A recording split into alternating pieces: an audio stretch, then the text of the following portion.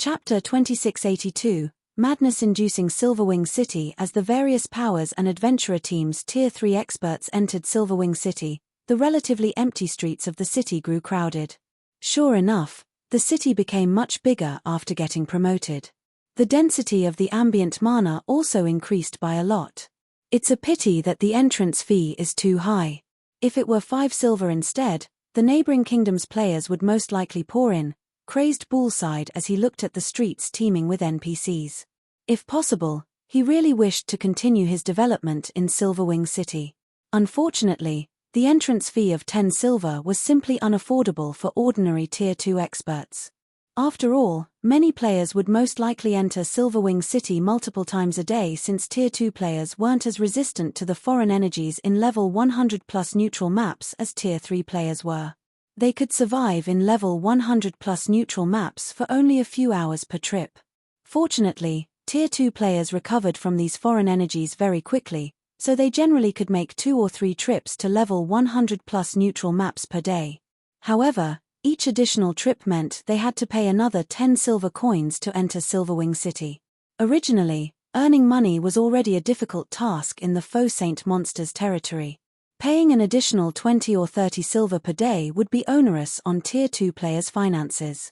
After all, Tier 2 players had plenty of other expenditures they needed to cover: training, repair fees, lodgings, food, and beverages. Moreover, if a Tier 2 player wished to reach Tier 3, they needed excellent equipment and powerful Tier 2 skills and spells. In order to earn money, some Tier 2 players would even invest a significant portion of their time grinding for materials in lower-leveled maps, which, in turn, caused their levels to lag. Currently, only Tier 3 experts could afford Silverwing City's 10 silver entrance fee. However, how rare were Tier 3 experts? Not to mention, with the abilities of Tier 3 experts, they had their choice of leveling grounds. They didn't need to remain in the Orc Empire. The other Tier 3 experts of Blood Pact bobbed their heads in agreement with Crazed Bull's words. They felt that Zero Wing was basically chasing away players from Silverwing City. With this, the several guild towns established in the Orc Empire would flourish while Zero Wing would have only an empty guild city. After conversing for some time, Blood Pact's members made their way to the transportation firm to turn in their completed quests. However, Crazed Bull and the others were stunned to see the massive transportation firm, which could easily fit 4 sports arenas. What's going on? What did Zero Wing do? The current transportation firm was on a completely different level than the one before. There was also an unbelievably large number of NPCs entering and leaving the building. Previously, there would usually be only a few dozen NPCs entering and leaving the building at any time. Now, however, not only had this number increased beyond 200, but many of these NPCs were even nobles or people of neutral races. This was a rare sight. Before Crazed Bull and the others could react to this situation, several teams of Tier 3 experts walked out of the transportation firm one after another, every player on these teams wearing ecstatic looks on their faces. Moreover, every one of these teams had either a luxuriously dressed NPC noble or a neutral NPC following behind them. It was obvious that these teams had picked up a quest commissioned by these NPCs. Am I dreaming? Why are there so many quests from NPC nobles and neutral NPCs? Crazed Bull rubbed his eyes in doubt at the scene before him. Normally, a quest commissioned by an NPC noble or a neutral NPC would appear in the transportation firm only once a day or every few days. Meanwhile, every one of these quests could spark a frenzy among the various top adventurer teams and large guilds. The reason for this was the minimum difficulty rating for these quests, which was 3-star advanced. Not only could players obtain a large amount of coins and contribution points by completing these quests, but they also had a fixed chance of receiving level 100+, top-tier weapons and equipment or Tier 3 skill and spell books. Moreover, even if players weren't lucky and didn't get any of these bonus items, the monetary reward would be enough for players to purchase a piece of relatively good level 100+ equipment for themselves. Hence, many adventurer teams secretly fought over these quests.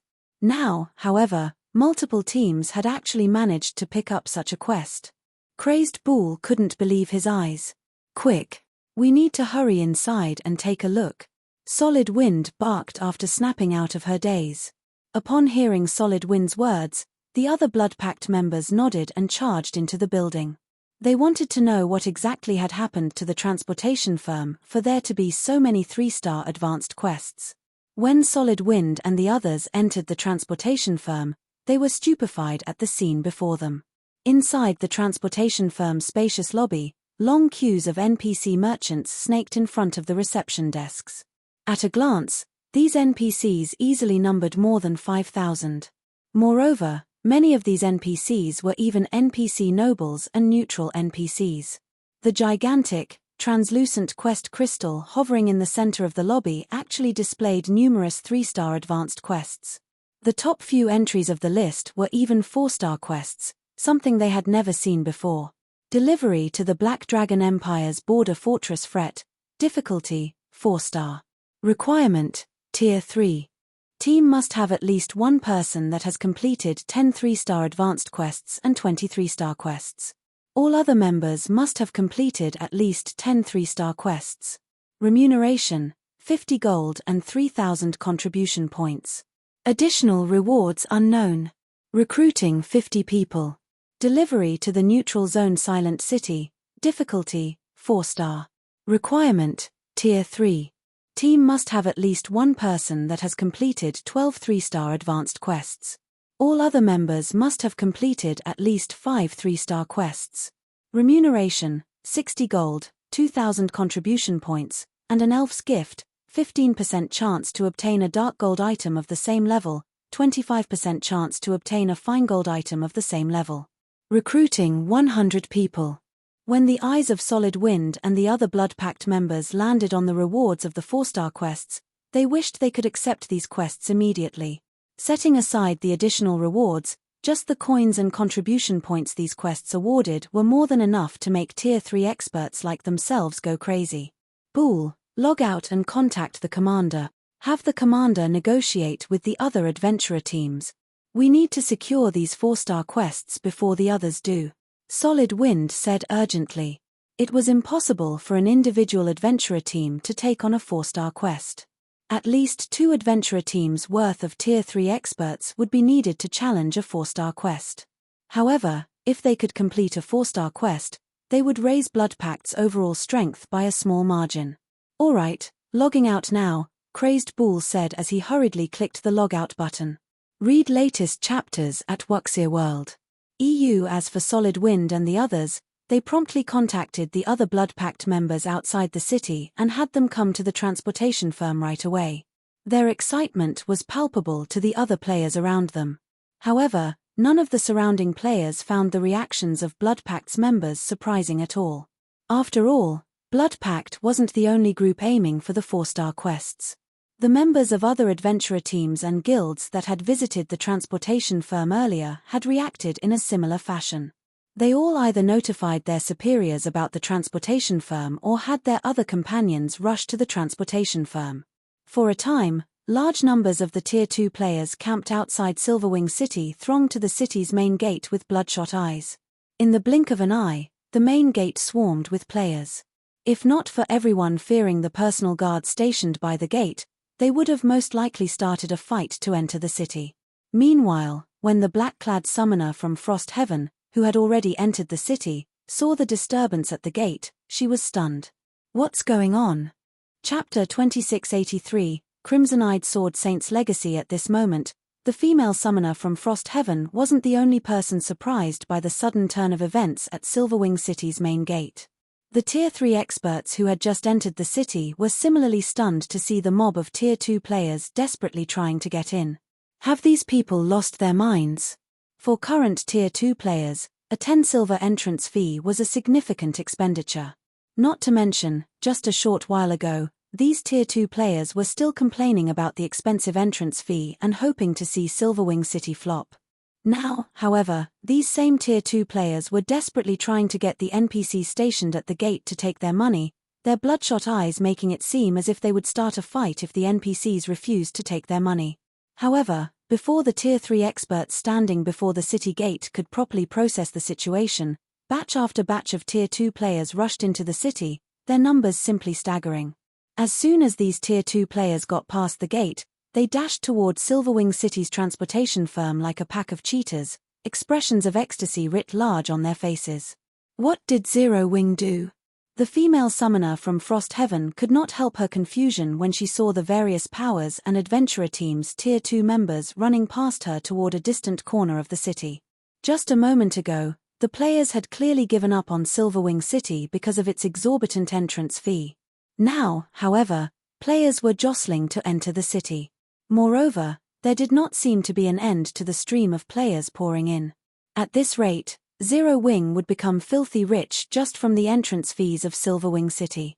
These people seemed to be rushing toward the transportation firm. Something must have changed there, the female Cursmancer standing beside the summoner said as she looked at the direction the crowd of players was taking. The transportation firm? The female summoner found her companion's words a little hard to believe. She simply couldn't figure out what kind of changes the transportation firm could have undergone to provoke such a frantic reaction from so many Tier 2 players. However, the female summoner did not put too much thought into the matter. Instead, she and her team followed the crowd to the transportation firm. When Frost Heaven's members arrived inside the crowded transportation firm's lobby, their eyes widened involuntarily in shock, every one of them at a loss for words. Just by doing one delivery quest, every player involved could get a monetary reward of 60 gold, as well as other rewards. This was an income even Tier 3 peak experts like themselves were incapable of earning within 1 or 2 days, yet there were actually 6 of such delivery quests available. Moreover, aside from the 6 4-star quests, there were a ton of 3-star advanced quests, which similarly granted lucrative rewards that could match the total daily income of Tier 3 peak experts like themselves. If they focused on grinding and making money for an entire day, not only would they have to sacrifice a large amount of their training time, but the income they generated would also be limited to coins. They wouldn't receive any weapons or equipment. However, the 3-star advanced quests granted a large amount of coins upon completion, as well as contribution points and top-tier weapons and equipment.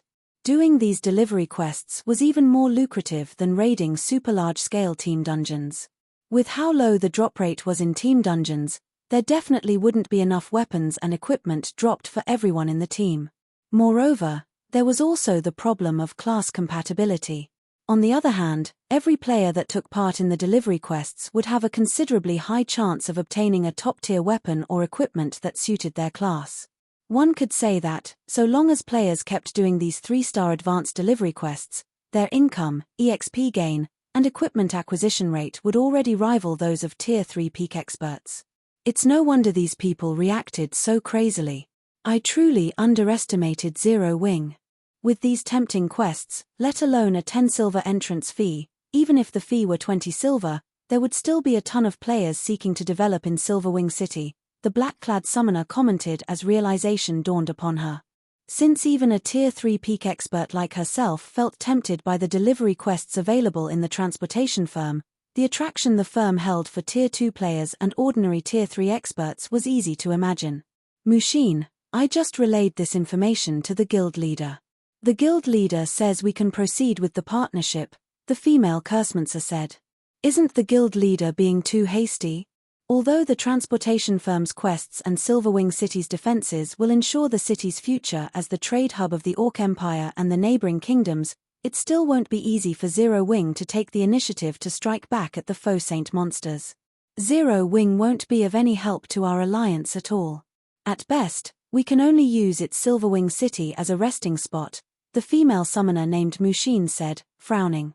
Zero Wing's transportation firm was indeed amazing, but the alliance Frost Heaven formed was no ordinary existence, either. Anyone who became a member of the alliance would gain benefits beyond what they could normally get from partnering with ordinary superpowers. This was also why she and her team had come to observe Zero Wing and verify its qualifications. Are we still going, then? The female Cursmancer asked as she looked at Mushin.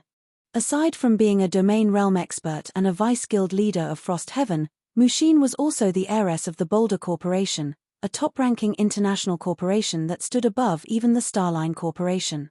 Since the Boulder Corporation supplied more than half of Frost Heaven's resources, Mushin's standing in the guild was not at all lower than the guild leaders.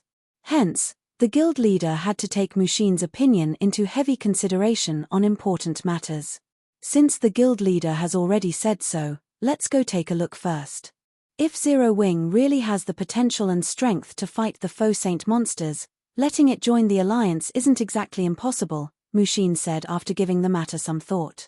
However, if I find Zero Wing wanting, then we'll have to choose another target to recruit. I'll get in touch with Zero Wing now, then, the female Cursemancer said with a sigh of relief at Mushin's answer. In her opinion, Silverwing City's potential was truly massive. Even without Frost Heaven's help, the city would still flourish.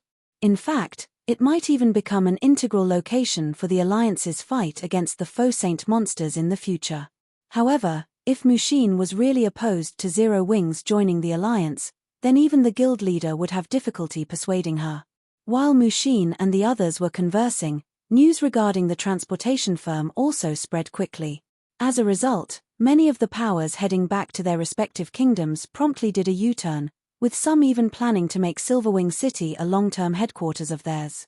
As Silverwing City's player population was booming, Shifeng finished accepting the Crimson-Eyed Sword Saint's legacy. Sure enough, breaking through the limits of the epic mana body isn't that easy. Shifeng breathed out a deep sigh as he looked at the shattered memory crystal in his hand. Originally, he thought that with the effects of the 8 soul marks and the Crimson-Eyed Sword Saint's legacy, he could instantly break the shackles of his epic mana body. Unfortunately, things didn't work out as he planned, leaving him still one step shy of a breakthrough. Although he had long since known that it was much more difficult to break through the limits of an epic mana body than it was for a gold mana body, he never thought that the difficulty would be this high. Despite relying on the Crimson-Eyed Sword Saints and Heavenly Blue Saints' experiences, no matter how he tweaked the circulation of mana in his mana body, he still couldn't surpass the perfect state. Of course, that didn't mean Shifeng had gained absolutely nothing from the Crimson-Eyed Sword Saint's guidance. By relying on Elvo's experiences and techniques, he could now circulate the mana inside his body 20% faster than before. For other players, such an improvement wouldn't yield any significant effects. However, for someone like Shifeng, who possessed a natural domain, it was akin to a 20% boost to his reaction speed, a massive improvement. Moreover, his mana domain had also become much denser and more solid. If Shifeng were to go up against a faux saint devourer now, he was confident he could beat the living daylights out of the mythic monster without even resorting to his mana technique and Black Dragon's soul. Read latest chapters at Wuxia World. EU. At this time, Yulan suddenly called Shifeng and said, "Guild leader, some representatives from Frost Heaven have paid us a visit. They say they wish to discuss a partnership." Frost Heaven? Shifeng was not unfamiliar with this name. In fact, this was a very famous name during his previous life. After all, Frost Heaven was one of the 12 great guilds of God's domain, a true titan in the game. However, Frost Heaven had maintained a very low profile during the early stages of God's domain, so much so that barely anyone had thought about the guild. To everyone's surprise, though, Frost Heaven had actually been the first superpower in the game to successfully produce a Tier 4 player, an incident that had propelled the guild into the spotlight and made it known by everyone in the game. "Do you wish to meet them?" Yulan asked when she saw Shifeng turning contemplative. "Have them wait in the City Lord's mansion's reception room," Shifeng said, nodding. He then tidied up his workspace before leaving his 4th-floor office and making his way to the 1st-floor reception room. Chapter 2684 Mana Domain Silverwing City, City Lord's Mansion. Under Yolan's lead, Mushin and the other Frost Heaven members arrived before the entrance of the City Lord's Mansion. Currently, a large number of NPCs, as well as players wearing the merchant's insignia, were lining up outside the tall walls of the mansion. The liveliness here could easily rival the frenzy at Silverwing City's main gate. This city is truly amazing. Despite having been promoted just recently, there are already so many NPC and player merchants coming forth to rent shops here. I doubt even the various superpowers' main headquarters received this much attention when they got promoted into basic cities, the female Cursemancer from Frost Heaven exclaimed as she looked at the long line of NPCs and players standing outside the City Lord's mansion. Aside from being the core that controlled the City Lord's mansion also managed the city's lands and shops. Anyone seeking to rent or purchase land and shops inside the city had to visit the City Lord's mansion to do so. Generally, however, neither player nor NPC merchants would rent a recently promoted city's lands and shops. They would generally do so only after thorough consideration and observation to determine whether an investment would really be profitable.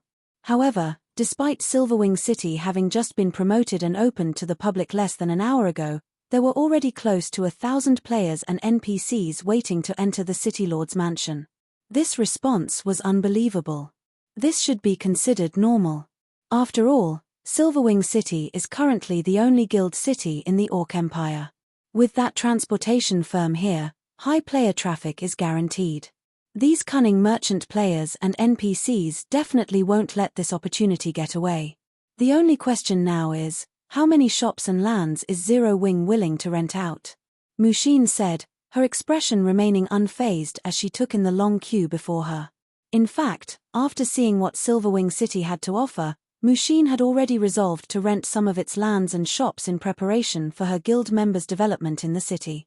Needless to say, merchant players and NPCs, who frequently traveled between large cities and possessed a keen sense for business, would definitely realize Silverwing City's potential and take action much more quickly than she had.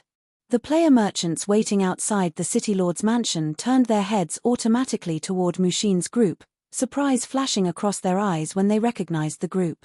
What? Frost Heaven is actually planning to partner with Zero Wing? If that's the case, Zero Wing will really rise on the Eastern continent. Indeed. Frost Heaven has 3 international corporations backing it. Even if Zero Wing receives only a small amount of support from Frost Heaven, it would no longer have to worry about funding and resources. It seems the various superpowers will have to fear Zero Wing in the future. After all, previously, Zero Wing was already close to rivaling ordinary superpowers in terms of experts and guild foundations. If Zero Wing receives Frost Heaven's support in resources, it would basically be a superpower already. By this time, even ordinary players were familiar with the superpower known as Frost Heaven. After all, the guild had not only successfully dominated multiple kingdoms but also claimed a corner of the Apocalypse Empire. In addition, Frost Heaven's name resounded in the ears of merchant players like themselves, what with 3 international corporations backing the guild. Even the Eastern continent's up-and-coming Silenc and various super-guilds had to show respect to Frost Heaven. Mushin's group walked into the City Lord's mansion under the watchful gazes of the merchant players outside. Inside the City Lord's mansion, aside from the personal guards on security duty, there were plenty of Zero Wing experts training. The liveliness inside the mansion grounds was not the slightest bit inferior to the situation outside the mansion. Sure enough, the number and quality of Zero Wing's experts are still considerably inferior to the various superpowers. The female Cursemancer shook her head and sighed as she eyed her surroundings. With the standards of Zero Wing's members, even if Mushin agrees to let Zero Wing join the alliance, the other allied guilds will most likely object. Many of Zero Wing's Tier 2 members had reached level 115 already, with the Tier 3 members boasting even higher levels. These players were also very well equipped, with the weakest piece of equipment on the Tier 3 experts being level 110 Fine Gold rank. When it came to levels and equipment standards, Zero Wing's members did not lose out to the various superpowers. However, Zero Wing's members had one fatal flaw: their average combat standard was very low. Let alone Flowing Water Realm experts, Zero Wing barely had Refinement Realm experts. In this regard, Zero Wing was no match for the various superpowers at all. Hence, even though Zero Wing possessed a large number of powerful personal guards, it still couldn't be considered a superpower. After all, personal guards would remain a threat for only a certain period. Compared to players, NPCs had a much more difficult time developing themselves. The true way for a guild to grow strong was for it to have a large number of peak experts under its command. Although rumor had it that Zero Wing had several extraordinary experts, this small number simply wasn't enough for the guild to become a superpower, let alone get Mushin to agree to its joining Frost Heaven's alliance. During the time the female Cursemancer was entertaining such thoughts, Yulan had brought Mushin's group to the City Lord's mansion's first-floor reception room. "Please enter," Yulan said as she opened the doors for Mushin's group. After nodding in response to Yolan's words, Mushin entered the reception room together with her subordinates. The instant Mushin and the others entered the reception room, however, their bodies immediately felt heavier. They also sensed that they had lost control over the mana around them, and it seemed as if they had entered another world. A mana domain. The female Cursemancer gaped in shock at Shifeng, who was currently seated inside the room. How is this possible? At this moment, let alone the female Cursemancer, even the other members of the Frost Heaven contingent were stunned speechless by the current situation. As Tier 3 experts, they knew very clearly what a mana domain was. After all, this was something they occasionally encountered when raiding Tier 4 monsters. Not to mention, there were also Tier 3 skills and spells that allowed players to form a mana domain. Read latest chapters at Wuxia World. EU mana domains fell into two types, active and passive. Active-type mana domains were formed using skills and spells, while passive-type mana domains were formed without the use of skills or spells. Of the two types, the latter was generally an ability only NPCs at Tier 4 or above could grasp. However, the mana domain currently enveloping them clearly wasn't formed with a skill or spell. Instead, it was a byproduct of Shifeng's circulation of his own mana. In other words, this was a passive-type mana domain. This type of mana domain was the main reason why Tier 4 NPCs were overwhelmingly stronger than Tier 3 NPCs. The moment this passive-type mana domain was activated, Tier 3 NPCs would be mere jokes in front of a Tier 4 NPC. Now, however, this ability that could normally be found only on Tier 4 NPCs had actually been mastered by a Tier 3 player. This was incredible. You must be Frost Heaven's representatives. I am Zero Wing's guild leader, Black Flame, Shifeng said as he swept his gaze across Mushin's group. Going straight to the point, he asked, I heard from Yulan that you've come to discuss a partnership with Zero Wing. May I know what kind of partnership you have in mind? Chapter 2685, Generous Remuneration, Tier 4 Promotion Quest. As soon as Shifeng finished speaking, the female Cursemancer and the other Frost Heaven members inside the room promptly snapped out of their dazes, all the contempt they previously had for Zero Wing swept away. The number of peak experts Zero Wing currently had was indeed no match for the various superpowers. However, with Shifeng's mana domain, he could boost a team's combat power by a significant margin. Moreover, if a superpower did not have any means of dealing with a mana domain, it wouldn't matter how many Tier 3 experts they sent at Shifeng. Every one of them would just end up as cannon fodder. Guild leader Black Flame, you really are a straightforward person. In that case, let me introduce myself first. I am Mushin, a vice-guild leader of Frost Heaven, and I am here on behalf of the guild to invite Zero Wing to join Frost Heaven's alliance, Mushin said, looking at Shifeng. Your alliance? Shifeng looked at Mushin with some confusion. As far as he remembered, Frost Heaven had always walked the path of a lone wolf, never forming alliances with others. That's right.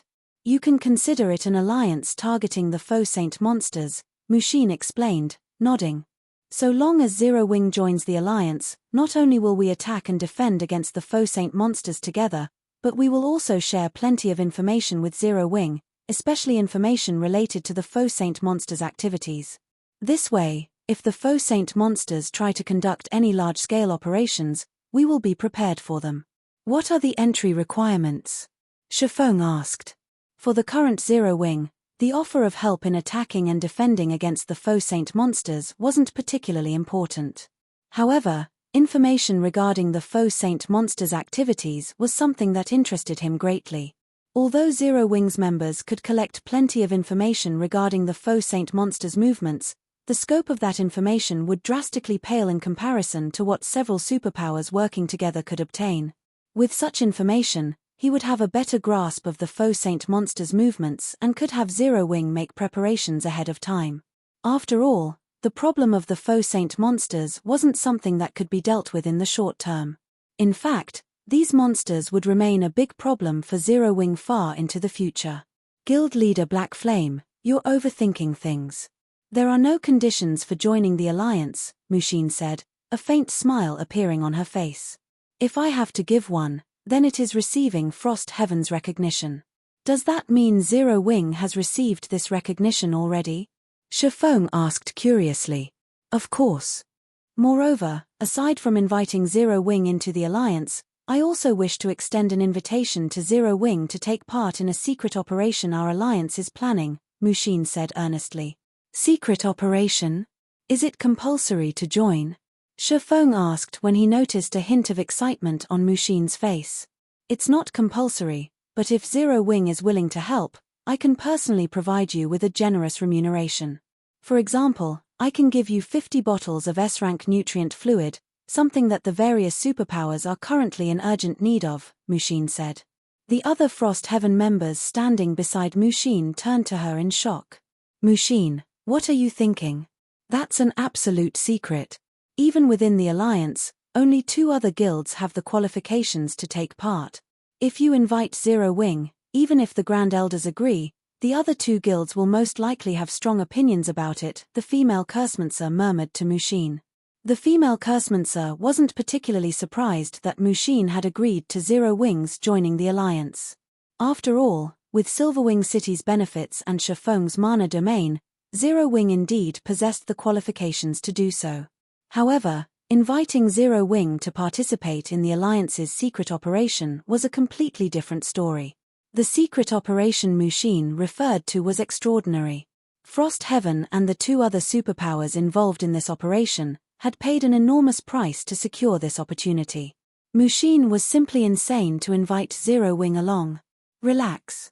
I'll just say that Zero Wing's participation will be taken from my share. That way, the 2 other superpowers should not have any problems, Mushin replied nonchalantly. You have truly lost your mind. You asked for this. It's your problem if Uncle Hong and the others get angry at you, the female Cursemancer said in a huff. As the heiress of the Boulder Corporation, one of the 3 main corporations supporting Frost Heaven, Mushin indeed possessed a considerable number of participation slots for the upcoming operation. However, if Mushin gave these slots to Zero Wing's members, Frost Heaven's guild leader and Grand Elders would definitely have opinions about it. In fact, if Zero Wing's participation adversely affected the operation, the Boulder Corporation's standing within Frost Heaven might even suffer. Meanwhile, seeing that the female Cursemancer had stopped speaking, Mushin returned her gaze to Shifeng. What do you think of this, guild leader Black Flame? Mushin asked once more. Will we receive the 50 bottles only if the operation succeeds? Shifeng asked after giving the matter some thought. He had a great yearning for S-rank nutrient fluids. Setting aside his own needs, he also needed plenty of S-rank nutrient fluids for the development of Zero Wing's core upper echelon. Unlike the various superpowers, Zero Wing did not have a major corporation backing it, so the guild had a much more difficult time obtaining S-rank nutrient fluids. He had to admit that Mushin had accurately grasped Zero Wing's weakness. Of course not. The 50 bottles are a deposit. If the operation is a success, I will pay you an additional 50 bottles, Mushin replied, her smile widening at Shifeng's question. All right. I accept your invitation on behalf of Zero Wing, Shifeng said. When he heard that the remuneration was 100 bottles of S-rank nutrient fluids, he agreed to the offer without hesitation. When will this secret operation take place? And how many players do I need to send? I can't give you an exact time yet, but judging by the current development, the operation will need a minimum of 11 or 12 days before it can start. As for the numbers, it's best if you bring no more than 10 players, Mushin replied after giving the matter some thought. She then pointed at the female Cursemancer beside her and continued, once the preparations on our side are done, I'll have Lishuan notify you. Very well. I will make all the necessary preparations beforehand, Shifeng said, nodding. After Shifeng agreed to Mushin's invitation, the 2 of them formally signed a contract. Before the start of the secret operation, Mushin would supply Zero Wing with 50 bottles of S-rank nutrient fluid first. And so long as the operation was a success, Mushin would send another 50 bottles within 2 days of the operation's completion. Guild leader, do you really intend to take part in Frost Heaven's secret operation? Yulan asked worriedly after Mushin's group left the reception room. The fact that Frost Heaven is willing to offer 100 bottles of S-rank nutrient fluid as remuneration just goes to show how difficult this secret operation is. In fact, the operation might even come with great risks. If something untoward happens, Starlink and Saint's Hand will pounce on this opportunity. Now that Silverwing Town had been promoted into Silverwing City, the number of players and powers operating in Silverwing City was continuously increasing. According to their current estimates, they could easily make over 300,000 gold per day from the entrance fees alone. After deducting the various expenditures of the city, they should still net over 100,000 gold, and this didn't even take into account the income from the transportation firm. To put it simply, they had no need to take any risks. They were more than capable of amassing enough money to purchase a large amount of S-rank nutrient fluids, given some time.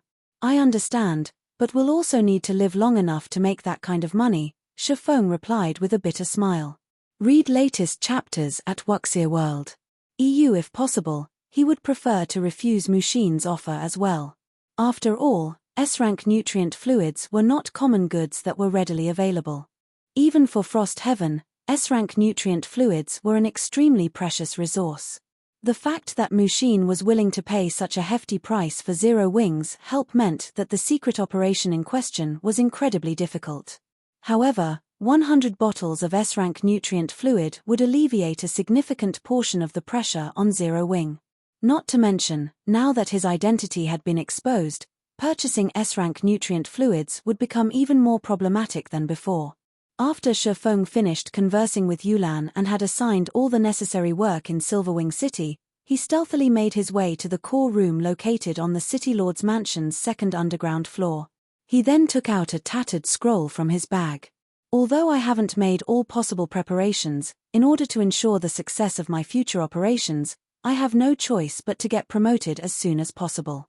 Gritting his teeth, Shifeng unfurled the legacy scroll he obtained from the ancient Lik Zorak and chanted the incantation recorded on it.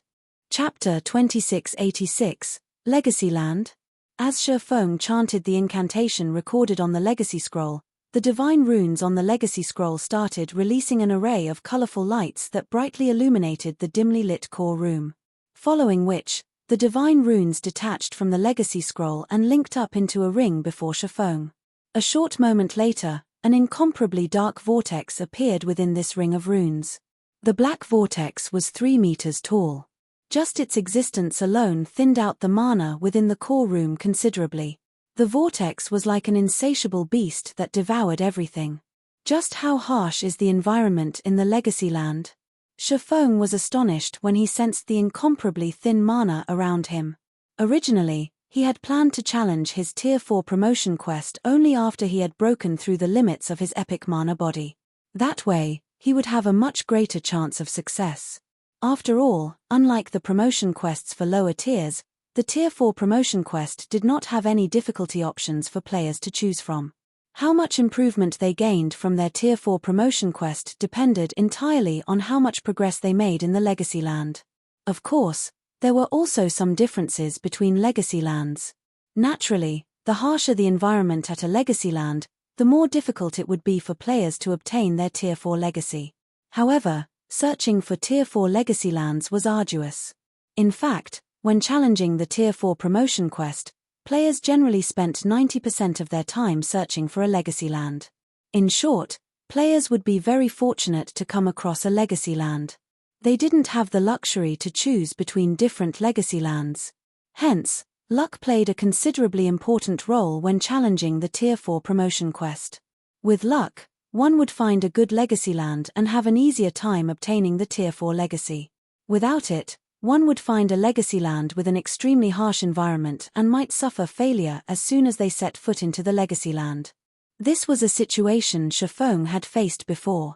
After all, he had failed plenty of times at his Tier 4 promotion quest in his past life. Currently, although he couldn't determine what kind of Legacy Land the teleportation portal before him led to, judging by how the portal had devoured almost all of the core room's mana, he could tell that this Legacy Land had incredibly thin ambient mana. In fact, the ambient mana density in the Legacy Land should be even lower than that of the core room at the moment. However, before Shifeng could continue his observation, a series of system notifications entered his ears. System, you have opened the Legacy Land's portal. Please enter the portal within 3 minutes, or the portal will automatically close. System, you have activated the promotion quest for the Tier 4, Blade Saint. Quest content, Enter the Legacy Land and obtain the Ancient Legacy's power. Rewards unknown. System: once you enter the Legacy Land, you will be prohibited from having any contact with the outside world. If you die within the Legacy Land, you will be teleported out of the Legacy Land, your levels will be reduced by 5, and your soul will be weakened for 3 days. Please consider your decision carefully. 5 levels. This Legacy Land is truly vicious. Shifeng frowned reflexively when he heard the contents of the system notifications. Normally, dying in a Tier 4 Legacy Land would result in a loss of only 2 or 3 levels. The penalty for this one, however, was actually 5 levels. This was definitely the Legacy Land with the highest penalty he had ever heard of. However, Shifeng did not hesitate for long before walking straight into the Black Vortex. If possible, he did not wish to enter such a harsh Legacy Land, either. However, if he didn't enter, he would be deemed to have failed his Tier 4 promotion quest. If that happened, he would have to wait a considerable period before he could challenge his Tier 4 promotion quest again, an outcome he definitely didn't want. After all, aside from Frost Heaven's upcoming secret operation, the Divine Dragon's trial also awaited him. If he gave up on entering his Legacy Land now, he would have to face the Divine Dragon's trial with only a Tier 3 body, basically setting himself up for failure. Hence, he had no other choice but to grit his teeth and take on this Legacy Land. Fortunately, the Epic Legacy Scroll granted him 3 re-challenge attempts, 2 more than what the Dark Gold Legacy Scroll provided. Having a total of 4 challenge attempts increased his chances of success significantly. As soon as Shifeng stepped into the Black Vortex, darkness enveloped his vision. At the same time, his body seemed to spin freely in empty space. By the time his vision recovered, the scenery before him had changed completely. Currently, he was free-falling. Moreover, not only was the sky dark, but spatial tears also filled the air around him. It was as if the world he had just arrived in was crumbling. There was no ground beneath him, either. All he could see below was a bottomless abyss. To make matters worse, the mana was practically non-existent. Shifeng was momentarily stunned by this situation. He had been to many Legacy Lands, but this was his first time visiting such a harsh Legacy Land. In fact, rather than a Legacy Land, this location looked more like a world teetering on the brink of destruction instead. If not for his epic mana body, he would have long since lost consciousness due to the extremely thin ambient mana here. Not daring to be careless, Shifeng promptly activated Gale Domain to put some distance between himself and the bottomless abyss below. However, shortly after he started flying, a powerful suction force came from the bottomless abyss, which made his body feel incomparably heavy. Is long-term flight prohibited here? Looking at the bottomless abyss that was pulling him down, Shifeng faintly understood the rules of this Legacy Land. He immediately headed for the nearest cliff. 400 yards. 300 yards. 200 yards. The longer Shifeng remained in flight, the stronger the gravity acting on his body grew. Initially, the gravity was only twice as strong as usual. Eventually, though, it increased to more than tenfold. Moreover, it continued increasing by twofold every second. Not only did this situation cause his flying speed to decrease continuously, but it also made controlling his body increasingly difficult. Faster. I need to be faster. When the gravity approached unbearable levels, Shifeng desperately tried to reach the cliff beside the abyss. When less than 20 yards separated him from the cliff, his ability to fly suddenly got neutralized. As a result, he plummeted toward the bottomless abyss like a meteor. To make matters worse, the gravity acting on his body still kept increasing, which, in turn, accelerated his speed of descent. This won't do. At this rate, I'll die from the wind pressure before I even hit the ground.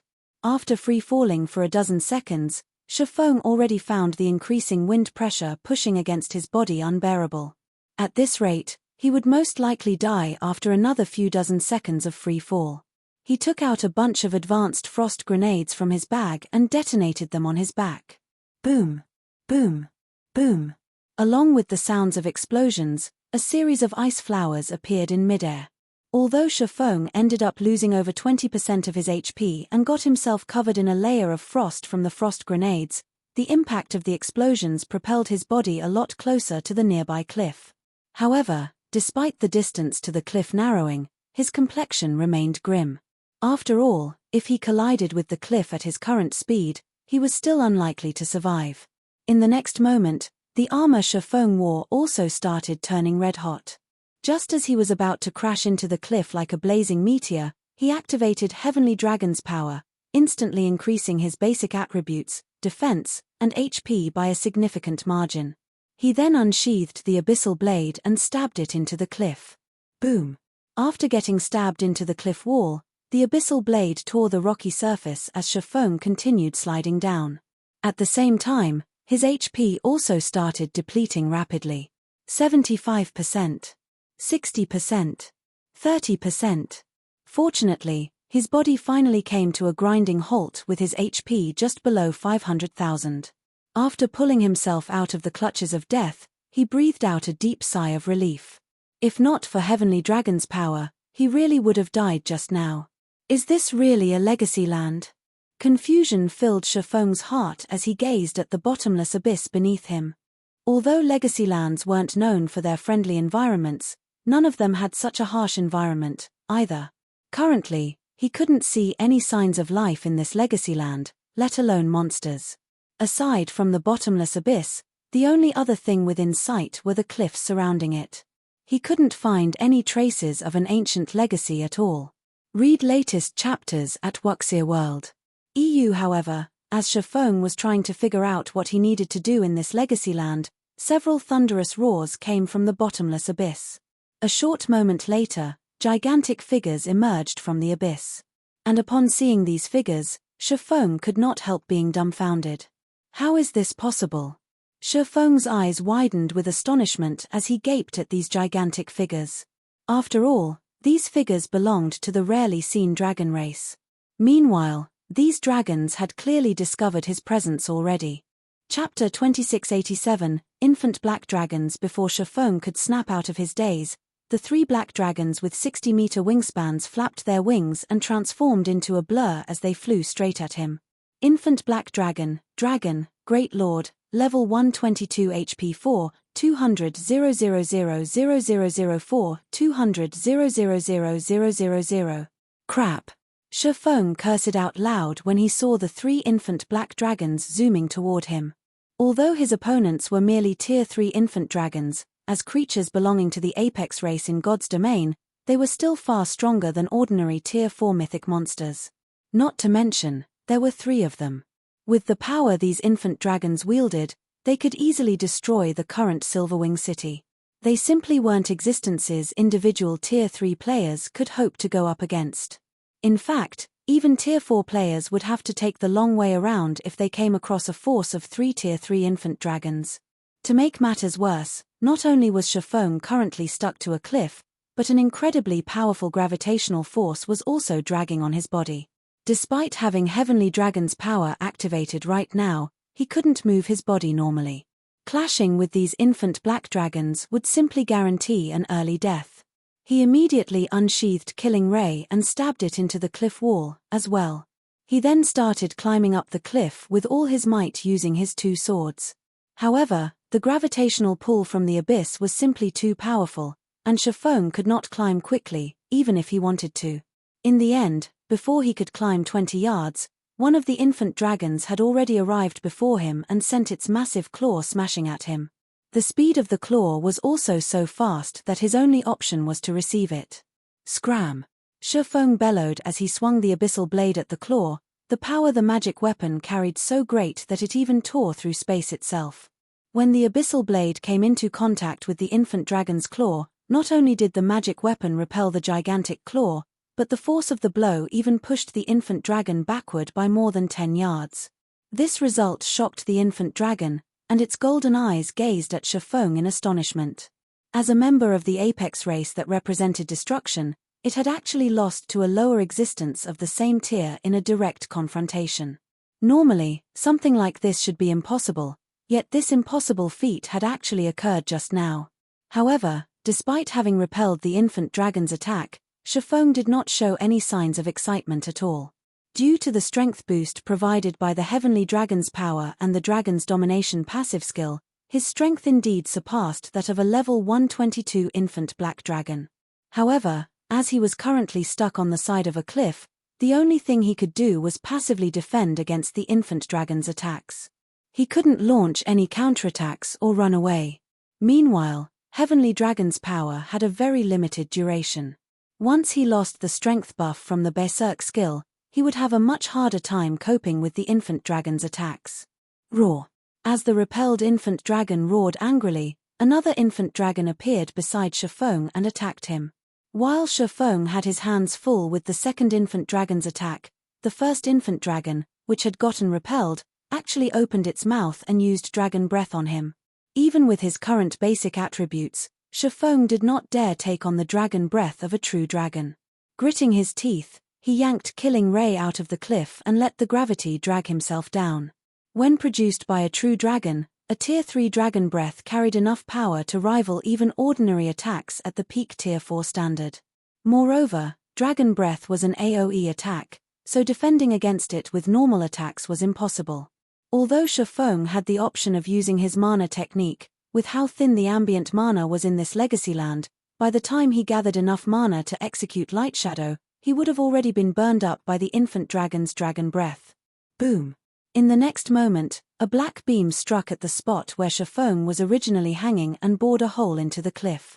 As for Shifeng, after dodging the attack, he quickly stabilized himself further down the cliff. As expected of a true dragon breath, I'd probably get pushed back even if I used Light Shadow against it. Shifeng could not help his astonishment as he gazed at the massive hole that had appeared some distance above him. With just one attack, the infant black dragon had carved a hole with a 30-yard radius into the sturdy cliff. Shifeng, on the other hand, was just barely able to stab his swords into the cliff, even with the boost from Heavenly Dragon's power. Without the Berserk skill's help, he would be able to stab only half their length into the cliff, at best. However, before Shifeng could fully appreciate the infant black dragon's Tier 3 dragon breath, the two other infant dragons used their dragon breaths on him as well. Roar! Two black beams instantly shot at Shifeng, the range they covered making it utterly impossible for him to avoid them. Seeing this, Shifeng instinctively activated Absolute Defense to block the two dragon breaths. However, because the cliff he was clinging to got vaporized, he lost his foothold and started plummeting toward the bottomless abyss once more. It seems it's over. Shifeng could not help a bitter smile when he looked at the bottomless abyss beneath him, then the three infant black dragons chasing after him. Not only was there a bottomless abyss that exerted an insane gravitational pull on him, but there were even 3 infant black dragons roaming the area. The difficulty of this legacy land was simply unheard of. He couldn't even keep himself alive for more than a few minutes in this legacy land, much less search for the ancient legacy hidden here. In other words, this legacy land was basically made to toy with players seeking to challenge their Tier 4 promotion quest. However, just as Shifeng was mentally preparing himself to give up on his Tier 4 promotion quest, several gleaming lights suddenly appeared on the pitch-black cliff. The lights carried a faint hint of divine might that made his soul shudder involuntarily. The ancient legacy fragments. Shock and excitement flashed in Shifeng's eyes when he looked at the fading lights. Just now, he'd concluded that this legacy land was a prank on players. However, it now looked like that was not the case at all. Although the gleaming lights coming from the cliff had soon vanished from sight due to his rapid descent, he was certain he had sensed divine might coming from those lights. The Tier 4 promotion quest was basically a quest for players to enter a legacy land and obtain as much of their legacy's power as possible. Normal classes generally needed to accumulate 70% of their legacy's power to reach Tier 4, while peak classes needed roughly 85%. He had seen quite a few streaks of light on the cliff, which meant that there should be a considerable number of legacy fragments there. If he could reach that location, he might be able to obtain enough legacy power to complete his promotion quest.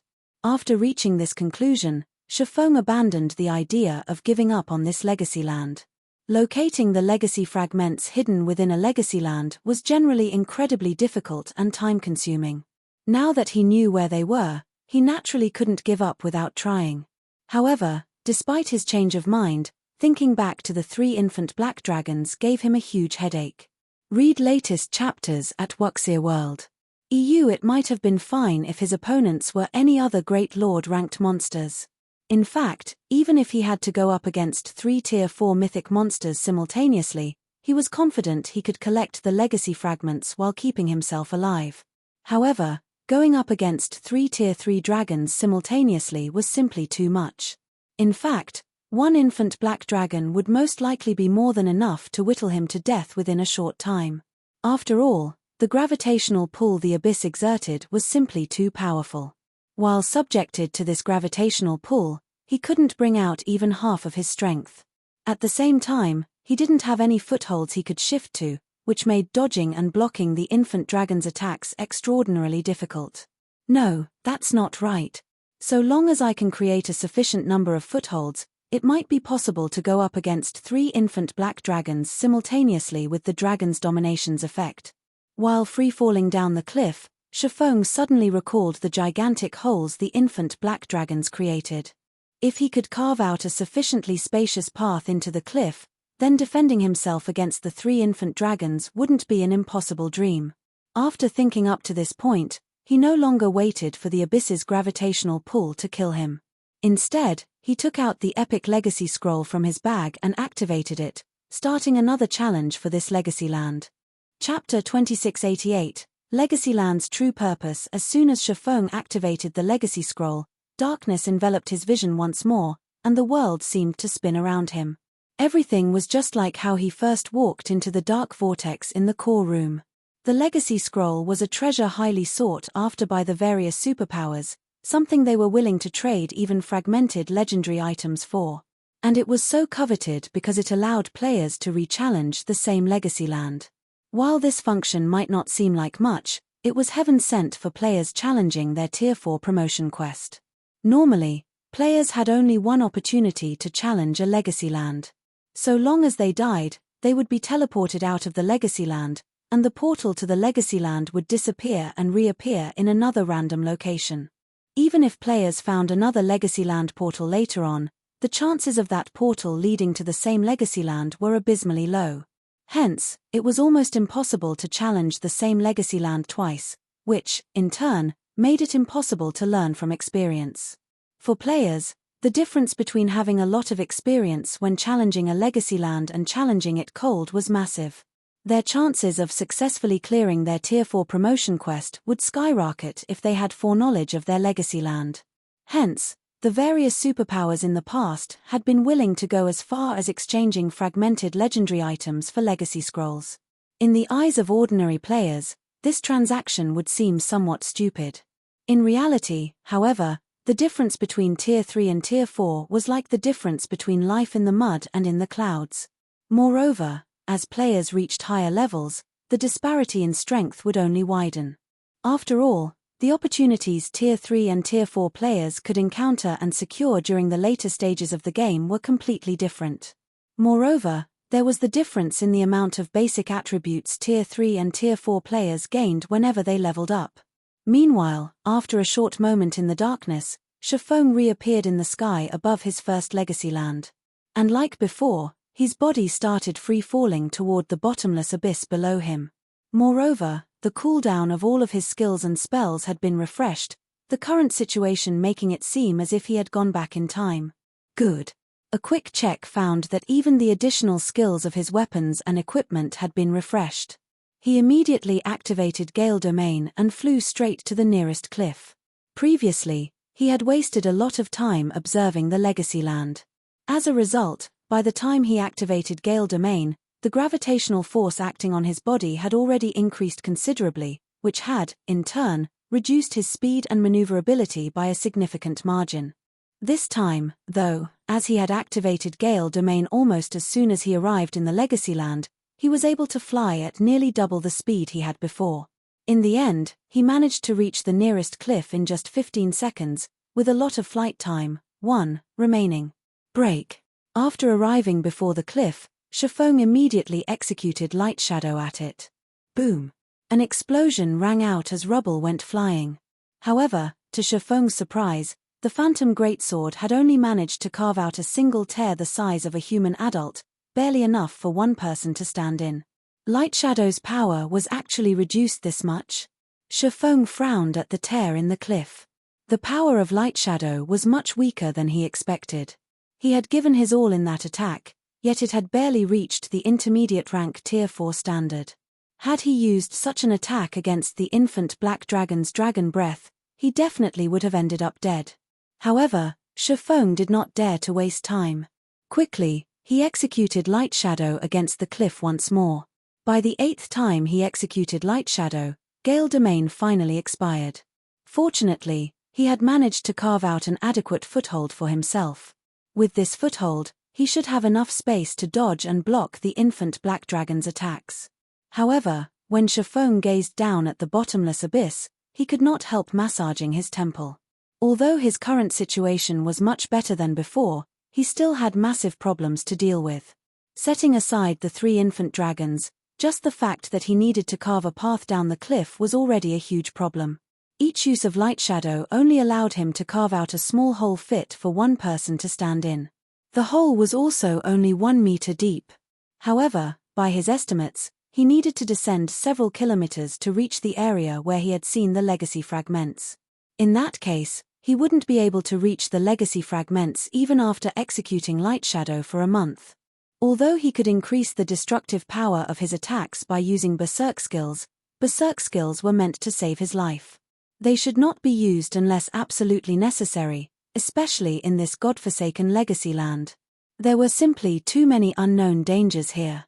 If he used up his Berserk skills too quickly, he would definitely die when a truly dangerous situation popped up. It seems I have to find a way to increase the power of my attacks. After giving the matter some thought, Shifeng concluded that this was his only option. Using summoning tools was impossible while inside a legacy land. Players weren't allowed to summon their personal guards here. In such a situation, the only way he could reach the legacy fragments as quickly as possible was to raise the raw power of his attacks. However, such a feat was easier said than done. The mana technique Light Shadow was currently the strongest move in his repertoire. Even bronze combat techniques could not hold a candle to it. However, if he simply relied on Light Shadow to carve a path down, he wouldn't reach the legacy fragments even if he tired himself to death. He needed a qualitative improvement to his raw power. If I wish to increase the power of my attacks, aside from breaking through the limits of my mana body, the only other option is to improve my mana technique. Without any inspirations, trying to break through the mana body's perfect state is utterly impossible. In that case, I have no choice but to try to master the second sword, Holy Devour. As Shifeng sensed the mana surrounding him, an idea struck him. Although the environment here is extremely harsh and the density of the mana here is close to 0, my brain doesn't feel any discomfort. The environment here is roughly similar to that inside the Legacy Gate. Could the environment here be created for the purpose of helping players learn mana techniques? Having thought up to this point, Shifeng felt that there was a high possibility of his guess being correct. Legacy lands were termed as such because they provided guidance to their challengers. They weren't created to extinguish all life. Meanwhile, in low mana environments, players would have an easier time not only sensing the mana flowing within their mana bodies but also training in mana techniques. This was because the ability to control one's mana played an important role in executing a mana technique. And in a low mana environment, players wouldn't have to deal with as much interference from the ambient mana as they normally would, which, in turn, allowed them to perceive and control their mana better. Moreover, it was important for players seeking to get promoted to Tier 4 to possess an adequate degree of mana control, aside from fully unlocking their mana bodies. After all, the birth of a mana domain relied heavily on a player's ability to control mana. Shifeng unsheathed the abyssal blade and started trying to execute the second sword, Holy Devour. The most important point to take note of when executing Light Shadow was the shaping of mana. The complexity of the technique involved in doing so could inspire despair even in peak experts. Only domain realm experts that had developed their mana control to a certain extent could execute Light Shadow. Holy Devour, on the other hand, required its user to materialize mana. Without sufficient understanding of the operating principle and structure of mana, executing Holy Devour would be utterly impossible. Read latest chapters at Wuxia World. EU. Previously, Shifeng had not held much hope of learning how to execute Holy Devour while he was still at Tier 3. After all, the degree of perception and control of mana required to execute the technique reached inhuman levels. However, due to the Faux Saint Devourer's soul marks, his perception of mana had undergone a qualitative transformation. In the next moment, Shifeng shut his eyes and lightly raised the abyssal blade with both hands. He then manipulated his mana domain to start gathering as much mana as possible around the abyssal blade. After draining all the ambient mana, Shifeng abruptly opened his eyes and swung the abyssal blade at the cliff wall before him. Holy Devour.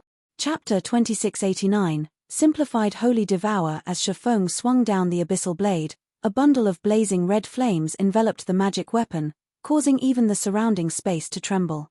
In the next moment, the blazing red flames devoured the cliff wall before him. Boom! Along with the sound of an explosion, countless stone fragments went flying. Originally, the cave Shifeng had dug for himself was only the size of a small room. Now, however, the cave had grown to the size of a small house. Moreover, its walls were extremely smooth as if they had been polished. So strong. Surprise flashed in Shifeng's eyes as he took in the cave before him.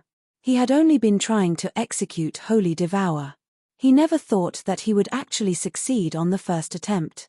Although the second sword he executed was many times weaker than the Heavenly Blue Saints version and could even be considered incomplete, the power of his attack was already close to the upper rank Tier 4 standard. With such destructive power, his efficiency in carving out a path to the legacy fragments should improve by several dozen times. However, just as Shifeng thought of using Holy Devour once more, his consciousness suddenly wavered, and a stinging pain assaulted his brain. Sure enough, it is still too much for my current self to execute Holy Devour. Shifeng could not help a bitter smile at this situation. He had indeed succeeded in executing Holy Devour. However, the amount of concentration he had consumed by using it once was equivalent to executing over a dozen bronze combat techniques simultaneously. With such a high consumption rate, he would run out of concentration after using Holy Devour 3 or 4 more times. Moreover, he was able to achieve such a result only because his concentration had reached the Tier 4 standard already. Had his concentration remained at the Tier 3 standard, he would have most likely passed out as soon as he executed the first Holy Devour. However, just as Shifeng was thinking of how he could further perfect his Holy Devour to reduce the burden on his concentration, a tremor suddenly rocked the cave. Before he could react to this unexpected development, the rubble scattered around the cave suddenly gathered and formed a humanoid golem that was as tall as he was. The moment the golem took shape, it released a frightening pulse of mana that froze the ambient mana, making it impossible for him to manipulate the ambient mana at all. Outer Path Guardian, non-elemental creature, Grand Lord, level 121 HP 53 500 00053 500 000. A non-elemental creature? Shifeng was a little surprised when he saw the Outer Path Guardian. He'd never heard of the non-elemental creature label before. Normally, if a monster wasn't an elemental creature, they would be labeled with their race, such as giant, elf, wild creature, orc, and so on. Before Shifeng could properly digest this situation, the Outer Path Guardian suddenly appeared before him. Its 2 arms then transformed into razor-sharp rock blades that cut at him, the attack speed it displayed surpassing that of ordinary Grand Lords and nearly rivaling mythic monsters. However, Shifeng was no pushover, either. With his extraordinary combat standard and basic attributes, even mythic monsters of the same level would have difficulty landing attacks on him, let alone a Grand Lord whose speed was merely close to rivaling mythic monsters. In the next moment, Shifeng brandished the abyssal blade. Swords transmigration. Peng! Peng! Peng! In the blink of an eye, Shifeng deflected over a dozen attacks. Immediately afterward, he sent a counterattack cutting at the Path Guardian. In the next moment, a pitch-black sword light cut at the Path Guardian's body. A metallic clang echoed in the cave as the sword light came into contact with the Path Guardian. However, to Shifeng's surprise, not only did his attack fail to injure the Path Guardian, but the impact even made himself stumble half a step back.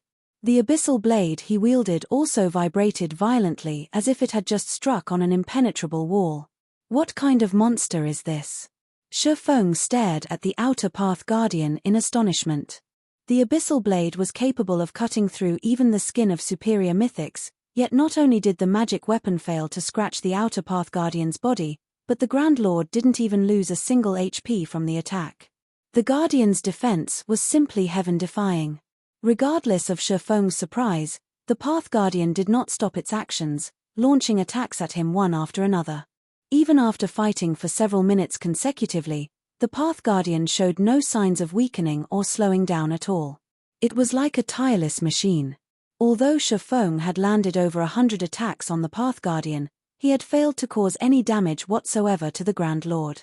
Even Light Shadow was useless against it. Is it invulnerable? Shifeng's head ached as he continuously deflected the path guardian's attacks. Previously, he had seen hope of obtaining the legacy fragments. He never imagined that a monster like the outer path guardian would appear after he destroyed the cliff wall. Despite the path guardian having only a little over 50 million HP, which was very low for a level 121 Grand Lord, he actually failed to make a dent. At this rate, he would collapse from exhaustion before he could even secure the legacy fragments. Time passed quickly. Before Shifeng realized it, over a dozen minutes had elapsed already. However, despite having attacked every possible weak point he could find on the outer path guardian, he still hadn't damaged the Grand Lord. To make matters worse, the frozen ambient mana meant that he experienced none of the recovery effects he would normally experience when surrounded by mana. He would collapse from exhaustion after another hour of fighting at this rate. Screw it. Shifeng gritted his teeth and gripped the abyssal blade with both hands before executing Holy Devour against the outer path guardian. If even this is no good, I'll have no choice but to use berserk skills. Holy Devour was currently the strongest move he could execute without transforming into a Black Dragon King. If even Holy Devour was incapable of harming the path guardian, he would have to use a berserk skill to boost his strength further, something he wished to avoid doing if possible. Immediately, a scorching inferno engulfed the outer path guardian. Boom! In the next moment, the path guardian's body shot out of the blazing inferno like a cannonball and smashed into the back of the cave. Cracks formed on the path guardian's originally invulnerable body, and the Grand Lord's HP also fell by over 3.7 million. It was effective. Shifeng was surprised as he looked at the path guardian lying on the ground. Previously, even Light Shadow failed to damage the outer path guardian. However, not only did Holy Devour succeed in damaging the path guardian, but its effects even far exceeded his initial expectations. Did I break through its defensive limit? Shifeng wondered. However, he quickly shook his head and denied the thought. No, that's not right. Even if my attack exceeded the Guardian's defensive limit, it shouldn't have produced such overwhelming results. He had plenty of experience in surpassing a monster's defensive limit. Hence, he knew that exceeding a monster's defensive limit wouldn't allow him to suddenly go from dealing 0 damage to dealing over 3.7 million damage. Moreover, normally, even if one failed to exceed a monster's defensive limit, the monster should still receive some form of damage after receiving an attack. A non-elemental creature, a mana screen, and Holy Devour. Shifeng continuously racked his mind as he watched the outer path guardian slowly standing back up. Although he had successfully damaged the path guardian already, in his current state, he could execute Holy Devour only 1 or 2 more times. Hence, his situation remained dire. It was necessary for him to identify the reason why he had succeeded in damaging the path guardian. Otherwise, even if he activated his berserk skill, he would only end up wasting it. Following which, Shifeng arrived before the path guardian and executed Light Shadow against it. However, just like the last time he had used the mana technique, he failed to inflict any damage on the Grand Lord. Since Light Shadow is ineffective against it, I'll have to use another method. Seeing the path guardian slashing its 2-blade hands at him once more, Shifeng sidestepped, then slipped behind the guardian. He concentrated his mana within the abyssal blade as if he were executing Holy Devour, but did not let any of the mana escape the magic weapon. Consequently, instead of a blazing inferno, only a small layer of flames appeared around the abyssal blade as he sent the magic weapon slashing down at the Path Guardian's back. In the next moment, the abyssal blade actually cut into the Path Guardian's sturdy body, inflicting over 1.6 million damage on the Grand Lord. Sure enough, Shifeng's eyes glowed with excitement at the success of his attack. After seeing that Holy Devour was highly effective against the Path Guardian while Light Shadow was completely ineffective, it was clear to Shifeng that the Path Guardian's defensive limit had nothing to do with why one could deal damage to it while the other couldn't.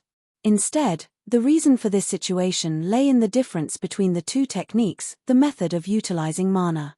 Light Shadow was a technique that gave shape to mana, whereas Holy Devour was a technique that caused mana to go berserk before materializing it to exhibit a frighteningly destructive power that could destroy even the very essence of matter.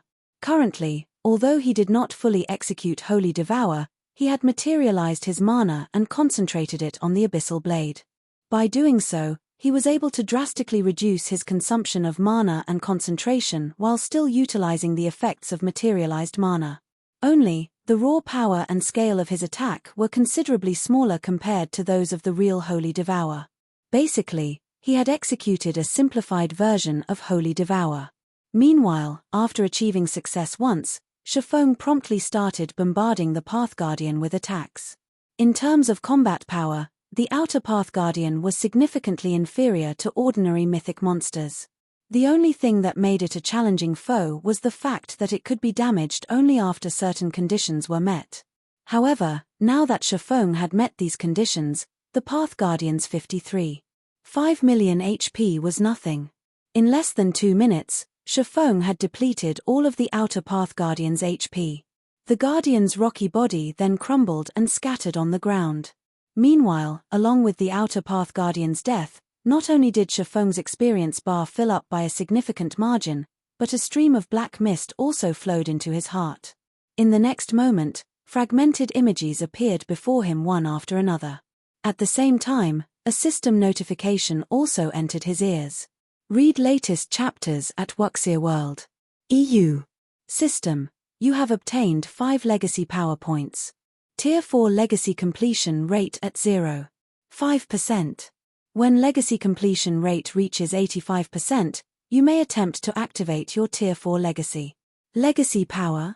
Shifeng was surprised to see the system notification. He never thought that killing the outer Path Guardian would actually grant him legacy power.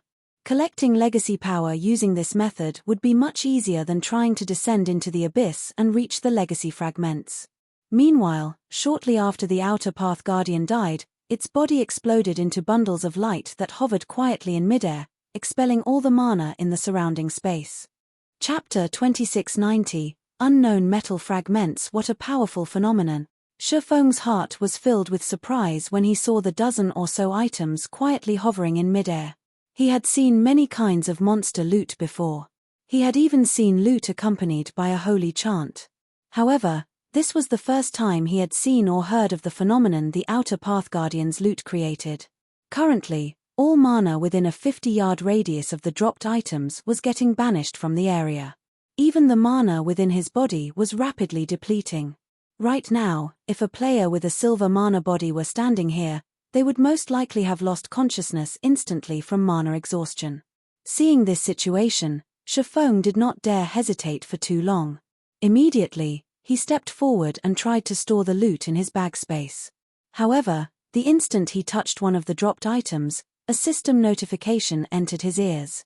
System, this item should not be stored, as it has an extremely powerful repulsion toward mana. Storing it in your epic spatial bag involves a certain degree of danger. Do you wish to store this item in your epic spatial bag? Should not be stored. Shifeng was quite surprised at the system notification.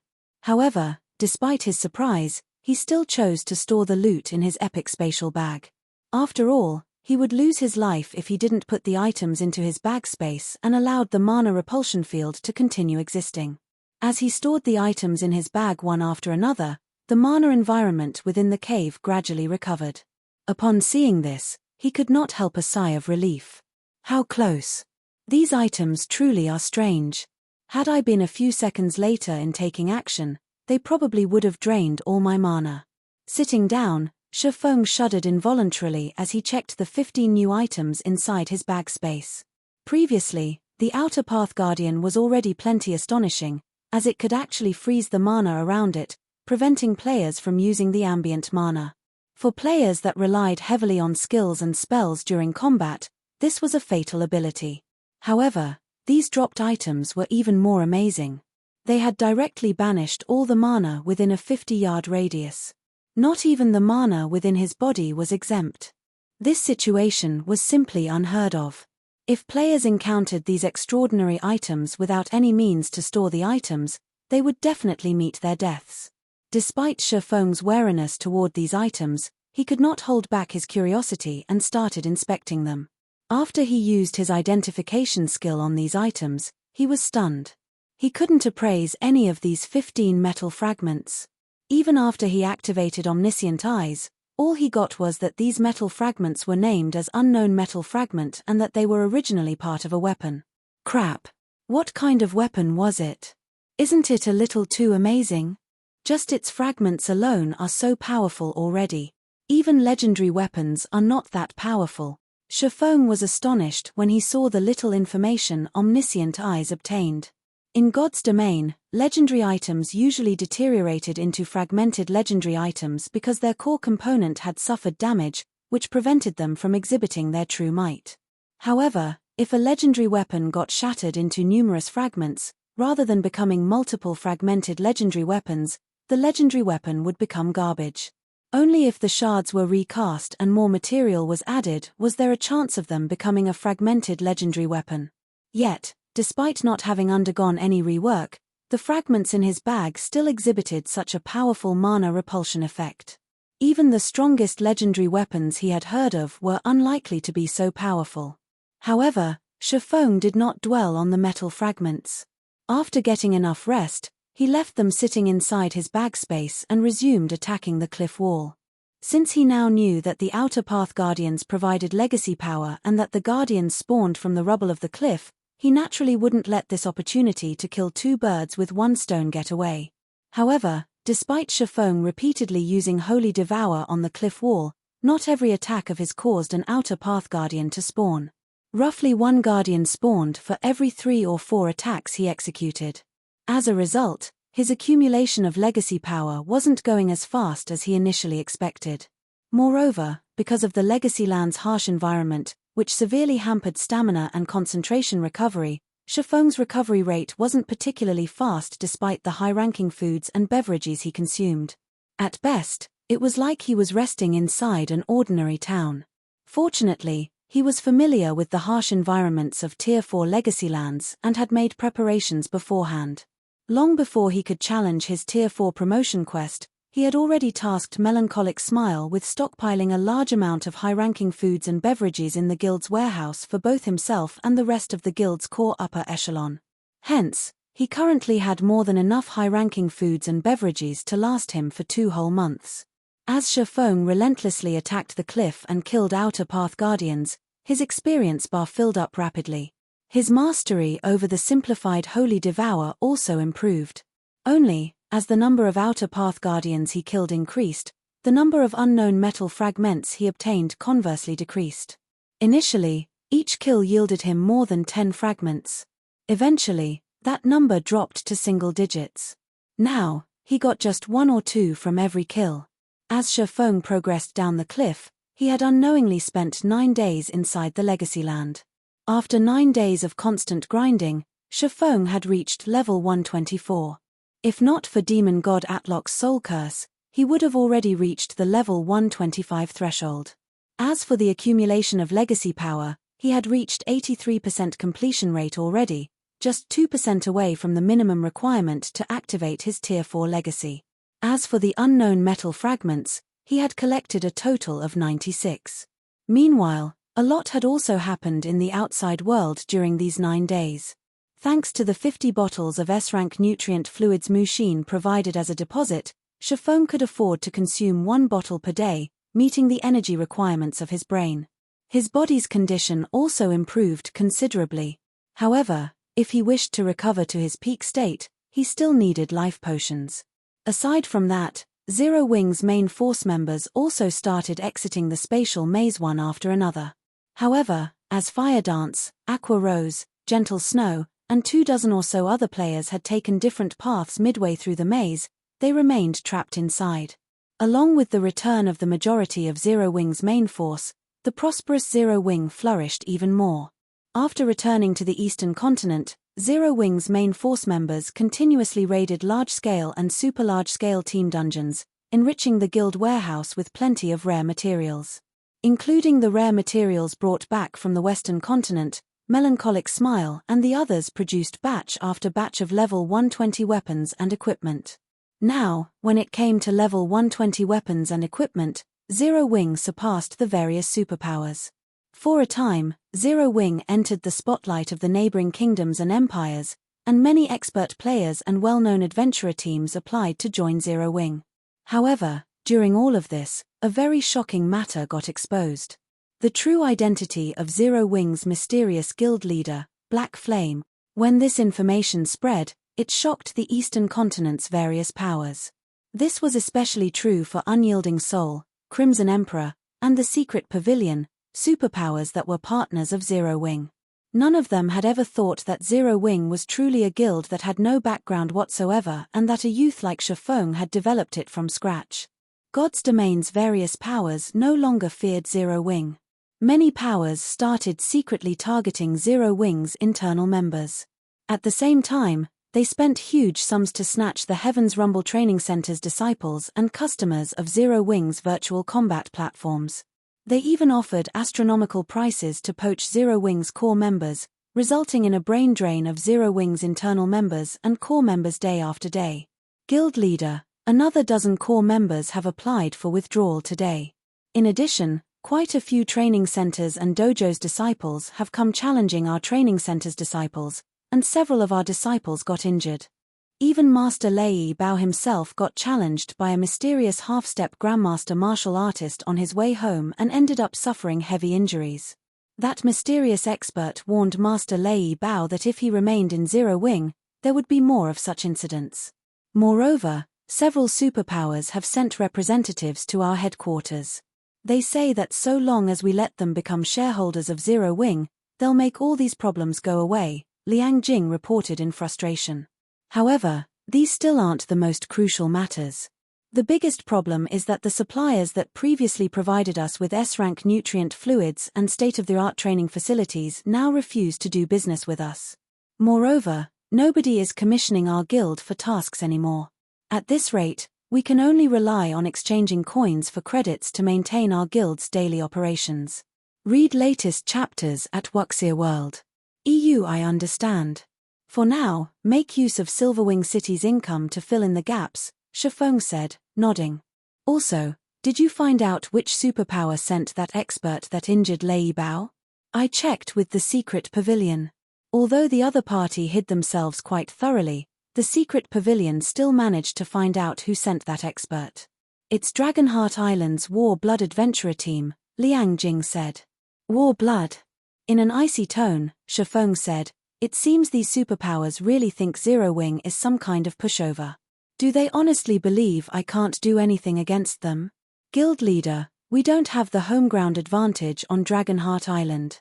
Moreover, Starlink and a few other superpowers have partnered with War Blood. They also have a medium fortress. Right now, our forces are tied up defending Silverwing City and Stone Forest City. If we dispatch a large number of experts to Dragonheart Island, I'm afraid, when Liang Jing heard Shifeng's words, she hurriedly tried to dissuade him from taking any rash actions. I know. I'll handle this matter myself, Shifeng said calmly before hopping back into his virtual gaming cabin and logging into God's Domain. Chapter 2691. Breaking through the limit. The gravitational force here is almost the same as what I felt when those infant black dragons appeared. If I continue digging downward, those dragons will most likely notice my presence. After killing another Outer Path Guardian, Shifeng poked his head out of the platform he had carved for himself to look at the bottomless abyss. After 9 days of arduous effort, he had finally reached the altitude where he first came into contact with the infant black dragons. Although the infant black dragons were only Tier 3 Great Lords, They were existences that no individual Tier 3 player could hope to go up against. Not to mention, there were 3 infant black dragons moving together here. Currently, the best way for him to complete his Tier 4 promotion was through killing more Outer Path Guardians and steadily accumulating his legacy power to 85% completion rate. Then, he could activate his Tier 4 legacy. However, as he carved his way down the cliff, the frequency of the Outer Path Guardian's appearance decreased. In fact, the Guardian he had just killed took him nearly an hour to spawn. At this rate, he would most likely enter the 3 infant black dragons' perception range by the time he could spawn the next Outer Path Guardian. In that case, he would have to fight the Outer Path Guardian while simultaneously dealing with the 3 dragons' attacks. Sure enough, the main god system won't let players enjoy such an easy promotion. In the end, I still have to obtain one of those legacy fragments. Foregone could not help a sigh as he looked at his legacy power points. With his current standards, so long as he activated a berserk skill, swiftly killing an Outer Path Guardian while dealing with the attacks of the 3 infant black dragons should be possible. However, he was still short of 3 Guardian kills to reach the minimum 85% completion rate. Even though he had multiple berserk skills, the likelihood of him being able to spawn and kill 3 Outer Path Guardians during the limited duration of his berserk skills was extremely low. After all, the last Outer Path Guardian had taken him nearly an hour to spawn. At best, he would be able to kill 1 Guardian after getting discovered by the infant dragons. As for the remaining 2 Outer Path Guardians, he could forget about them because no matter how he looked at it, coping with the infant dragon's attacks for 2 or 3 hours while he continued carving the cliff was simply impossible. This left him with only one option to complete his promotion quest, obtaining a legacy fragment. While legacy fragments didn't carry equal amounts of legacy power, each contained at least 10 points to as much as 40 points. With his current legacy power points, he needed only 1 legacy fragment to meet the minimum requirement to activate his Tier 4 legacy. Although the completion rate of one's Tier 4 legacy would somewhat influence the success rate of the Tier 4 promotion quest, it wasn't absolute. Legacy power only allowed players to activate their Tier 4 legacy. The more legacy power players managed to collect, the larger the portion of their Tier 4 legacy they could activate. However, after activating and unraveling the secrets of their Tier 4 legacy, players needed to learn the unraveled knowledge in order to complete their Tier 4 promotion quest. Clearing this portion of their promotion quest depended entirely on their own capabilities. The amount of legacy power they accumulated before had no bearing on this part of the quest. And if players failed to learn an adequate amount of knowledge from their legacy within the stipulated time, they would still fail their Tier 4 promotion quest. In the past, the main reason why most Tier 3 experts failed to reach Tier 4 was precisely this second portion, not the failure to acquire a sufficient amount of legacy power. This was also the reason why the stronger a legacy was, the more difficult the Tier 4 promotion quest would be. The stronger a legacy was, the more complex the information contained within it. For example, legacies belonging to the giant and elven race contained incredibly abstruse information. Hence, those playing as giants and elves faced much greater difficulty when challenging their promotion quests. Even if players geared themselves in powerful weapons and equipment, these items would just allow them to obtain more legacy power and open up more knowledge for them to learn. Players still had to rely on their own learning capabilities to complete their Tier 4 promotion quest. Hence, Foregone could activate his legacy at 85% completion rate. Reaching 100% wasn't necessary for the completion of his promotion quest. However, trying to reach and obtain the legacy fragments below wouldn't be easy. After all, he had to go up against 3 infant black dragons in the process. There was only so much he could do within the limited duration of his berserk skills. The part where he obtained the legacy fragments would be especially challenging. If a player that did not know how legacy fragments worked were in his shoes right now, they would most likely lose their lives during this process. Players would not automatically obtain the legacy power contained within a legacy fragment. Instead, after securing the fragment, they usually spent between 10 to 20 minutes absorbing the legacy power. And although players did not need direct contact with a legacy fragment to absorb its legacy power, if they went too far away from the fragment, the process would get interrupted, and the fragment would shatter. Due to these reasons, Players generally needed to complete the process in a safe environment. With the 3 infant dragons harassing Shifeng, he obviously wouldn't be able to absorb a legacy fragment in safety. He would have to do it while fighting. However, with the berserk skills he had, he simply wouldn't be able to last that long. No, it's not exactly impossible. If I can hold on for some time in my normal state, it might be possible to secure a legacy fragment. After giving the matter some thought, Shifeng decided to take the risk and try to secure a legacy fragment. After all, he was no longer the same as when he first entered the Legacy Land. Not only was he able to execute Holy Devour now, but he had even mastered a simplified version of Holy Devour. Although this simplified Holy Devour was not as powerful as the real deal, the raw power it contained was still superior to that of Light Shadow. With this simplified Holy Devour, he might be able to hold his own against the infant black dragons. After taking a deep breath, he took out the Ring of Gospel from his bag and activated Miniature World and Ring of Brilliance. Now that he had gotten this far in his promotion quest and he had to go up against the 3 infant dragons no matter what, he no longer had any reason to hold back his cards. Upon Ring of Brilliance's activation, the density of the ambient mana gradually increased. As for Shifeng himself, his basic attributes rose by 5%. Although Ring of Brilliance's effects were significantly weakened, every little improvement counted now. After activating both of the Ring of Gospel skills, he jumped off the platform and allowed gravity to drag him down toward the bottomless abyss. A few seconds after he started his free fall to the abyss, a series of dragon roars came from some distance away. As he had predicted, the 3 infant black dragons flew out of the abyss and charged straight at him once more. A short moment later, one of the infant dragons arrived before Shifeng and sent its gigantic claw smashing at him. Seemingly unaffected by Miniature World, the dragon's claw still carried enough power to tear through space. This hit will determine whether I can succeed or not. Having prepared for this attack beforehand, Shifeng promptly lashed out against the approaching claw with the abyssal blade. In the next moment, the blazing red abyssal blade cut at the infant dragon's massive claw. Boom! When the 2 attacks collided, a loud metallic clang echoed throughout the abyss, and dazzling sparks illuminated the space around Shifeng and the infant black dragon. Surprisingly, the dragon's massive claw actually got knocked off course and smashed into the cliff wall nearby, digging out a huge chunk of the cliff. Shifeng, on the other hand, came out of the clash completely unscathed. Moreover, the impact accelerated his descent into the abyss even further. Good. There's a chance. Shifeng grew ecstatic when the abyssal blade deflected the infant dragon's claw. Previously, his greatest worry was that he would not be able to block the infant black dragon's attacks. After all, he did not activate Heavenly Dragon's power, unlike before. Besides, the infant black dragons had the home ground advantage, free of the abyss's suppression. Even with the effects of Miniature World, he would most likely have a difficult time deflecting the infant dragon's attacks. Fortunately, the simplified Holy Devour was sufficiently powerful. Now, even without activating a berserk skill, he could hold his ground against the infant black dragons. With this, what he needed to do next became a lot simpler.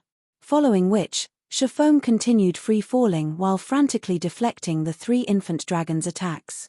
When he was about to reach the location of the legacy fragments, he activated Gale Domain and forcefully changed his angle of descent toward the legacy fragments. After spotting the location of the legacy fragments, Shifeng promptly activated Power of Darkness, increasing all his basic attributes by 120%, then executed a 2-handed slash at the cliff wall. Holy Devour! A raging inferno immediately devoured the cliff wall, creating a hole with a 30-yard radius. At the same time, a fragmented statue the size of a human adult landed inside the hole, radiating a faint glow and a soul-shuddering divine might. System, you have discovered a legacy fragment. Do you wish to absorb the fragment's legacy power? Absorb, Shifeng said without hesitation. As soon as he finished speaking, the fragmented statue released an aurora of lights that pierced his body. Crap! Just how much legacy power is in this thing? Shifeng was stunned when he saw the loading bar that appeared before him. According to the loading bar, the absorption process would take 33 minutes. This absorption time far exceeded his expectations. It also far exceeded the total duration of all of his berserk skills. However, under the circumstances, he did not have the leeway to go for a different fragment. If he chose to give up on this fragment, then all of the effort he had put into killing all those outer path guardians would go to waste. At this time, the 3 infant black dragons noticed what Shifeng was doing. Immediately, all 3 of them used dragon breath at him. Damn it! Shifeng's complexion darkened when he saw that the 3 dragon breaths covered the entire cave he was in. Instinctively, he activated absolute defense to protect himself. After the 3 dragon breaths landed, the size of the cave increased significantly, which gave Shifeng a lot more room for maneuvering. Following which, time flew as Shifeng desperately defended himself against the 3 infant dragons' attacks. 10 minutes. 15 minutes. 20 minutes. Only 30 minutes had elapsed by the time the duration of Shifeng's final berserk skill, disintegration power, expired. Although he had done his best to fight in his normal state as much as possible and only use his berserk skills when absolutely necessary, he still exhausted all his berserk skills by the 30-minute mark. Without the support of any berserk skills, he had no choice but to rely on the simplified Holy Devour to defend against the 3 infant dragons' attacks. However, although the simplified Holy Devour required less concentration to execute than even Light Shadow, the burden from spamming the technique still took its toll on him. As a result, his complexion grew paler as more time passed. Human, your time is up. You're almost out of stamina and concentration already. While we are still able to continue fighting, don't even think of leaving alive after you've trespassed into the territory of black dragons. The leading infant black dragon spoke in an ancient language. Despite Shifeng having no knowledge of this language, his mind actually understood the infant dragon's words. No sooner had the infant black dragon finished speaking than the 2 other infant dragons increased their attack rate, giving Shifeng no room to catch a breather. 1 second. 2 seconds. 3 seconds. As the 3 infant black dragons' attack rate continuously increased, Shifeng had no choice but to use his trump cards one after another. Darkness Domain. Thunder God's Descent. Divine Steps. Void Shield. However, his complexion paled subsequently with each trump card he expended. His brain was also plagued by a stinging pain that dulled his control over his body. Read latest chapters at Wuxia World. Is this it for me? At this moment, Shifeng could tell that he had already exceeded the limits of his concentration and that he was losing control over his physical body. Now, he couldn't execute the simplified Holy Devour anymore, completely reliant on dodging the 3 infant dragons' attacks to keep himself alive. Void Shield's duration was also about to run out, and as soon as it did, the 3 infant dragons would instantly kill him. Just as Void Shield's duration was about to end, however, a system notification sounded in Shifeng's ears. System, congratulations. Your Tier 4 legacy completion rate has reached 102%. Do you wish to activate your Tier 4 legacy? Chapter 2692, Tier 4 Legacy that surpasses 100% 102%? Despite his waning consciousness, when Shifeng heard the system's mechanical voice, he could not help getting startled. In his previous life, he had never heard of anyone accumulating their Tier 4 Legacy's completion rate beyond 100%. At best, one could raise it to 100% and fully unlock all the information their Tier 4 Legacy offered. Now, however, his Tier 4 Legacy had reached 102% completion rate. Just what did that mean? Shifeng did not dwell on the matter. Now that he had met the requirements to activate his Tier 4 Legacy, he activated it without hesitation. Unfortunately, even after he had chosen to activate his Tier 4 Legacy, the 3 infant black dragons showed no signs of letting up. In the next moment, one of the dragon's claws smashed down at Shifeng. Damn it! Even if players managed to activate their Tier 4 Legacy, it did not mean that their promotion quest was over. Only after learning an adequate amount of the information contained in their Tier 4 Legacy and leaving the Legacy Land safely would players be considered to have completed their Tier 4 promotion quest. Since there was no room for Shifeng to dodge the approaching claw and he had no concentration left to execute the simplified Holy Devour, he chose to block the attack with his 2 swords. Boom! Shifeng's entire body smashed into the ground with a boom. At the same time, Cracks formed on his void shield. Thank goodness I have the void shield to absorb the attack's damage.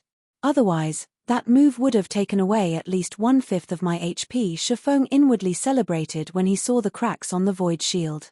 With the infant black dragons having the home ground advantage, even if he had the heavenly dragon's breath strengthening him and suppressing the dragons, the disparity in strength between the two sides was still massive. Only if he activated a berserk skill would he stand a chance against the dragons. However, as soon as Shifeng pulled himself out of the ground, another claw attack came at him. To make matters worse, before the claw attack even arrived, Void Shield's duration ended, and the barrier protecting him shattered into oblivion. The movement speed bonus he received from Void Shield also disappeared. As a result, he could rely on only his normal speed to dodge the approaching claw. Foolish human. Now that you've lost your final card, even though you managed to activate your legacy, you still won't leave this place alive, the leading infant dragon said as it looked down at Shifeng, a hint of ridicule glinting in its golden pupils. It was in no hurry to attack him at all. Sure enough, it is still too much for me. Shifeng did not try to refute the infant dragon's mockery. Instead, he simply looked at the three infant dragons quietly. According to his original plan, after he had activated his legacy, he would rely on his life-saving measures to put more distance between himself and the abyss to lessen the abyss's suppression effect. He would then try to learn his legacy while escaping. However, he never thought that absorbing the legacy fragment would take up so long that, by the time he finished absorbing the fragment's legacy power, he would have used up all his berserk skills and life-saving skills already. In fact, he had even pushed his concentration to its very limits. It wouldn't be strange if he simply collapsed and lost consciousness right now. Meanwhile, even though he succeeded in activating his Tier 4 legacy, in his current state, trying to learn his Tier 4 legacy while going up against the three infant black dragons' attacks was simply a fantasy. Although there were differences in complexity between the Tier 4 legacies found in God's domain, normally, the more powerful a legacy was, the more difficult it would be to learn it. While he did not know how complex the Blade Saint's Tier 4 legacy was, it shouldn't be easy. Going by his past experiences, players would have only one short hour to learn their Tier 4 legacy after activating it. So long as they could learn one of the several topics offered, they would acquire their Tier 4 legacy and complete their Tier 4 promotion quest. In the past, Shifeng had never once managed to learn a topic from his Tier 4 legacy within 1 hour. As for the experts that reached Tier 4, the majority of them had just barely managed to finish learning one topic within 1 hour. And even the record holder for the fastest person to learn a topic from their Tier 4 legacy had spent nearly half an hour to do so. In his current situation, where he had to fight three infant black dragons in a high-gravity environment, just how was he supposed to learn a topic from his Tier 4 legacy within half an hour? As Shifeng was smiling bitterly, the sound of a notification entered his ears. System, you have activated your Tier 4 legacy. You have unlocked all 4 learning topics of your legacy. You have 1 hour to learn them. So long as you learn just one topic listed below, you will be promoted to Tier 4. Formless Blade, Action Type, requires, Sword Peak Tier 4 Legacy skill when activated, attacks any target within a 300-yard radius 13 times. Every attack carries 180% strength and causes 240% darkness damage. Cooldown, 15 seconds learning condition, achieve 75% skill completion rate, Magic Light Assault, Action Type, requires, Sword Peak Tier 4 Legacy skill when activated, user will transform into the image of a sword that attacks a target within a 500-yard radius. When transformed, movement speed is increased by 300%, strength, by 100%, and agility, by 100%. Cooldown, 18 seconds learning condition, achieve 78% skill completion rate, Blade Guard, Action Type, requires, Sword Apex Tier 4 Legacy skill draw upon the power of a sword to create a formless wall that absorbs 100% physical damage from one attack. Duration, 3 seconds cooldown, 21 seconds learning condition, achieve 80% skill completion rate, Blade Domain, Domain Type, requires, Sword Apex Tier 4 Legacy skill inject one's own mana into a sword to create a blade domain that covers a 500-yard radius. While Blade Domain is active, user may control up to 7 magic swords, each carrying 180% strength and causing 300% divine damage. Duration, 5 minutes cooldown, 1 hour learning condition, achieve 85% skill completion rate. 4 legacy skills at peak rank and above. Moreover, there is even the extremely rare Apex Domain skill. Is this the effect of a 102% completion rate? Shifeng could not help doubting his eyes when he saw the content of the system notifications. In God's domain, even for peak legacies, one would be fortunate to see even one peak legacy skill during the Tier 4 promotion quest. In fact, players that activated their Tier 4 legacy at 100% completion rate would only have a chance to learn 2 peak legacy skills. As for Apex legacy skills, there was only a certain chance for them to appear for peak legacy holders. For most players, though, Apex legacy skills were akin to myths. After all, just learning one peak Tier 4 legacy skill would grant Tier 4 players the strength to go up against superior mythic ranked monsters of the same level. Unlike ordinary Tier 3 skills and Tier 3 legacy skills, which relied on mana for activation, Tier 4 legacy skills could also use legacy power. By using legacy power to activate a Tier 4 legacy skill, players could continue infusing mana into their skill past the minimum requirement in order to raise the power of their legacy skill. And once a peak Tier 4 legacy skill reached its maximum power, a Tier 4 player fully geared in epic weapons and equipment could use it to stand toe-to-toe against superior mythic ranked monsters of the same level. It was also due to the existence of peak Tier 4 legacy skills that many peak experts had chosen not to complete their Tier 4 promotion quests despite having the ability to do so. For the majority of Tier 3 experts, though, just reaching Tier 4 was already a dream, what more trying to learn a peak Tier 4 legacy skill. Now, however, not only did Shifeng have 2 peak Tier 4 legacy skills to choose from, but he even had 2 Apex Tier 4 legacy skills. However, Shifeng's expression quickly darkened slightly. In the past, out of all the advanced Tier 4 legacy skills he was offered during his promotion quests, even the most powerful one only required him to execute the skill at a 70% completion rate to learn it. Now, even the easiest peak legacy skill he was offered required him to achieve a 75% completion rate, whereas the most difficult, Blade Domain, required an 85% skill completion rate. That was basically asking him to unleash 100% of Blade Domain's power. Normally, when using Tier 4 skills and spells, Tier 4 experts would only be able to achieve a 70% completion rate or so. Even Tier 4 peak experts would be able to activate a Tier 4 skill or spell at 85% completion rate only after long training. After all, the complexity of Tier 4 skills and spells was much greater than that of Tier 3 skills and spells.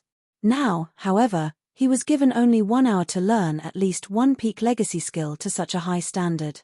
This was simply impossible. During the time Shifeng was silently cursing the learning requirements, the 3 infant black dragons hovering in midair swooped down at him. Read latest chapters at Wuxia World. EU Die, Human. The 3 infant dragons appeared almost simultaneously around Shifeng and sent their claws smashing at him, their claws forming a perfect encirclement that left no room for evasion. Screw it. It's all or nothing.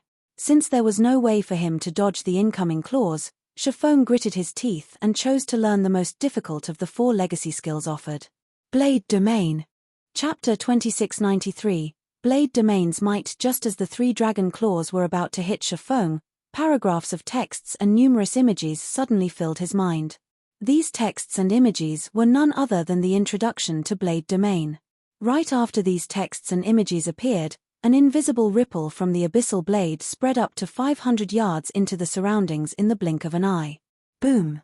Boom! Boom! A moment after the ripple appeared, a frightening shockwave rocked the cave Shifeng stood in. It was so powerful that even a large boulder the size of a human adult went flying out of the cave and plunging into the bottomless abyss. When the 3 infant black dragons hovering above Shifeng saw this, their eyes widened in shock as they stared at the human, who was clearly near death's door. So, this is an Apex Tier 4 legacy domain? Shifeng was astonished as he looked at the 3 massive claws that had stopped just 1 yard away from him. Currently, each of the 3 dragon claws was blocked by a 4-meter-long magic sword, unable to proceed even an inch further. System. Blade Domain activated successfully. Skill completion rate, 65%. Learning condition not met. You may use Blade Domain again in 30 seconds. 65%. It seems I made the right bet. Shifeng breathed out a sigh of relief when he saw the system notification. Truthfully, he was not confident of learning a Tier 4 skill. After all, he had never learned one before, let alone peak and apex Tier 4 legacy skills. He had been fortunate to activate the Tier 4 skill successfully on his first try. In the past, when he was learning the advanced Tier 4 legacy skills of his class, it took him over 10 minutes just to activate the skills once successfully. And although he was now a domain realm expert, he still was not confident of successfully learning peak or apex Tier 4 legacy skills within an hour. Meanwhile, in order to resolve his current predicament, he couldn't rely on a skill that provided only offensive or defensive capabilities. A skill that increased his movement speed temporarily also wouldn't do him much good. If he wished to survive, his only option was to learn a domain skill, which could be used for both offense and defense. Moreover, a domain skill was very useful for group combat. Aside from that, he had taken the initiative to learn Blade Domain, which should have been the most difficult skill to learn out of the 4 available options, because he had a big advantage to rely on his affinity for mana. Previously, his affinity for mana was subpar at best. His control over mana wasn't particularly good, either. However, after having his soul strengthened by a soul array, his affinity for and control over mana had risen to whole new heights. Due to this reason, he had chosen to learn Blade Domain. Given the current circumstances, it would seem that he had made the right decision. He had not only succeeded in activating Blade Domain on his first attempt but even achieved a 65% completion rate. He could also sense that he still had plenty of room for improvement. According to his past experiences in learning skills, if he could successfully activate a skill at 65% completion rate on his first try, then he should be able to raise his skill completion rate to 80% or beyond within the next hour. Human, don't celebrate yet.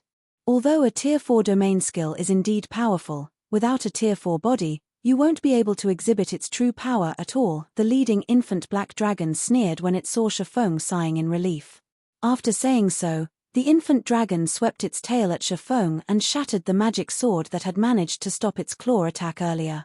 When the 2 other infant dragons saw this scene, they promptly copied their leader's actions, executing a tail swipe.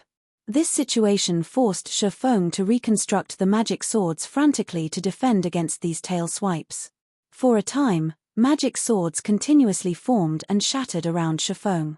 However, as forming magic swords required the use of mana, after 20 seconds of this process, Shifeng had already lost 10% of his mana. At this rate, he would run out of mana in just 3 more minutes and would no longer be able to sustain Blade Domain. Human, die. So long as we are here, you humans will never lay your hands on the ancient legacy here, the leading infant black dragon bellowed as it looked at Shifeng's pale complexion. At this time, controlling his mana started to feel somewhat taxing. When trying to mold mana into a specific form, one would have an easier time doing so with abundant mana. In other words, as Shifeng's mana decreased, the difficulty of molding his mana into magic swords would conversely increase. He estimated that if his mana were to fall below the 30% threshold, Blade Domain would most likely be unsustainable. Die. When the infant black dragons saw that Shifeng had already lost 20% of his mana, they simultaneously executed a Tier 3 draconic skill, Darkness Smash, with their tails. Combined with their strength, the power this skill could exhibit easily reached the intermediate Tier 4 standard. It simply wasn't an attack the magic swords could hope to stop. Don't even think of killing me so easily. After seeing that 30 seconds had gone by already, Shifeng activated Blade Domain once more. This time, he was much more careful when activating Blade Domain. He utilized only the minimum amount of mana to draw the required magic array on the abyssal blade. Boom! In the next moment, a crater formed in the ground before Shifeng. At the same time, an astonished look appeared on the infant dragons' faces. Shifeng had blocked their attacks again. How did he improve so quickly? When the infant black dragons saw the magic swords that had formed before them, they could not help eyeing Shifeng warily. System: Blade Domain activated successfully. Skill completion rate: 75%. Learning condition not met. You may use Blade Domain again in 30 seconds. What the infant dragons did not know was that, when they were forcing Shifeng to create more magic swords and deplete his mana, they had also been helping him familiarize himself with the process of creating Blade Domain's magic swords. As a result, he became increasingly adept at manipulating the domain skill's mana, hence, he succeeded in activating the skill a second time with much greater efficiency. So, that's the case. The activation of Tier 4 skills and spells is no longer dependent on just the technique of players. Instead, it requires the integration of mana control and technique. It's no wonder I had such a difficult time learning Tier 4 legacy skills in the past. When Shifeng saw the power of his Blade Domain increase by a significant margin, realization immediately dawned upon him. After thinking up to this point, he started using even less mana to conjure the magic swords, thereby reducing the volatility of his mana and improving its finesse. Following which, time elapsed. Every time Shifeng activated Blade Domain, he managed to improve its completion rate slightly. 77%. 79%. 81%. As Blade Domain kept strengthening, the three infant black dragons grew increasingly dispirited. Initially, they were overwhelming Shifeng. Eventually, they ended up fighting on par with him. Now, he actually held the upper hand in battle, relying on 6 magic swords to suppress them and reduce the number of attacks they could execute. Read latest chapters at Wuxia World. EU. After 50 minutes or so had passed. System. Blade Domain activated successfully. Skill completion rate, 85%. Learning condition met. Do you wish to be promoted into a Tier 4, Blade Saint and utilize Blade Domain as the core for your mana body? Promote. Chapter 2694, Sword Emperor. At last, as soon as Shifeng chose to proceed with his promotion, he felt as if a hidden door in his mana body had opened, and beyond the door was a mana treasury. Not only did the opening of this door increase the total amount of mana he wielded by a significant margin, but even the excess mana his body radiated had undergone a qualitative transformation. If the mana he radiated before was in a gaseous state, then the mana he radiated now would be in a liquid state. The density and purity of his mana were on a completely different level than before. Moreover, as the dense mana inside this treasury spread throughout his body, Shifeng's waning consciousness perked up considerably. He could conjure up 6 magic swords with little to no effort. And the mana constituting these magic swords was so dense that the swords looked and felt as if they were solid metal. In the next moment, Shifeng sent a magic sword stabbing at the leading infant black dragon. The sword crossed the distance of 10 yards instantly and caught the infant dragon completely off guard. The magic sword pierced the infant dragon's tough scales and left a deep gash on its body, the injury causing the infant dragon to shriek in pain. As for the 2 other infant dragons, although Shifeng had also sent magic swords stabbing at them, as the 2 of them were farther away, they were able to react to his attack in time, defending themselves with their claws. Even so, when their claws clashed with the magic swords, both infant dragons got knocked back by over a dozen yards, the impact causing their claws to tremble. At a glance, it was obvious that the strengths of the 2 sides were no longer on the same level. Is this the true strength of a Tier 4 class? Shifeng was surprised and excited when he saw the magic swords successfully injuring and repelling the infant black dragons. System. Congratulations. You have become a Tier 4, Blade Saint, Sword Emperor. You have activated the Apex Legacy Core. All basic attributes plus 2000, all resistances plus 150, mana recovery rate increased by 100%, all basic attributes increased by 100%, and physique increased by 150%. All physical and magical attacks below Tier 4 received will be weakened by 30%. Rewarding 100 legacy skill points. Just in terms of basic attributes, he had already reached a realm that Tier 3 players could only look at in despair, let alone the boost to his physique. If a Tier 3 player did not possess a set of extraordinary weapons and equipment, they would merely be cannon fodder in front of a Tier 4 player. Besides, there was the astonishing transformation in the quality of his mana. He was like an entirely different creature compared to when he was still at Tier 3. In God's domain, mana was the foundation of all life. Without mana, there would basically be no life. From fighting the infant black dragons, Shifeng understood just how much a player's mana would affect the potency of their skills and spells.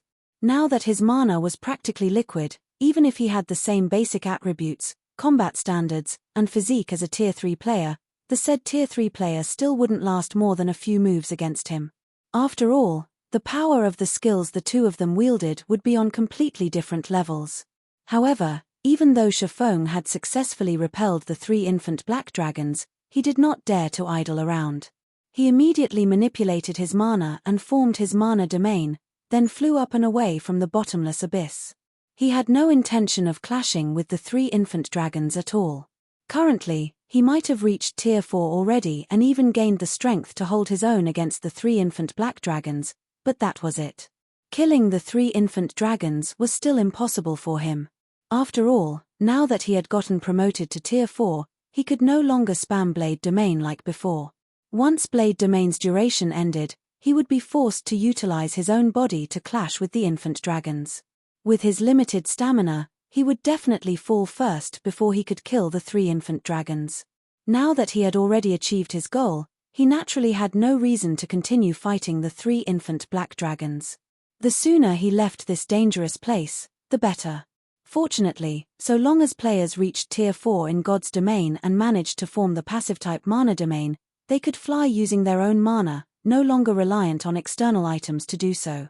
Despicable human, don't even think of leaving. The 3 infant black dragons saw through Shifeng's thoughts. They widened their mouths and blew dragon breath at him without hesitation. In the next moment, the 3 dark beams the 3 infant dragons released merged into one and rapidly extended toward Shifeng, the resultant beam turning everything in its path into an empty void. The AoE of the beam made escaping its range in time impossible. Come. However, despite the combined dark beam's approach, Shifeng showed no sign of fear at all. On the contrary, a hint of excitement and anticipation gleamed in his eyes. He had just been promoted to Sword Emperor and was still unfamiliar with his new strength.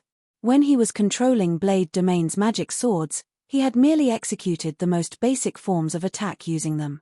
He was extremely eager to see just how strong he was, now that he had risen to Tier 4.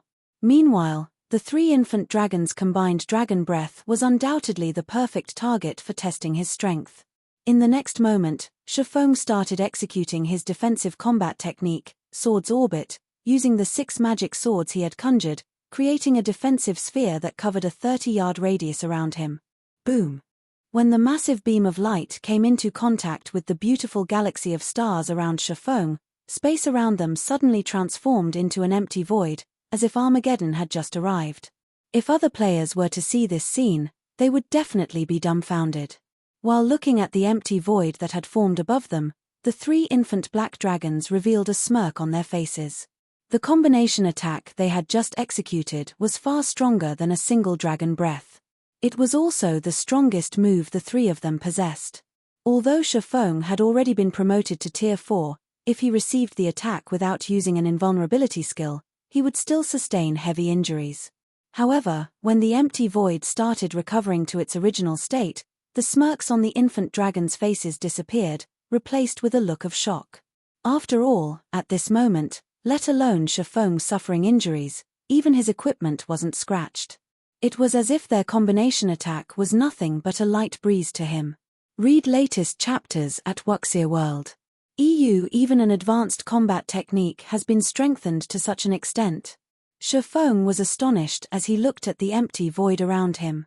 Although he had known that Sword's Orbit was up to defending against the 3 infant black dragons' combined dragon breath, as he now possessed much greater basic attributes, he never thought that he could stop their attacks so easily. Earlier, he had clearly used Sword's Orbit just like normal, yet it was as if the technique had transformed into a magic array. The moment he executed Sword's Orbit, the ambient mana had actually gathered around him and strengthened the power of his technique, to the point where it was equivalent to a Tier 4 defensive skill. Given Sword's Orbit's performance, Shifeng suddenly felt that, if not for Blade Domain's limited duration, he might really have a chance of killing one of the 3 infant black dragons. Meanwhile, seeing that Blade Domain's duration was about to run out, Shifeng hurriedly controlled his mana and flew to the space-time vortex in the sky above the bottomless abyss and disappeared from the Legacy Land, leaving behind 3 dumbfounded infant black dragons. Chapter 2695, Sudden Change in God's Domain. Exodus Tales v2 Chapter 1, Sudden Change in God's Domain. Dammit. That heaven-blessed bastard got away. We're doomed. What should we do? How do we explain this to that great personage? Anger and panic filled the eyes of the three infant black dragons as they watched Shifeng leave the bottomless abyss through the spacetime vortex. A sense of helplessness also suffused their trembling voices when they spoke.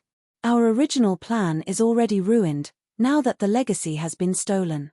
That great personage will definitely not spare us, once he finds out. At this point, all we can do is scatter and flee. Otherwise, none of us will survive. That's our only option now. Hopefully, that great personage will focus his anger on that heaven-blessed bastard so that our chances of survival will be a little better. After the leading infant dragon spoke up, the three quickly reached a consensus. They then flapped their black wings, their hearts brimming with anger at Shifeng as they fled the bottomless abyss. Simultaneously, they also gloated over the misfortune awaiting him. Meanwhile, on the other side of the spacetime vortex, Shifeng was wholly unaware of the discussion that had just taken place among the infant black dragons. After experiencing a momentary blackout, like before, he found himself back inside the secret room of Zero Wing's residence in Silverwing City. I did it. Tier 4. I became a real Tier 4. An indescribable sense of joy and excitement welled up within Shifeng as he observed the liquid mana surging toward his body from all around. The dense mana continuously replenished his body's depleted mana and mended his haggard spirit. He had finally accomplished the goal that had eluded him in his previous life. Moreover, he had even reached Tier 4 with the hidden class Blade Saint. In terms of basic attributes and skills, what the Blade Saint class offered was leaps and bounds stronger than ordinary Tier 4 classes. Now, he was a true powerhouse in God's domain, and even the various NPC kingdoms would have to respect him. As Shifeng reveled in his success, the system's cold, monotonous voice suddenly entered his ears. System announcement: God's domain will undergo a major update. Simultaneously, the new expansion pack Heroes Return will be activated. All players will be logged out in 30 minutes. The update's estimated duration is 1 natural day. The system announcement appeared 3 times consecutively. Inevitably, everyone in God's domain was shocked. Shifeng was no exception. A major update? How is this possible? Shifeng looked at the system announcement displayed before him in confusion. Even after he reread it several times, incomprehension and doubt still filled his eyes. There were plenty of system updates in God's domain. However, even in his previous life, the game had undergone only 2 major updates throughout his 10 years of gaming. The first major update occurred 3 years after God's domain's official launch. There had already been plenty of Tier 4 players in the game at that time, and Tier 3 players were everywhere. Some players had even started attempting their Tier 5 promotions. Yet, now, how long had it been since God's domain launched? God's domain's first major update was also the most memorable event for Shifeng. The update had shaken the entire world, transforming God's domain into the world's only game and entertainment. After the first major update, God's domain had become a completely different world from before, no longer the virtual reality game everyone thought it was. God's domain had become an existence beyond everyone's imagination. Players were no longer players but a group of special entities in God's domain. Be it God's domain's NPCs or monsters, both had existed as real people after the update, with their own lives and personalities.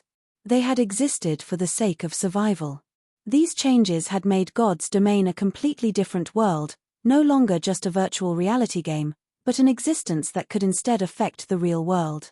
At this moment, Shifeng wasn't the only person puzzled by the sudden arrival of this major update. Many players and the upper echelons of major powers were similarly surprised and confused by this situation. A major update? And it's even going to take 1 natural day? What is going on? Crap. I haven't even reached Tier 3, yet the system's going through an upgrade? Is the system trying to take my life? For a while, players in God's domain voiced their complaints about and exasperation over the sudden system update. The update duration of 1 natural day caught everyone off guard, and they didn't know what to do with this unexpected free time. After all, at this point, God's domain had long since become a part of their lives. Logging into God's domain every day had already become an instinct. The previous system updates had lasted only a few to a dozen real-world hours. This 24-hour system update was simply maddening. Anyone who entered God's domain as part of the first batch of players knew that the difficulty of leveling up and killing monsters would increase substantially after a system update. The requirements for players' techniques would also increase. Hence, the major update would undoubtedly be a nightmare for players who had yet to reach Tier 3. The arrival of this update would also bring a massive change for the various powers in God's domain. After all, this update would reduce the number of players capable of reaching Tier 3. The difficulty and resources required to nurture their guild's internal experts would also increase. This, in turn, would cripple their current development plans, and they would have to restart their planning from scratch. However, while some powers felt dissatisfied and angry over this major update, others were overjoyed, especially the new powers and corporations that had joined the game just recently. The increase in the difficulty of leveling up and obtaining resources would undoubtedly destabilize the status quo in God's domain. If the newcomers properly grasped this opportunity, they could replace God's domain's veteran powers. The atmosphere among God's domain's various powers became extraordinarily tense. While frantically poaching talents and purchasing resources, many of these powers also drastically reduced the resources for ordinary and low-potential members. In turn, this prompted many guild players to leave their respective guilds for greener pastures. While God's domain's various powers were taking action, Liang Jing hurriedly contacted Shifeng. Guild leader, all major powers are currently purchasing coins and resources on a large scale. Shall we start buying as well? Liang Jing asked anxiously. That won't be necessary. Shifeng couldn't help chuckling when he heard Liang Jing's words. Haven't those superpowers been constantly preventing us from acquiring funds? We'll now dispose of all the coins we earned through Silverwing City during this period. Let them buy as much as they want. Guild leader. Shifeng's words took Liang Jing aback, her mind unable to comprehend his intentions. The various powers were currently doing all they could to purchase coins and resources, yet Shifeng wanted to sell Zero Wing's coins in bulk. Once the system update ended, Zero Wing would end up in a pinch. Just do it. Shifeng smiled but didn't offer any additional explanation. According to past system updates, purchasing coins and resources in bulk was indeed the correct move. However, the system update this time would be different from previous ones. After the major update, not only would resources not be scarce, but obtaining them would become easier instead. Even leveling up would become less taxing. However, the major update wasn't all sunshine and rainbows, either. After the major update, whether external or internal, the requirements for players' promotion would become more stringent. Notably, the changes made toward mana would require a greater understanding and control of mana to manipulate it properly. Hence, all peak experts in his previous life had also been master magicians. Right. Once everyone goes offline, have Melancholic and the others meet me in the conference room. I have something to discuss with them, Shifeng said. He hadn't gained only a newfound understanding of mana during his Tier 4 promotion quest, but also a strange metal that repelled mana. This was his first time seeing such a metal. So long as this item wasn't damaged beyond repair, they could refine it into a weapon or equipment. The mana repulsion effect was beneficial to players. After all, mana was everything in God's domain. There would be no life without mana. Naturally, monsters couldn't survive without mana. If he could successfully recast the metal, he would have the capital to contend against the various superpowers. Such an item would be helpful when he explored dangerous forbidden lands to acquire resources necessary for conquering the Tier 4 promotion quest. In God's domain, high-level forbidden lands contained most of the resources capable of helping players reach Tier 4. Although Shifeng had already reached Tier 4, if he visited these places by himself, the best he could do was survive. He wouldn't be able to conduct a proper exploration of these locations. During his previous life, the various superpowers typically sent teams of Tier 4 players to explore these places. Going alone would be suicide. Okay. I'll contact them now. Liang Jing then disconnected the call. Frozen World, Frost Heaven City, Frost Heaven's headquarters. Due to God's Domain's sudden system update, Frost Heaven had also hurriedly convened a meeting to discuss the changes that would occur to the game. Currently, over a dozen people sat in the magnificent conference room. Every one of these people was an existence capable of shaking the real world with their every step. At this moment, however, these people had nervous expressions as they looked at the middle-aged man seated at the front of the room. This middle-aged man looked very amiable. Although he had an unyielding appearance, the aura he gave off felt like a spring breeze. However, none of the people present could relax in his presence. "That's it for the meeting," the middle-aged man said, adjourning the meeting. He then shifted his gaze to Mushin and the petite girl beside her, saying, "Mushin, Kurue, both of you stay behind." "Yes, sir." As if they had received an amnesty, everyone unrelated promptly rushed off, leaving the middle-aged man, Mushin, and the petite Kurue sitting quietly inside the large conference room. "Uncle Hong, do you have good news to share?" Mushin asked fawningly as she looked at the stern, middle-aged man. "Little girl, you're still pretending? Do you honestly think you can hide the fact that you've invited Zero Wing from everyone?" Nonchalantly, the middle-aged man added, "You should know how rare this opportunity is. This will be a gathering of titans. Even those so-called superpowers can only dream of joining. This is also an opportunity for Frost Heaven to become a true titan, yet you invited some unknown outsiders to participate." Upon hearing this, Mushin automatically turned to Kurue beside her. In response, Kurue stuck out her tongue playfully and smiled, expressing, "So what if I told on you?" Mushin sighed and shook her head in helplessness toward this little sister of hers. "Uncle Hong, while they are indeed outsiders, you shouldn't underestimate their strength, either. This goes especially for Black Flame," Mushin said unhurriedly. "How strong can he be? He's merely a peerless expert in the eyes of ordinary people." The middle-aged man referred to as Uncle Hong shook his head. "You should know what kind of people we are dealing with. Those people are the truly talented, possessing frightening potential and special bloodlines. They even have the full support of those major corporations. The peak experts on the secret pavilion's experts list and the various superpowers peerless experts are but the tip of the iceberg. Uncle Hong is right. Being just stronger than average is nothing to those people," Kurue said as she nodded with a smile. "However, Black Flame is really strong. He can single-handedly contend against Tier 4, Faux-Saint Devourers. Although he can't be a part of the main force this time, he can still provide support from the sidelines," Mushin explained. "He can hold his ground against a devourer?" Uncle Hong was slightly surprised by this information. "It seems this person is indeed strong. HMPH. What's so amazing about contending against a devourer using brute force? Plenty of my subordinates can, too," Kurue said disapprovingly. Upon hearing Kurue's words, Mushin had to resist the urge to pinch the girl's cheeks. She just explained, "Uncle Hong, that person has a mana domain, as well. He will be of significant help with our plans." "He has a mana domain." This revelation piqued Uncle Hong's interest. "This will indeed be of help to us. However, I'm afraid these things still aren't enough. You should know, as well, that an individual's strength is very limited in this upcoming operation. Moreover, the location we're visiting this time is extraordinary. So, I will have to personally inspect whether Zero Wing's members can join this operation." "You'll inspect in person?" Mushin exclaimed in surprise. Uncle Hong's identity was preeminent. The guild leaders of super guilds and even those at the helm of major corporations had to treat him with respect.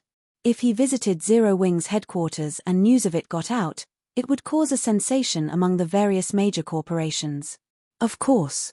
In a severe tone, Uncle Hong said, "The operation this time is of utmost importance. We cannot afford carelessness. But the time is almost up.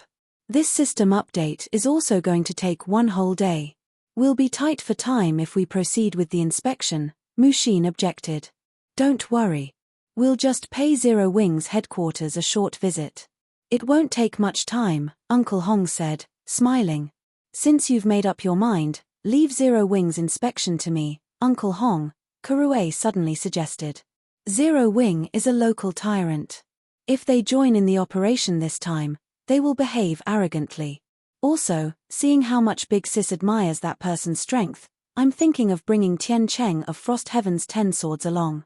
1. We can test whether Black Flame is as strong as Big Sis says. 2. We can show Zero Wing that not just anybody can join Frost Heaven's secret operation.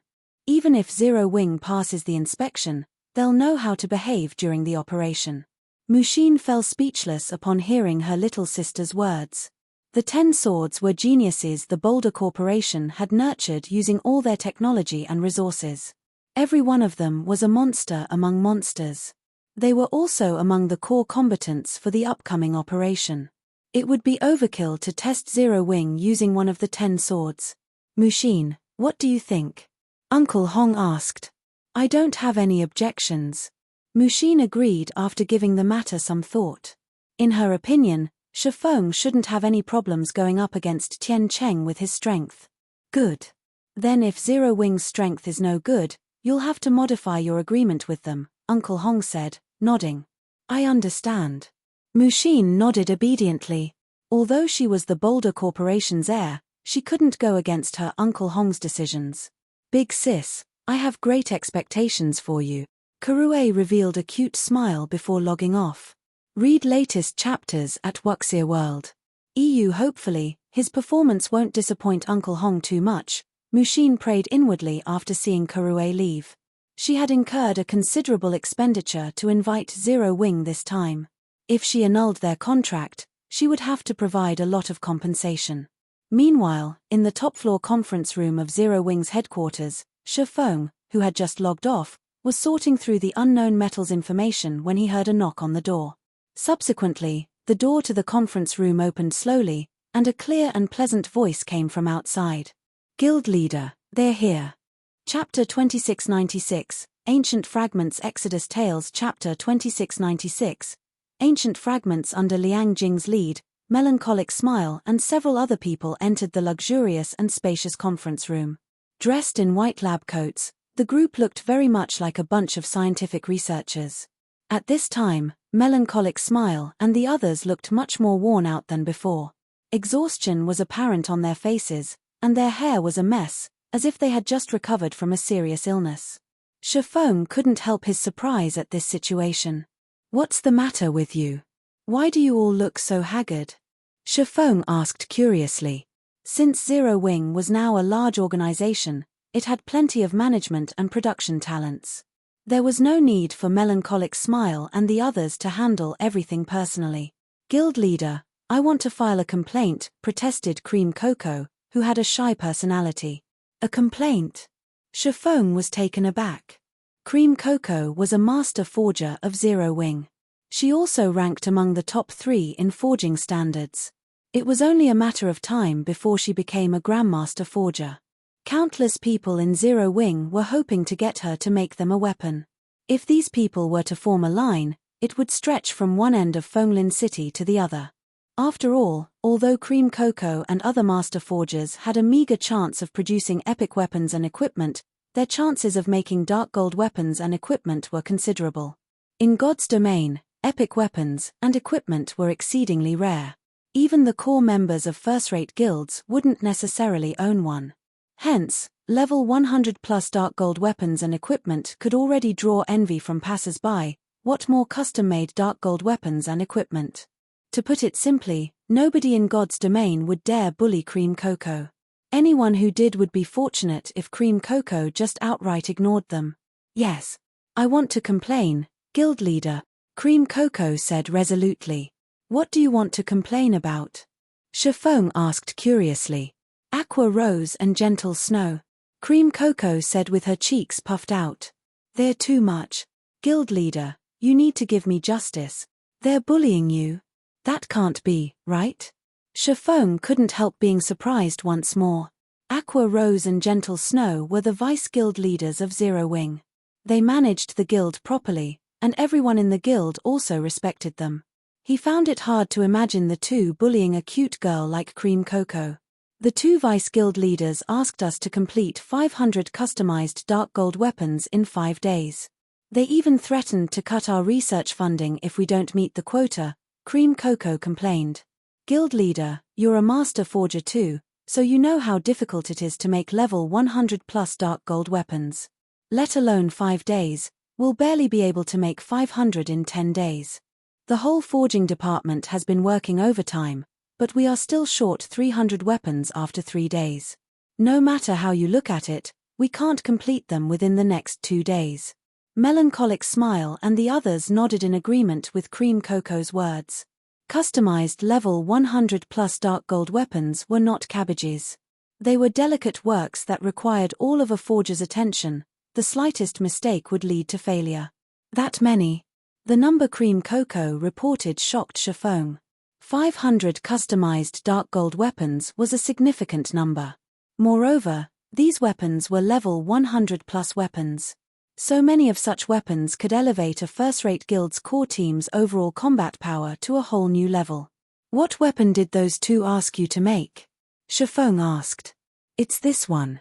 Cream Cocoa pulled out a tablet from her coat and swiped her finger across the screen, transferring the information on her tablet to the conference table's holographic projector. The projection of a black spear appeared above the table. The spear was as tall as an adult human, and engraved on it were intricate magic patterns. The spear looked extraordinary at a glance. What a powerful spear! Surprise filled Chiffon's eyes as he read the spear's detailed information. Thunder spear, dark gold consumable, level 110 equipment requirement, strength 2000 ignore levels plus 30 ignore defense throwing distance increases according to the wielder's strength with a maximum of 3000 yards. Causes 1000% lightning damage to a 20-yard radius upon impact. How is this even a weapon?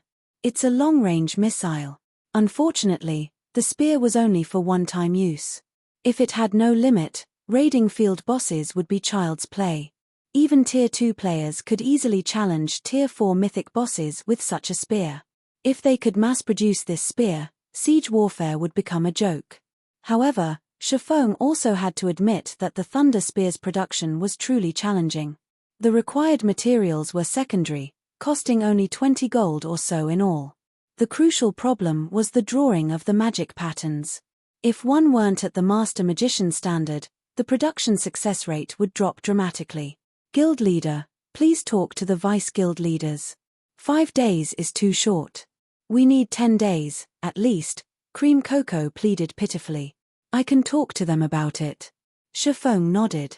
He felt that Aqua Rose and Gentle Snow were indeed being difficult. That's great. You're the best, guild leader. Cream Cocoa breathed out a sigh of relief. However, no sooner had Cream Cocoa finished speaking than Chiffon did a U-turn, saying, however, I hope you all can do your best to make 3000 Thunder Spears during this period. Guild leader. Cream Cocoa couldn't believe her ears. I'm not trying to trouble you. Slowly, Chiffon explained, this item is indeed very important, especially with Zero Wing lacking in high-end combatants. With this trump card, we can teach those hostile superpowers a lesson. The various superpowers currently didn't recognize Zero Wing as a superpower because of the guild's lack of high-end combatants. However, a sufficient number of Thunder Spears could compensate for the guild's inadequate combat power. Of course, I won't make you work in vain. Chiffon chuckled as he looked at Cream Cocoa's bitter face. He then brought out the unknown metals information and said, so long as you guys can complete this task, I'll let you research this metal. Cream Cocoa immediately criticized Chiffon's words in her mind, lumping her guild leader and vice guild leaders in the same group. He was completely ignoring her wishes and ruthlessly using her as a beast of labor. She couldn't engage at all in the crafting job she liked. However, after seeing the information displayed above the table, she fell into a daze. Besides Cream Cocoa, Melancholic Smile and the other master forgers present were also stupefied, a passionate flame igniting in their eyes as they stared at the projection above the table. It expels all mana. How is this possible? There's such a metal in God's domain. Cream Cocoa and the others muttered to themselves as if possessed. The exhaustion on their faces had also vanished completely as countless thoughts flooded their minds, as if the door to a new world had just opened to them. Chiffon wasn't surprised by this situation, either. For those devoted to the forging profession, a material like this only appeared in their dreams. After all, Mana was the foundation of all things in God's domain. If one could completely expel mana from an object, one would be unstoppable. Just the thought of producing a weapon using such a metal excited these master forgers greatly. Why does this look familiar? Cream Cocoa mumbled as she read the metal fragments information. Familiar? You've seen them before? Shifeng asked with concern. These metal fragments were so mysterious that even his omniscient eyes couldn't glean any information from them. Hence, he planned to give it to the forging department for research. I think I read about them in an ancient book. Cream Cocoa nodded after giving the matter some thought. This type of metal existed in ancient times. However, it wasn't something that appeared naturally in God's domain but was created by ancient gods. Moreover, based on the appearance of these metal fragments, they should originally be parts of a whole. You're right. These metal fragments indeed look like the fragments of a sword, Shifeng said, nodding. Yet, for some reason, they can't be fused like fragmented legendary items. Although they can't be fused, I have a way to put these fragments together, Cream Cocoa said. But I'm not certain if this kind of patchwork will allow the weapon to exert its former power and effects. You have a way. Shifeng was even more surprised to hear this. These fragments were extraordinary. If they could be repaired to a certain extent and the resulting weapon only had the effect of expelling mana, it would still be a great weapon. There shouldn't be any problems, Cream Cocoa said with greater confidence. Okay. I'll leave these metal fragments with you. Just ask Melancholic for the materials you need. Shifeng did not doubt Cream Cocoa's confidence. After all, her talent was no joke. Only the short time she had come into contact with God's domain limited her. You said it yourself, guild leader. You must open all materials in the guild's material warehouse to me, Cream Cocoa said, beaming at Shifeng. All lifestyle players desperately needed precious materials. However, let alone legendary materials, even inferior legendary materials were hard to come by. Not even super guilds would give lifestyle players of her caliber free use of such materials. Now that Shifeng gave her carte blanche to use such materials, she naturally couldn't let this opportunity get away. Sure. Shifeng nodded. After giving the matter some more thought, though, he added, however, you still need to use them conservatively. Collecting those materials wasn't easy. Please rest assured, guild leader. I promise you I won't use them all, Cream Cocoa promised with a smile, afraid that Shifeng would take back his approval. Cream Cocoa behaved like a child who had just gotten a new toy, and Shifeng didn't know whether he should cry or laugh as he looked at her.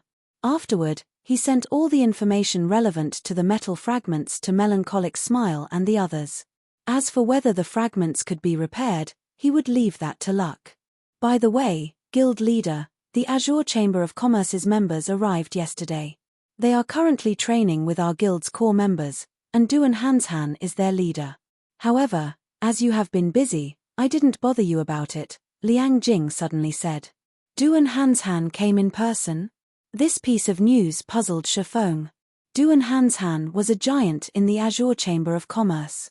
Typically, sending a management staff for a training meeting between guilds would be more than enough. It was inconceivable that a big shot like Duan Hanshan came in person. Do you want to meet them now? Liang Jing asked. Since Duan Hanshan came here in person, as the guild leader, I naturally have to meet him. Make the necessary arrangements, Shifeng said. I'll get it done now. Liang Jing promptly left the conference room. Meanwhile, as Shifeng discussed the ancient fragments with Cream Cocoa and the others, 2 men and 2 women walked toward Zero Wing Tower. And leading this group was an amiable, middle-aged man. After observing Zero Wing's internal members coming and going from the building for some time, Kurue, the cute girl in a red dress, turned to the peerless beauty beside her. Smiling, she said, Big sis, it looks like Zero Wing is only average. Not only are there barely any people here, but most of them haven't even reached the refinement realm yet.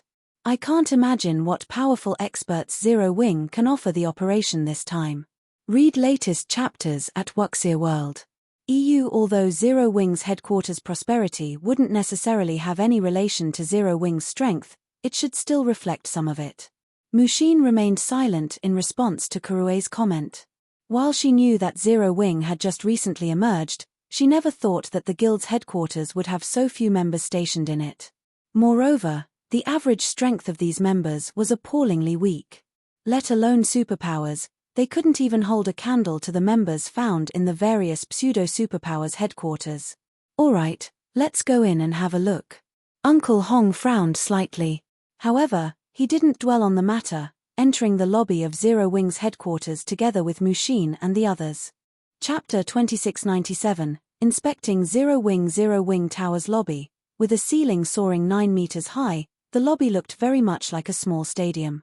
Aside from the reception for visitors, it also had a cafe and a lounge area, as well as a virtual combat platform for the guild's internal members to entertain themselves and visitors.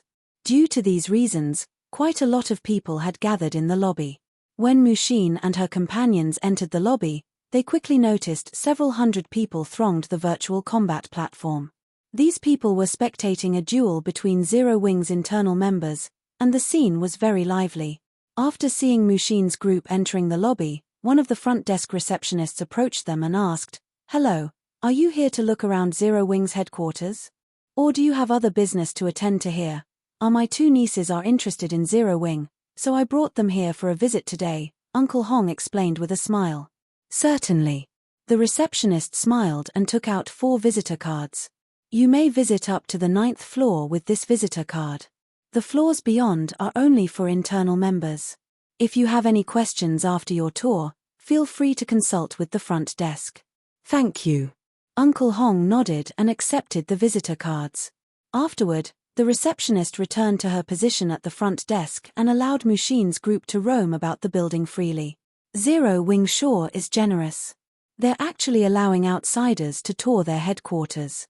"This will save us a lot of trouble," Karue commented in surprise as she received a visitor card from Uncle Hong.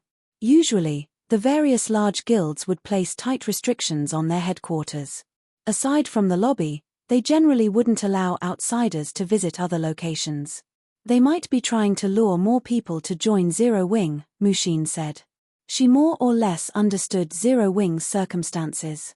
Although Zero Wing was prospering in God's domain, it remained an unknown entity in the real world. Despite having gone to great lengths to secure a guild headquarters, Zero Wing still lacked talents. Letting visitors tour its headquarters would undoubtedly give players unaware of Zero Wing's existence a better understanding of the guild. "There are quite a few people here, but it's a pity that there are hardly any experts. Even the 2 people dueling are only at the half-step refinement realm," Karue commented as she looked at the battle taking place at the virtual combat platform. She could tell the 2 duelists' combat standards at a glance. "I think we should be more cautious when partnering with such a guild. Our plan involves a lot of things. If outsiders see that we can't even find capable helpers, they'll start looking down on Frost Heaven." However, even after Karue finished speaking, Uncle Hong, Mushin, and Tian Cheng surprisingly remained silent as they stared at a group of young men and women standing among the crowd. How unexpected. Zero Wing really cannot be underestimated. They've actually kept such talents hidden, Uncle Hong praised as he looked at the several youths. Talents? Karue stared at those ordinary-looking youths in confusion. "Young miss, you shouldn't underestimate those people. Although their auras aren't apparent, they are bona fide experts. That blue-haired guy, in particular, has completely restrained his aura. If I hadn't scrutinized him, I'm afraid I wouldn't even be aware of his existence," Tian Cheng, the seemingly vulnerable and honest youth standing beside Karue, explained quietly. "Honestly, I'm not confident I can win against him." "How is that possible?" Tian Cheng's words stunned Karue. She suspected that the latter was joking with her. Tian Cheng was one of the peerless geniuses Frost Heaven cultivated. Not only had he reached the domain realm at a young age, but he also had a naturally gifted brain. His processing speed was much faster than ordinary people's. Even the older generation domain realm experts wouldn't necessarily be his match. How could Zero Wing possibly cultivate an expert rivaling Tian Cheng? "They shouldn't be Zero Wing members," Mushin suddenly said. "They're not." Uncle Hong was slightly surprised. 4 such youthful experts to appear in Zero Wing's headquarters, how could they not be Zero Wing members? I've seen their information before. Although they look somewhat different in God's domain, their appearances are roughly the same. That blue-haired youth should be Solitary Frost, the strongest of Azure's younger generation. I heard even Violet Sword values him greatly, Mushin explained. Unlike Uncle Hong, who managed the guild from behind the scenes, Mushin was responsible for the guild's intelligence network. Hence, she had a much better understanding of God's domain's various powers than Uncle Hong, especially when it came to the various superpowers' younger generation. She placed great importance on collecting such information. Why would Azure's peerless genius run all the way here? Kurue grew even more puzzled at this revelation. The various superpowers treasured their peerless geniuses.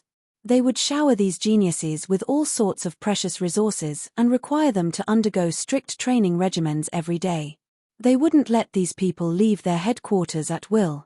Tian Cheng was a similar case.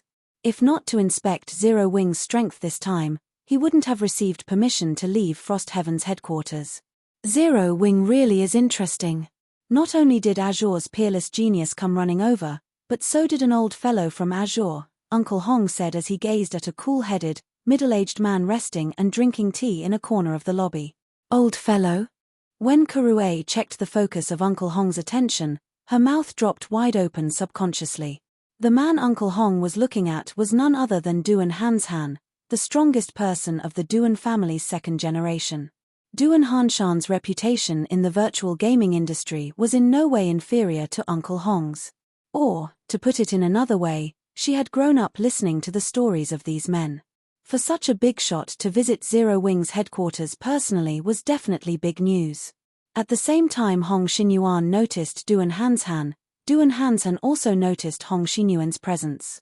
The two of them then smiled at each other. Come. Let's head over, Hong Xinyuan said, smiling. After saying so, Hong Xinyuan made his way to Duan Hansan. As for Mushin and the others, they obediently followed him while bating their breaths. Old Hong, what brings you here? Duan Hansan greeted Hong Xinyuan with a smile. My two nieces are interested in Zero Wing, so I came to look around, Hong Xinyuan replied perfunctorily. However, I'm curious as to why the Western Continent's ice demon is here. There still shouldn't be much interaction between the Eastern and Western continents. The Azure Chamber of Commerce mainly operated on the Western Continent, and the businesses it had on the Eastern Continent were very few. No matter how he thought about it, there shouldn't be much contact between Azure and Zero Wing. Narrowing his eyes, Duan Hansan refused to believe a single word from Hong Xinyuan's mouth. He then stroked his beard and said flatly, "It's nothing. I just brought some of Azure's newcomers for a training meeting with Zero Wing." You guys are here for training? Hong Xinyuan reflexively arched a brow at Duan Hansan, doubt coloring his face. Let alone Hong Xinyuan, even Kurue thought Duan Hansan was messing with them. Although she was a newcomer who had just entered the virtual gaming industry recently, she knew that the Azure Chamber of Commerce possessed an extraordinary foundation. It stood high above ordinary superpowers. In comparison, Zero Wing was a new guild that had just emerged along with God's domain. Who would believe that Azure would send its top talents to receive training from Zero Wing? What? Don't believe me? Duan Hansan chuckled. If we were in a super guild's headquarters, I would definitely believe you, but Zero Wing? Hong Xinyuan chuckled and shook his head. Some guild operations indeed had to be kept confidential and could not be disclosed to outsiders. However, in Hong Xinyuan's opinion, Duan Hanshan's excuse was simply too poor. Saying that Azure's top talents had come to teach Zero Wing's newcomers would be more believable. I knew you wouldn't believe me. Duan Hanshan's smile grew even brighter when he heard Hong Xinyuan's reply. He then pointed at the nearby virtual combat platform and said, "We're going to have a coaching battle with Zero Wing in a moment. Since you don't believe me, how about we make a bet?" Bet? How are we betting? Hong Xinyuan asked out of curiosity. Didn't you bring a newcomer too? Duan Hansan glanced at Tian Cheng. Calmly, he said, I can see he's quite good. How about you have him replace one of my newcomers?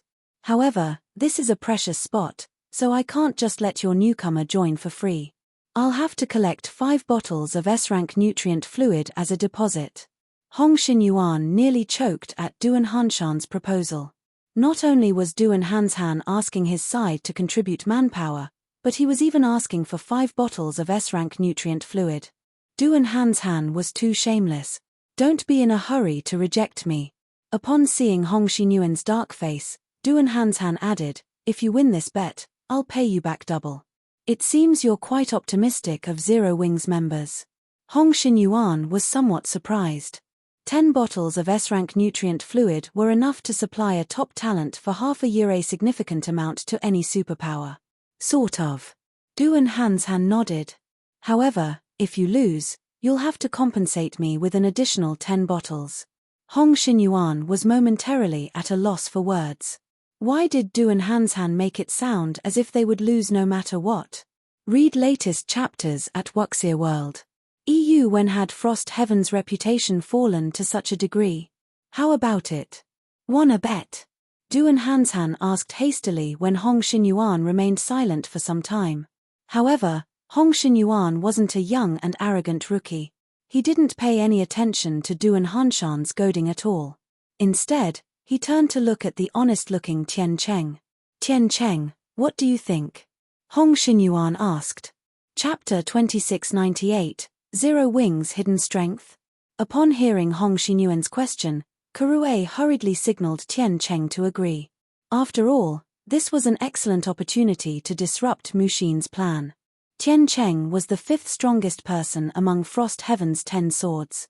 Out of everyone in Zero Wing, only Black Flame could possibly contend against him. However, Tian Cheng surprisingly did not answer right away.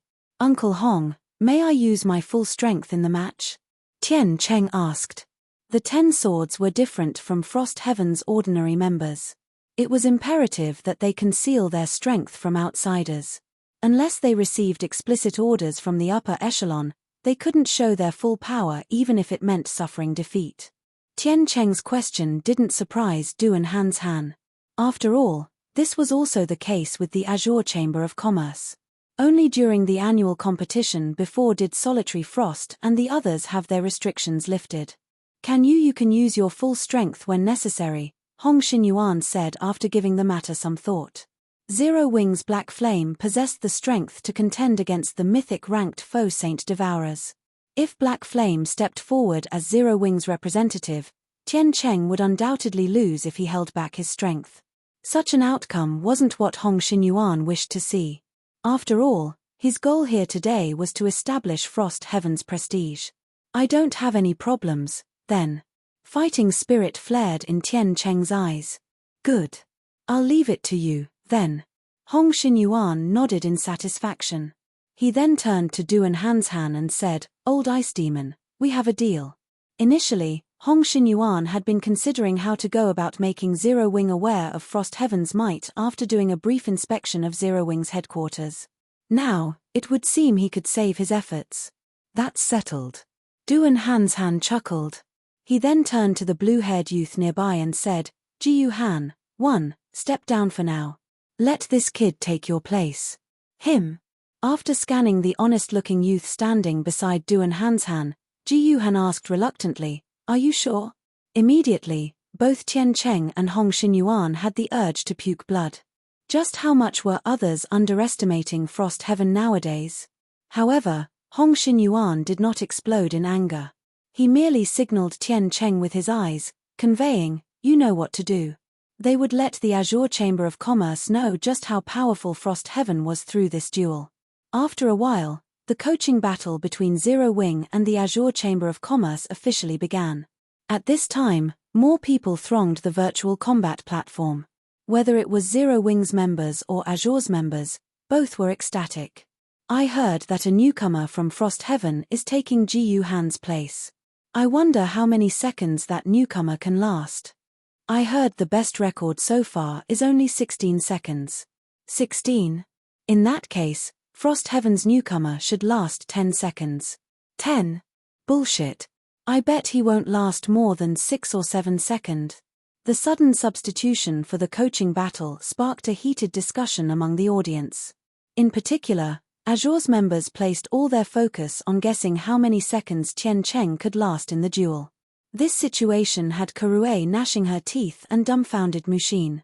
Is it because Frost Heaven hasn't made any major movements recently?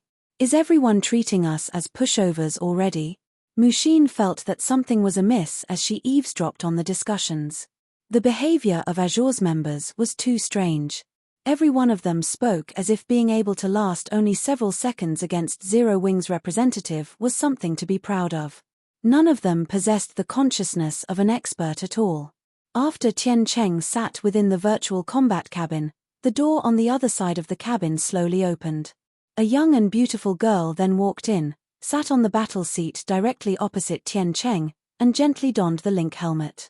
However, contrary to Tian Cheng's expectations, his opponent did not exude an expert's temperament and sharpness at all, the girl next door type. Are you kidding me? Anger immediately stirred in Tian Cheng's heart when he saw this girl. Initially, he thought that Zero Wing would send a great expert to fight him. He had even sought permission from Hong Xinyuan to use his full strength. However, not only did Zero Wing not send Black Flame to face him, but even the guild's 2 vice-guild leaders did not show up. Instead, it fielded a little girl. Zero Wing was thoroughly underestimating Frost Heaven. Old Ice Demon, this is the guild you have high hopes for? Hong Xinyuan chuckled involuntarily as he inspected Violet Cloud. After seeing Duan Hanshan's confidence, Hong Xinyuan had very nearly believed that there was more to Zero Wing than met the eye. However, given the current circumstances, it would seem he had been worried for nothing. Although Violet Cloud was indeed talented for reaching the Void Realm at such a young age, she was still way behind when compared to Tian Cheng. In fact, Tian Cheng should end the fight within seconds. Of course. Upon seeing the smile on Hong Xinyuan's face, Duan Hanshan similarly smiled and suggested, "Why don't we add to the wager, then?" "What? Are you regretting your decision?" Hong Xinyuan smiled. "No. In addition to the previous wager, how about we bet 100,000 magic crystals?" Duan Hanshan suggested happily. "What if I don't accept?" Hong Xinyuan asked. In Hong Xinyuan's opinion, Duan Hanshan was simply trying to scare him into cancelling their bet. With the major update God's Domain was undergoing, the prices of magic crystals and various materials were bound to increase. Hence, the various superpowers were currently doing their best to collect as much of these resources as possible. No one was willing to sell. Moreover, 100,000 magic crystals was a considerable sum, one even Hong Xinyuan wouldn't wager casually. "It doesn't matter if you refuse.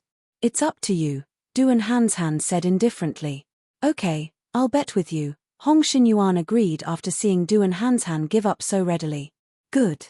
I knew you were a good person," Duan Hanshan chortled. "A good person?" Hong Xinyuan found Duan Hanshan's words strange. Meanwhile, during their conversation, the holographic screen outside the combat cabin also displayed the battlefield Violet Cloud and Tian Cheng stood on. The battlefield was a barren wilderness, with the two players 100 yards apart from each other. Both of them retained their attributes, levels, and equipment from when they logged out of God's Domain. At this time, Tian Cheng sported 6 pieces of epic equipment.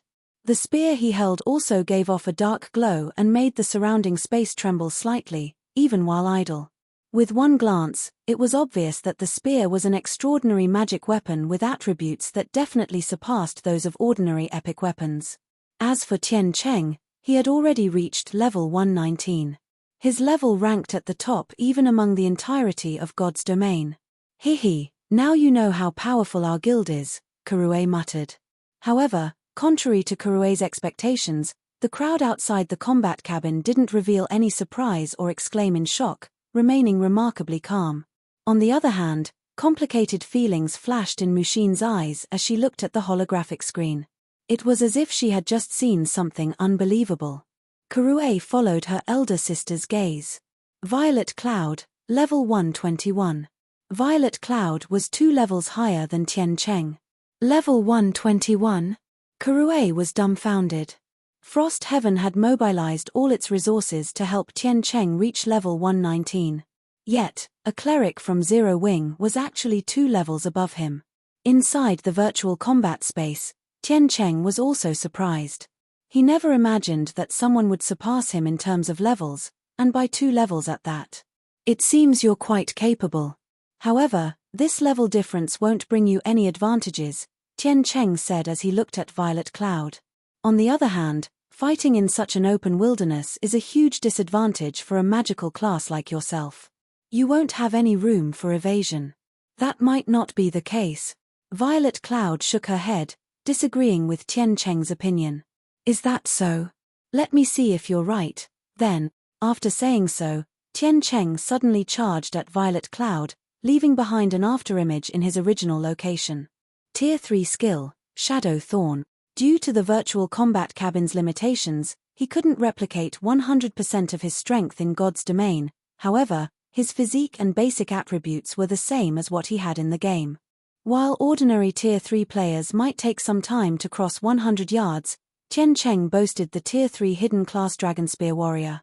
In the blink of an eye, he appeared before Violet Cloud and thrust his spear at her. A flurry of spear images rained down on the cleric, every one of them distorting space. This attack was Tian Cheng's best technique, something even domain realm experts found challenging to receive. A combination of magic and martial arts. Duan Hanshan immediately understood the underlying principles of Tian Cheng's technique, and he had to admit that the youth was indeed very talented. While Tian Cheng's technique might look like a series of simple thrusts, these attacks actually formed a magic array that allowed them to integrate into one. Tian Cheng's mana manipulation ability was simply inhuman. The power of his attack was definitely on par with mythic monsters of the same level. If this attack struck a magical class player, the result would undoubtedly be instant death. Just as Kurue felt proud of Tian Cheng's performance, a sigh entered her ears. That guy sure is brave. He actually entered melee range. He's dead for sure. Kurue quickly dismissed these words. After all, if not a melee, how should a melee player fight a magical class player? At range? Even a greenhorn wouldn't speak such nonsense. Defying Kurue and the others' expectations of a quick retreat and a counterattack once Tian Cheng's assault ended, Violet Cloud held her position. Moreover, she even took the initiative to meet Tian Cheng's attack. Just when the rain of spears was about to land, Violet Cloud swung her staff horizontally and raised her free hand to receive the fierce assault. Not only did this scene stun the spectators outside the combat cabin, but even Tian Cheng himself was puzzled. A magical class player trying to receive a melee player's attack without spells was simply suicide. However, when Violet Cloud's hand was about to come into contact with the spear images, a twofold magic array suddenly appeared on her palm. Tier 3 defensive spell, Amethyst Barrier. After summoning the Amethyst Barrier, Violet Cloud waved her hand once more, pushing out the crystalline barrier. The next moment, not only did the spear images scatter upon clashing with the Amethyst Barrier, but the barrier even continued pressing forward toward Tian Cheng, forcing the latter to dodge it. Tier 3 defensive spells can be used like that. Kurue was stunned when she saw Violet Cloud nullify Tian Cheng's attack. Defensive spells in God's domain were generally stationary, they couldn't be moved once cast. The main reason for this was the inhuman level of mana control required to execute such a complex feat. This was something beyond even domain realm experts, yet Violet Cloud had done it. Meanwhile, just as Tian Cheng dodged the Amethyst Barrier and was about to launch another attack on the cleric, he suddenly froze in shock. Over 300 magic blades had appeared around Violet Cloud, dancing around her like sprites. Every one of them carried enough power to decimate heaven and earth. Without giving Tian Cheng a chance to catch his breath, these magical sprites immediately shot at him. Double speed casting? Tian Cheng hurriedly executed a defensive combat technique while simultaneously activating a Tier 3 defensive skill. The next moment, a pitch-black phantom emerged from Tian Cheng's body and spread toward the oncoming magic blades. Boom! Boom! Boom! A series of explosions occurred in midair, the sound reverberating throughout the battlefield. The spatial fluctuations occurring were even visible on the virtual combat platform's holographic screen. Tian Cheng's defense could be said to be perfect. He had already reached consummate mastery over his domain. Every one of his actions had been simplified to the extreme, and they created an iron wall before him. 3 seconds later, a person's silhouette flew out of the dust veiling the battlefield and smashed into the ground. Read latest chapters at Wuxia World. EU. How is this possible? Kurue was stupefied when she identified this silhouette. After all, this person was none other than Tian Cheng. Chapter 2699, A Foregone Conclusion. I actually lost? Tian Cheng wore a dazed expression when he woke up back inside the combat cabin. For a time, his thoughts lingered on the final moment of the fight. What exactly happened to Tian Cheng? How did he get defeated so suddenly? Questions flooded Kurue's mind as she stared at the holographic screen. Tian Cheng was clearly holding his own against the magic blades a second ago. Yet, in the next second, he got devoured by them. This situation was like a nightmare. Tian Cheng had combined a bronze defensive combat technique with a Tier 3 defensive skill. Even Tier 4 mythic monsters couldn't have harmed him. How could a Tier 3 cleric like Violet Cloud possibly land an attack on him? However, unlike Kurue, none of the spectators around the Frost Heaven contingent were surprised by this situation. Azure's members, in particular, even felt that this was a reasonable outcome. She seized his mana. Mushin gasped deeply as she looked at Violet Cloud's figure displayed on the screen. Her control over mana is already at the Tier 4 standard. She has full control over the mana within her sphere of control, and players below Tier 3 cannot use mana to fight her. In God's domain, players would start learning how to manipulate mana after reaching Tier 2. And to advance to Tier 3, they had to construct a mana body, which allowed them to manipulate the ambient mana to power and enhance their skills and spells. However, if players couldn't utilize the ambient mana, then their skills and spells would be drastically weakened. In contrast, once a player's control over mana reached the Tier 4 standard, they could control all the mana within a 50-yard radius or more. And within this range, the skills and spells they used would far surpass that of ordinary Tier 3 players. With the combination of these two effects, even though Tian Cheng had vastly superior combat standards, he was still no match for Violet Cloud in terms of overall combat power. Realization dawned upon Kurue when she heard Mushin's explanation, and complicated emotions filled her heart as she looked at Violet Cloud. She's not much older than me, right? Kurue mumbled to herself. Could she be the incarnation of a Tier 4 NPC? Not only did Violet Cloud reach the Void Realm standard at such a young age, but her control over mana had also reached the Tier 4 standard. This was a feat that veteran domain realm experts had yet to accomplish. Hong Xinyuan, sitting beside Kurue, reacted surprisingly calmly to the duel's outcome. In fact, a hint of appreciation even appeared in his eyes as he looked at Violet Cloud. Old Hong, you didn't lose unjustly, right? Duan Hanshan asked as he stroked his beard. It seems you figured me out long ago. Hong Xinyuan didn't get angry over losing 15 bottles of S-rank nutrient fluid and 100,000 magic crystals. On the contrary, a smile even appeared on his face. Of course. Any well-informed superpower could find out about that matter. Duan Hanshan nodded. You didn't lose for nothing this time. You should know that Elder Sinful Flame lost to this young lady in our internal competition. You should be laughing at your harvest. However, what Duan Hanshan didn't know was that the current Violet Cloud was much stronger than when she fought against Sinful Flame. This time, she didn't rely on her staff to raise her concentration to the Tier 4 standard. Instead, she had reached Tier 4 by relying on herself.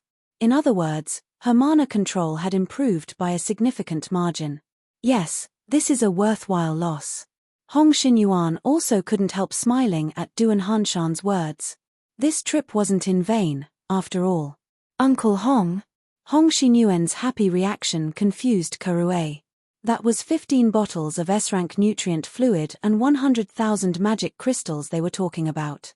This was a significant sum, even for Frost Heaven. That's right. This is a worthwhile loss. Mushin also smiled. Frost Heaven's operation this time was of utmost importance.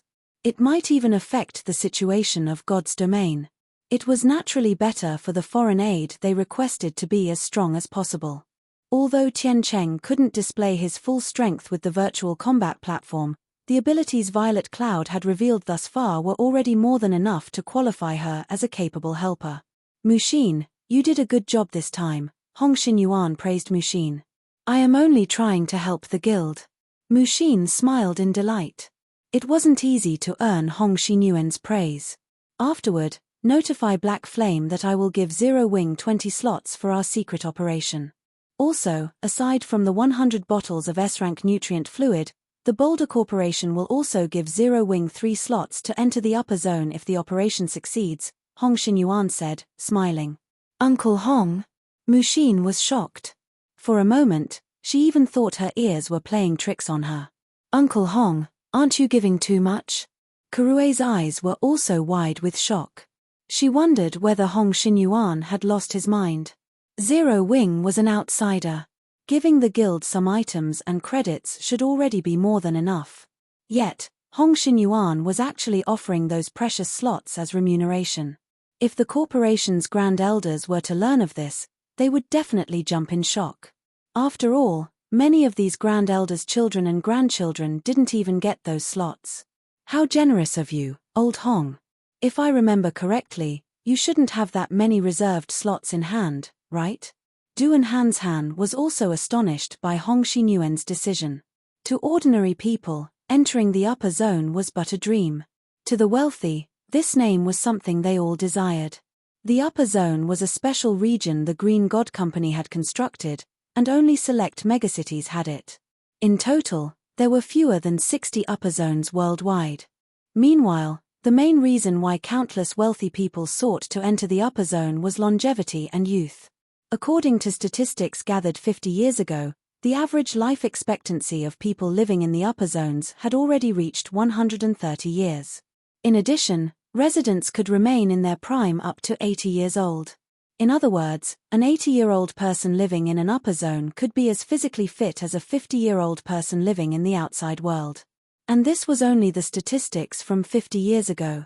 The upper zones offered many other benefits. However, only residents would know what these benefits were.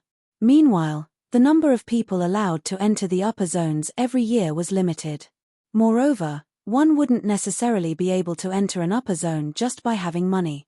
One also needed to meet certain conditions. Of course, the Green God Company would also reserve a number of slots for the international corporations that were its partners. However, this number was so incredibly small that these corporations couldn't bear giving any of their slots to outsiders. Only those who had made great contributions could receive a slot. For Hong Xinyuan to offer 3 slots to Zero Wing was an unreasonably generous move. I can still afford to give away 3 slots, Hong Xinyuan said, clicking his tongue. However, while he pretended not to care very much, the distress in his eyes couldn't escape any of the experts present. It seems you have it tough, as well, Duan Hanshan said as he gave Hong Xinyuan a complicated look. Of those present, only he knew of some of the reasons behind Hong Xinyuan's decision. However, Duan Hanshan's words bewildered Mushin and Karue. All right, our goal has been achieved. We should go now. Hong Xinyuan chuckled without giving an explanation. He then turned around and walked out of the lobby, showing no intention of staying even a moment longer. After Hong Xinyuan's group left, Ji Yu Han, who was standing some distance away, approached Duan Hanshan. Elder Duan, why did Frost Heaven pay Zero Wing a visit this time? Ji Yu Han asked out of curiosity. It's nothing important.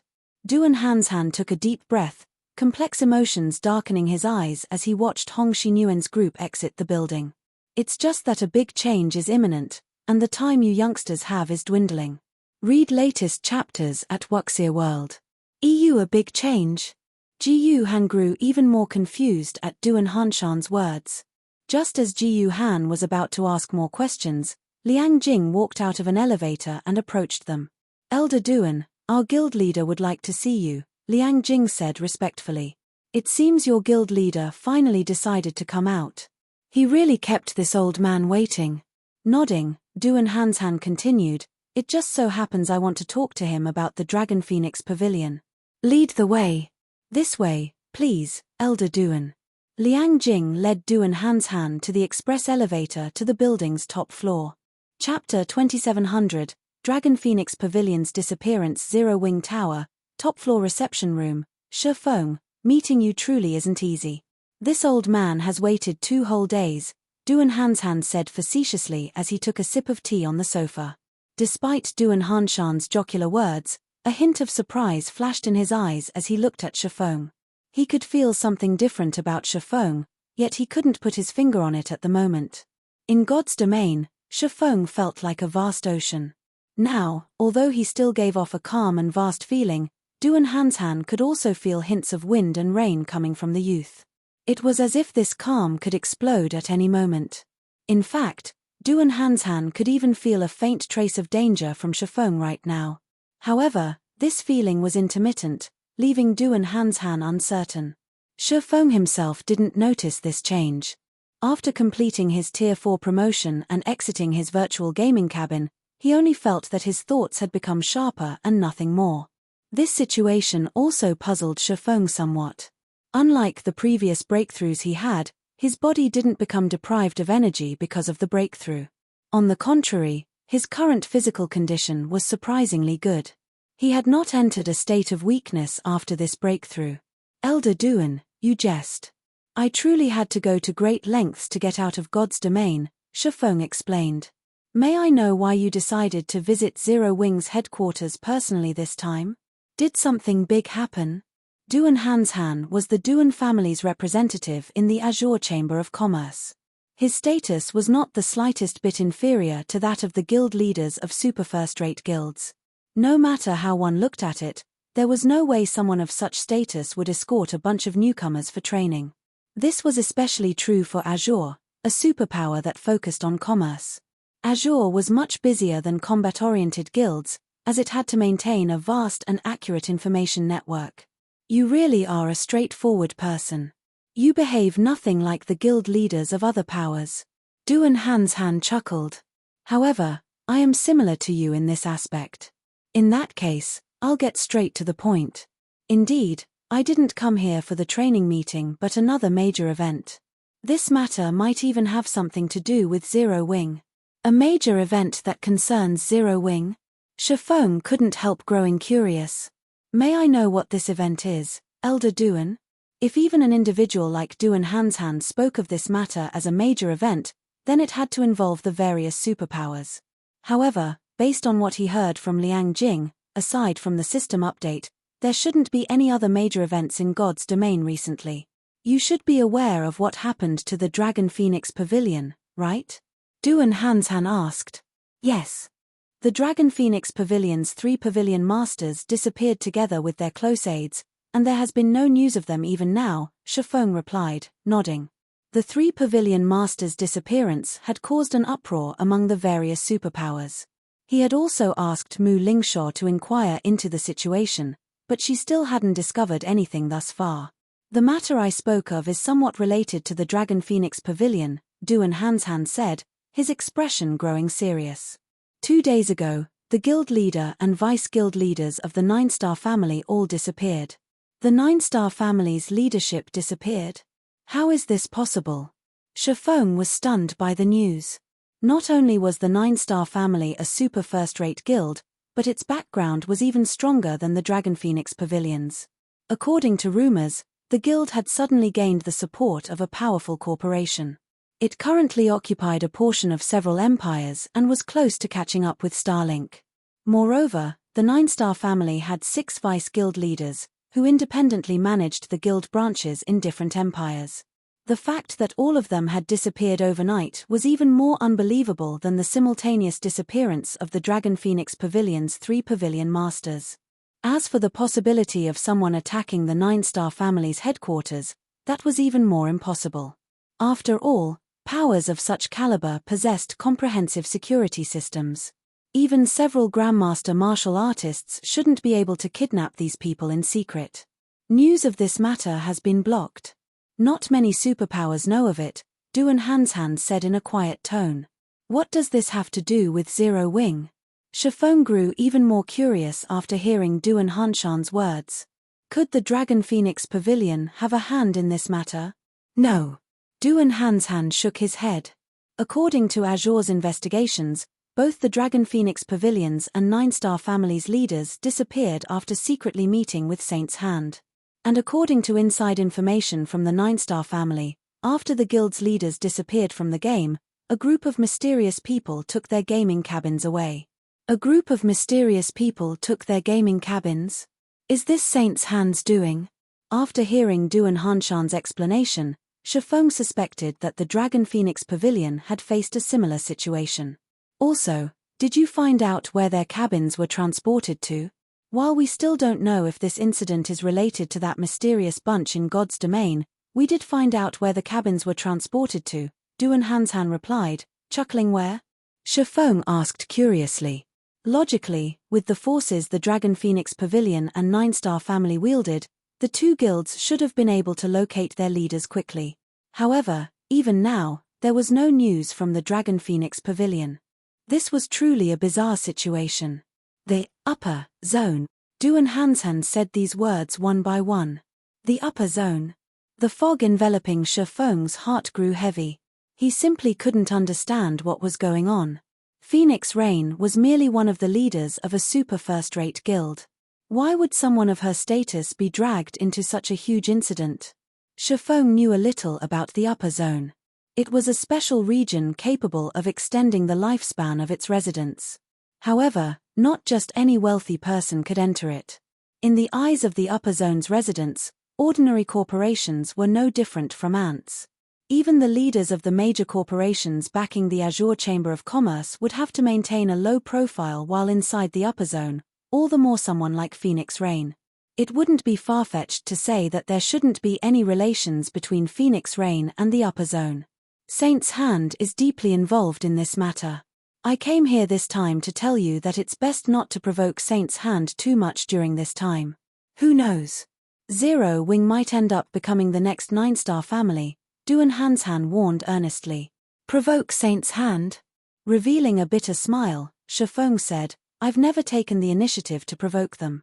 To occupy the Orc Empire, Saint's Hand had already set its sights on Silverwing town. It wasn't that he wanted to provoke Saint's Hand. Rather, the other party had already resolved to take his life. However, you don't have to worry too much about this, either, Duan Hanshan said, chuckling. Don't need to worry? Shifeng asked, puzzled. Although he had adequate strength now, he was certain the security of Zero Wing's headquarters was far from comparable to that of the Nine-Star families and Dragon Phoenix Pavilion's headquarters. Frost Heaven's Hong Xinyuan has promised that so long as Zero Wing helps Frost Heaven complete the task you two agreed on, he will give Zero Wing 3 reserved slots to enter the upper zone, Duan Hanshan said, smiling. This is the opportunity of a lifetime. Any superpower would laugh to death if they received such a wonderful opportunity. You should know how extraordinary the upper zones are. Those places are possibly the safest locations in the world. Although both the Nine-Star family and Dragon Phoenix Pavilion were super first-rate guilds, the corporations backing them lacked the power to secure slots to enter the upper zone for the guild's leadership. Otherwise, the two guilds wouldn't have faced such a predicament. This piece of news rendered Shifeng speechless. Just what is Frost Heaven trying to do for it to be so generous? These were reserved slots for the upper zone they were talking about. All else aside, just the upper zone's security aspect was already more than enough to make the various superpowers guild leaders go crazy. During his previous life, even when the guild leaders of first-rate guilds offered billions of credits, they still couldn't secure a slot in the upper zone. Only the guild leaders of super first-rate guilds could barely manage to do so. Yet, now, Frost Heaven was actually offering 3 slots to Zero Wing. At this moment, Shifeng wouldn't be surprised if Frost Heaven wanted Zero Wing to mount a full-on assault on the 5 great super guilds. You're quite lucky, honestly. If it were any other time, Frost Heaven most likely wouldn't offer such a price for Zero Wing's help, Duan Hanshan said, sighing. As for what exactly Frost Heaven wants Zero Wing to do, I can't reveal it to you now. Someone from Frost Heaven will notify you when the time comes. In any case, it isn't a simple task. Zero Wing has to be careful. Otherwise, it wouldn't be surprising if Zero Wing were to perish. Thank you for your reminder, Elder Duan. Shifeng sincerely thanked Duan Hanshan. Duan Hanshan's willingness to reveal the Dragon Phoenix Pavilions and Saint's Hands matters to him already demonstrated Azure's sincerity in its partnership with Zero Wing. Shifeng naturally had to show his appreciation. Azure hasn't done anything noteworthy. How you'll proceed in the future is still up to you to decide, Duan Hansan said, chuckling. Seeing as Shifeng was willing to accept the Azure Chamber of Commerce's kindness, his task here was done. All right, I should go now. After saying so, Duan Hansan left the reception room. He didn't even let Shifeng send him off as he silently disappeared from Zero Wing's headquarters. Guild leader, what should we do now? Liang Jing asked worriedly after Duan Hansan left. Read latest chapters at Wuxia World. EU Saints' hand posed too much of a threat. If they didn't act carefully, they might very well end up like the Dragon Phoenix Pavilion and Nine-Star family. We can only take things as they come, Shifeng said. However, we'll have to reorganize our plans. Once God's Domain system update ends, have all of Zero Wing's main force members gather at Silverwing City. It's about time Zero Wing underwent some changes. God's Domain's major updates were extraordinary, each triggering a complete shift in the game's structure. Since the first major update came a little sooner than expected, he would have to start overhauling Zero Wing's expansion plans. Otherwise, the guild wouldn't even have scraps to fight over, let alone contending against Saint's Hand and the various superpowers. I understand. I'll get it done as soon as I go online, Liang Jing said, nodding. Time passed quickly. Before anyone knew it, God's Domain's major update had been completed, and everyone started logging back into the game at 7 o'clock in the morning. Lying in his virtual gaming cabin, Shifeng took a deep breath when he saw the login button appear on the screen before him. Login. Chapter 2701, Era of Hegemony begins. Silverwing City, Zero Wing's residence. Along with a flash of brilliance in the underground secret room, Shifeng's figure gradually appeared. Unlike the previous times he had logged into God's Domain, Shifeng now felt a little dizzy, the dizziness lasting for several seconds. And when he recovered, he found that everything in front of him seemed completely different. If the previous God's Domain looked like an extremely high-definition image in Shifeng's eyes, then the current God's Domain looked like the real thing. In other words, the sense of reality he got from the game was on a completely different level. This kind of realism is so nostalgic. A smile appeared on Shifeng's face when he perceived his current situation. Most players wouldn't notice any significant changes in the game's realism after the major update. However, for Shifeng, who had fought in God's Domain for 10 years in his previous life, the changes were distinct. Previously, he constantly felt as if there was a barrier between his body and brain. He couldn't control his virtual body as easily as he did his real body no matter what. However, this barrier was now gone. It was like the difference between 99% and 100%. This kind of change might not mean anything to ordinary players, but the difference was massive for expert players. Take humans and gorillas, for example. Despite there being only a 1% genetic difference, the two were worlds apart. Combat in God's Domain was different from combat in the real world. Due to physical limitations, there were many techniques the human body could not exhibit in the real world. Take a child trying to lift a 1-ton sword, for example. With how tiny the child's physique was, such a feat would be impossible. However, what if the child's physique allowed him to swing the sword easily? One could easily imagine how terrifying the child's destructive power would be. After adjusting to the changes, Shifeng left the secret room, heading to his office to sort out the information on the major update. When Shifeng walked out of the secret room, the Tier 3 NPC guard stationed at its entrance panicked. Like a frightened rabbit, the guard hurriedly straightened his back and put on a respectful look. Good morning, my lord. The Tier 3 NPC respectfully saluted Shifeng. Good morning. Shifeng nodded and smiled at the NPC named Flet. It's finally here. I wonder how chaotic God's Domain's major forces will become. In reality, the biggest change brought about by God's Domain's first major update wasn't in the realism but the NPCs and monsters. Both NPCs and monsters gained their own thoughts after the major update. Yes, thoughts. Not intelligence. The so-called AI that powered the NPCs and monsters before was merely a well-designed program that could react to players' words and actions to a reasonable extent. Most of the NPCs and monsters in the game couldn't actually think for themselves. Generally, only NPCs at Tier 5 and above had such an ability. But now, no matter how weak the monster or NPC was, they would all have their own thoughts. This would bring about a great change to God's domain. After all, from a certain perspective, NPCs and monsters were no longer different from real humans. With this change, fights with monsters and NPCs would feel no different from PvP fights. No. To be precise, fights against monsters and NPCs would become even more troublesome than PvP fights. Unlike players, monsters and NPCs were accustomed to fighting in God's domain. Some monsters and individual NPCs had started fighting at birth and accumulated 10, 20, 30 years or more of experience. Their combat experience far exceeded that of ordinary players that had been in God's domain for only 1 or 2 years. However, this still wasn't the greatest impact on God's domain's players. What would really affect players were the changes in the behavior of NPCs and monsters. From now on, NPCs would not only actively hunt monsters but also compete with players for various quests and resources at the Adventurers Association. They would even contest for the precious resources and opportunities needed for class promotions. When the first major update hit God's domain in the past, this change had given the various powers a huge headache. After all, not only had they lost their monopoly on resources, but NPCs and monsters had even stolen a significant portion of these resources. Of course, this change came with its benefits, as well. For example, players unaffiliated with any powers could choose to join NPC teams to do quests. This option instantly increased the survivability of independent players. It also allowed independent players to get their hands on resources and equipment that were previously unattainable. Meanwhile, after Shafong left the underground hall, the NPC named Fret breathed out a deep sigh of relief. The Lord seems strange today.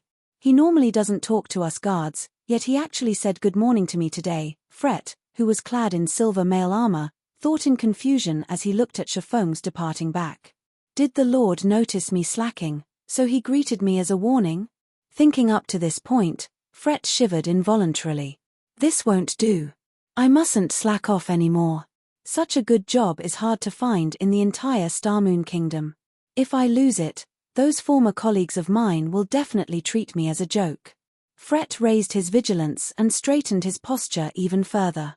Meanwhile, when the other NPC guards in the underground hall saw Shafong, they also started secretly discussing Shafong's peculiar behavior today.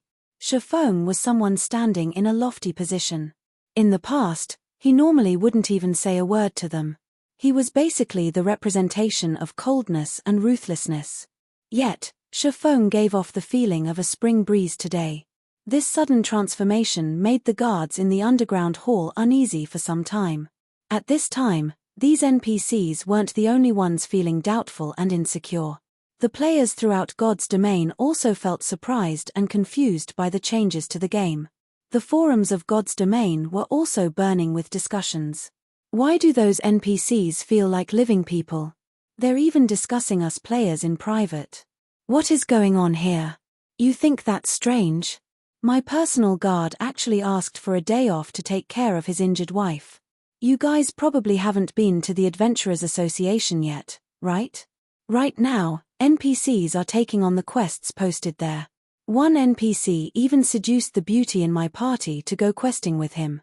For a while, the players of God's domain were bewildered by these changes to the NPCs. Some found the changes novel, while others found them flabbergasting.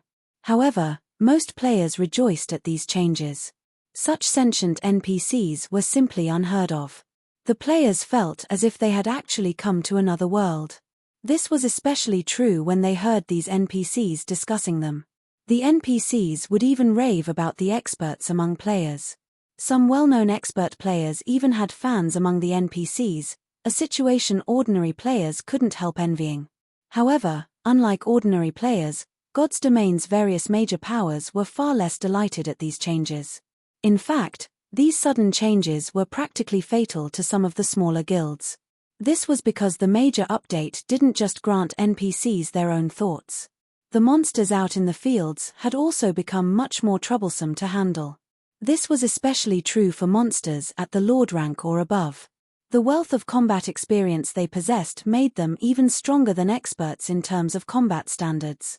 A Lord-ranked monster could easily pummel a Tier 2 expert of the same level. Some great lords could even contend against Tier 3 experts. However, this still wasn't the worst part.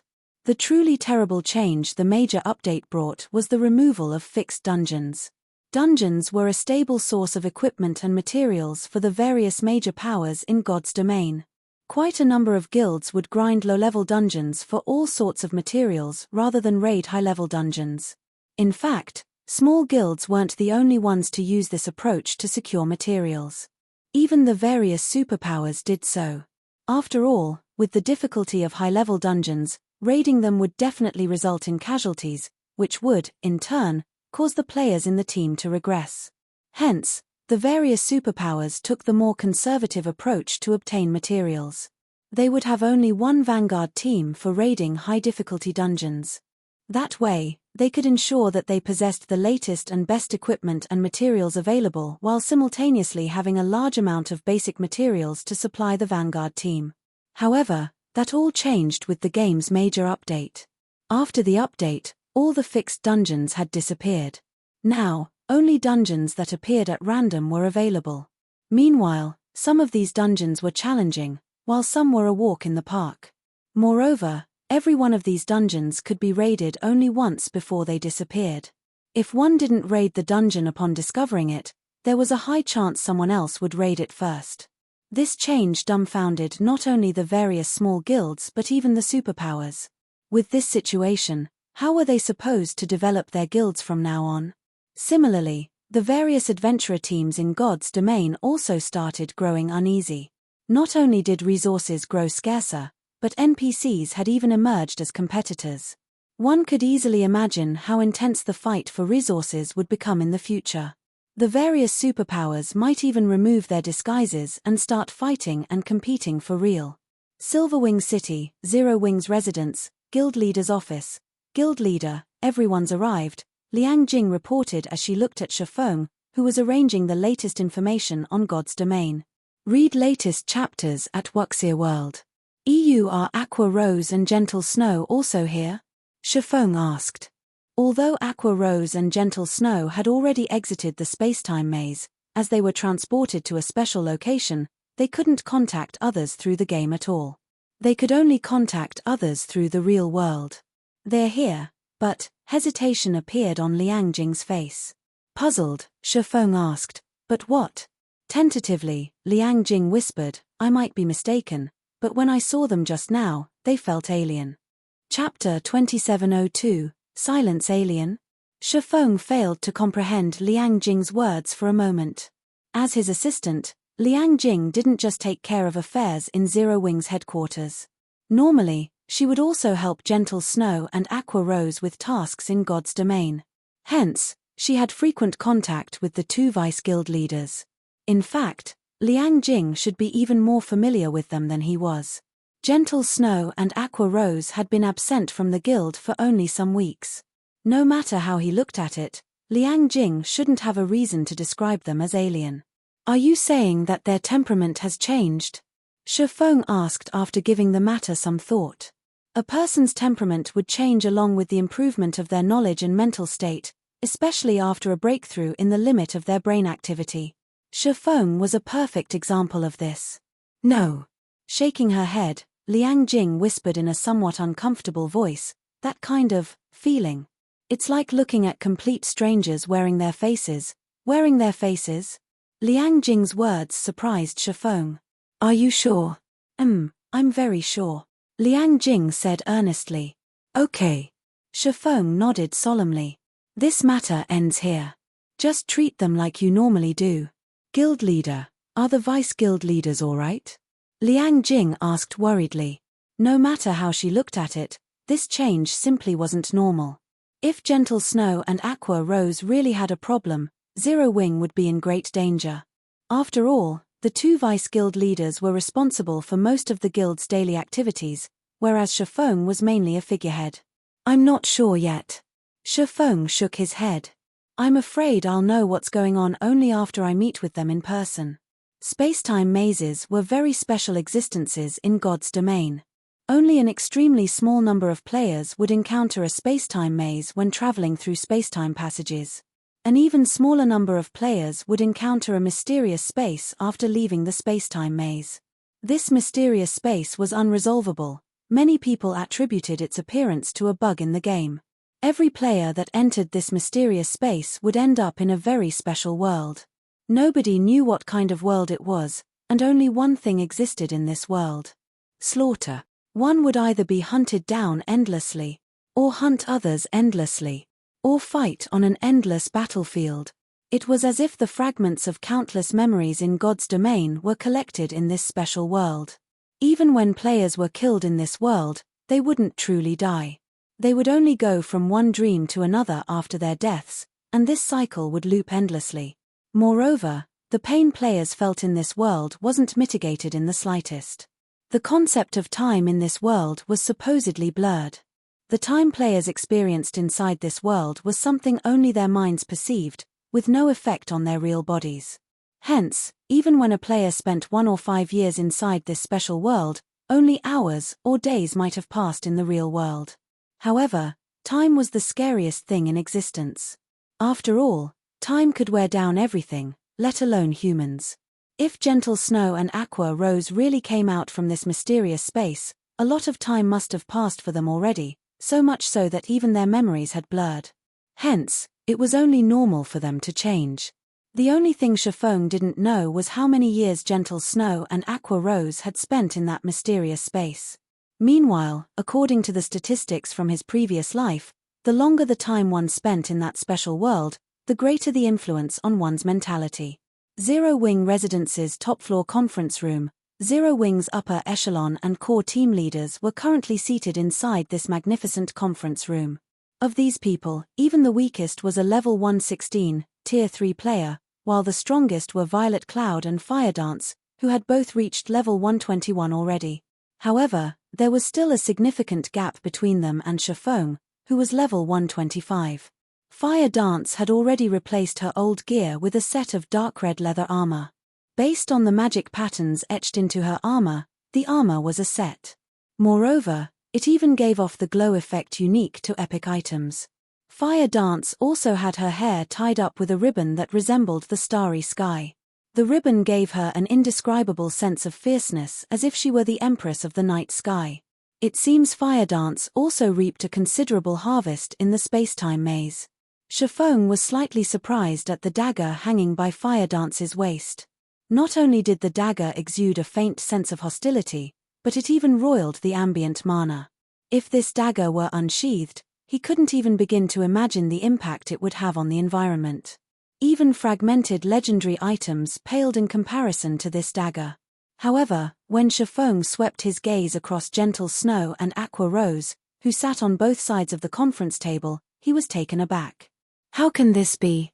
Chiffon was rendered speechless. After what Liang Jing had said, he had already mentally prepared himself for the worst. However, now that he saw them in person, he realized that the two situation exceeded his worst expectations. Gentle Snow's and Aqua Rose's weapons and equipment remained the same as when they left the Western continent. Even their levels were still at level 117. However, the feeling the two gave off was utterly different. Gentle Snow had been rather aloof in the past but still relatively sociable. On the other hand, Aqua Rose had been a cheerful and assertive woman, and her eyes had always sparkled with wisdom and ambition. Now, however, the two of them could no longer be considered human. Neither of them exuded the slightest hint of emotion. As if they were plants, they did not appear happy or sad. Although they were currently communicating with the others around them, their voices did not fluctuate with any emotion whatsoever. The only thing Chiffon could sense from the two was a deathly silence, although the feeling of silence each gave off was slightly different. In the case of Gentle Snow, her silence resembled bones piled atop a battlefield. In the case of Aqua Rose, her silence was like a candle flame in the dark, carrying both death and hope. Read latest chapters at Wuxia World. EU. Besides Chiffon, everyone else inside the room also sensed the changes in Gentle Snow and Aqua Rose. If not for the Gentle Snow and Aqua Rose they retained in their memories, everyone might have even had the urge to flee the scene immediately. Guild leader, Did something happen to the two vice guild leaders? Yulan asked Shifeng through a whisper. The change to gentle snow and aqua rose might not be noteworthy for those unfamiliar with them. But for those who were, this change was simply terrifying and creepy. Given how they are now, it seems something must have happened, Shifeng answered, not hiding the truth. After all, this was obvious to everyone present. During the time Zero Wings members were secretly discussing Gentle Snow's and Aqua Rose's changes, Shifeng also shifted his gaze to the two of them. How long did you two live in that world? Shifeng asked them through a whisper. Chapter 2703, 80 years. Shifeng's words were like a drop of water falling into a silent ocean. Although it couldn't kick up any huge waves, it still caused ripples that spread out endlessly. As soon as Shifeng finished voicing his inquiry, a hint of surprise flashed across Gentle Snow's and Aqua Rose's calm eyes. This surprise contained neither excitement nor joy. They didn't feel as if they found someone that understood them, either. They simply felt a little surprised. They wondered why Shifeng would know of this matter. However, their surprise soon disappeared, and darkness and calmness returned to their eyes. Afterward, Aqua Rose and Gentle Snow exchanged glances. Aqua Rose then turned to Shifeng, an indifferent smile forming on her beautiful face. Sure enough, nothing can get past you, guild leader. We aren't sure how long we lived in that world. However, according to our calculations, it should be 80 years. 80 years? Shifeng couldn't help but gasp. Even his mind had gone slightly numb. He had thought of the possibility of Aqua Rose and Gentle Snow living in that special world for a considerable period. He had even considered the possibility of them living there for a decade or two. But 80 years. Many people lived only 80 years in their lifetimes. Meanwhile, Aqua Rose and Gentle Snow had spent 80 years fighting ceaselessly every day. The mere thought was chilling. To spend 80 years alone. Just the loneliness alone was already unimaginable. Any normal person would have most likely gone crazy already. However, Aqua Rose's voice was incomparably calm, so calm that it was like she was talking about someone else's problem. 80 years. Complex emotions filled Shifeng's eyes as he quietly observed Aqua Rose and Gentle Snow. It's no wonder you two feel like monsters. The moment he laid eyes on Aqua Rose and Gentle Snow, he could already tell that the two of them were no longer human. After listening to Aqua Rose's explanation, he understood everything. If the two of them had spent 80 years in endless slaughter and combat, it wouldn't be an exaggeration to say that they were the strongest in the world in combat experience. Compared to them, the 10 years of combat experience he had in God's domain was nothing. Not to mention, both of them were combat geniuses. At this time, in terms of combat power, he was most likely a baby in front of Aqua Rose and Gentle Snow. A baby trying to see through the thoughts and standards of an adult was simply a joke. Not to mention, Aqua Rose and Gentle Snow would be adults even among Grandmaster martial artists. This situation placed Shifeng at a loss. He didn't know whether he should feel happy or helpless. Guild leader, Frost Heaven's Mushin just contacted us. While Shifeng was in a daze, Liang Jing, who stood beside him, suddenly spoke up. Mushin wants Zero Wing to gather at the Fire Dragon Empire's imperial capital. She says we are allowed to bring at most 20 people. It seems they're finally ready to act. Shifeng didn't feel particularly surprised at this piece of news. After all, Duan Hanshan had already said that Frost Heaven would soon take action. Did she tell you their plan? She did. Liang Jing nodded with a slightly gloomy face. Guild leader, are we really going to participate in Frost Heaven's operation this time? If possible, I wouldn't want to, either. However, Frost Heaven's offer is too tempting to refuse, Shifeng said with a bitter smile. 3 reserved slots for the upper zone. This wasn't an opportunity one could come across every day. Even the various superpowers would pounce on it. Not to mention, the upper zone had an important benefit he needed. While Gentle Snow and Aqua Rose might have gained 80 years of combat experience in that special world and achieved inhuman levels of combat standards, these benefits came with a huge drawback. On the surface, it would seem as if the two had lived in that special world for 80 years. However, only weeks had gone by in the real world.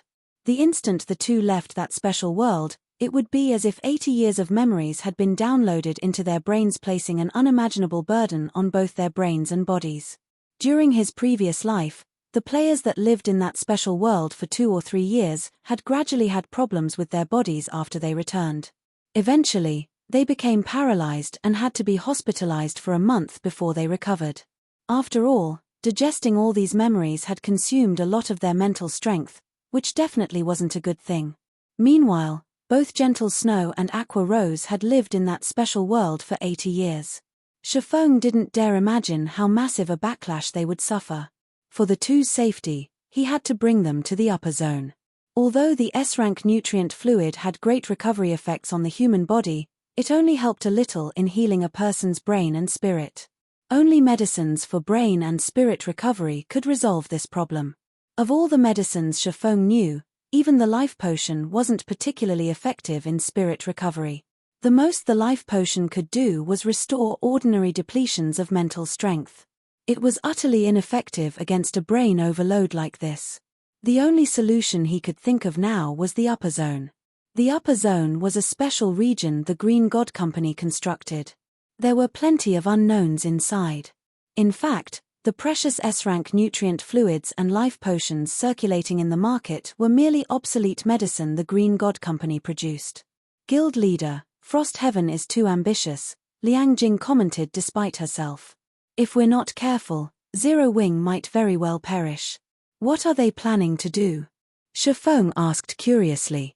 Their goal this time is to become one of the 12 great guilds of God's domain, Liang Jing said. The 12 Great Guilds wasn't a random title made up by players. Instead, this was a title given to the 12 strongest guilds recognized by the War God's Temple. The player guilds that become God's domain's 12 great guilds would enjoy numerous benefits across the main continent. They could even garrison an empire and be worshipped by the said empire. An empire's worship. Just this point alone was more than enough to allow a guild to pull ahead of the other superpowers. One could say that the position of the 12 great guilds was something all superpowers had to compete for. However, competing for this position wasn't an easy task. A guild had to satisfy a series of conditions to qualify.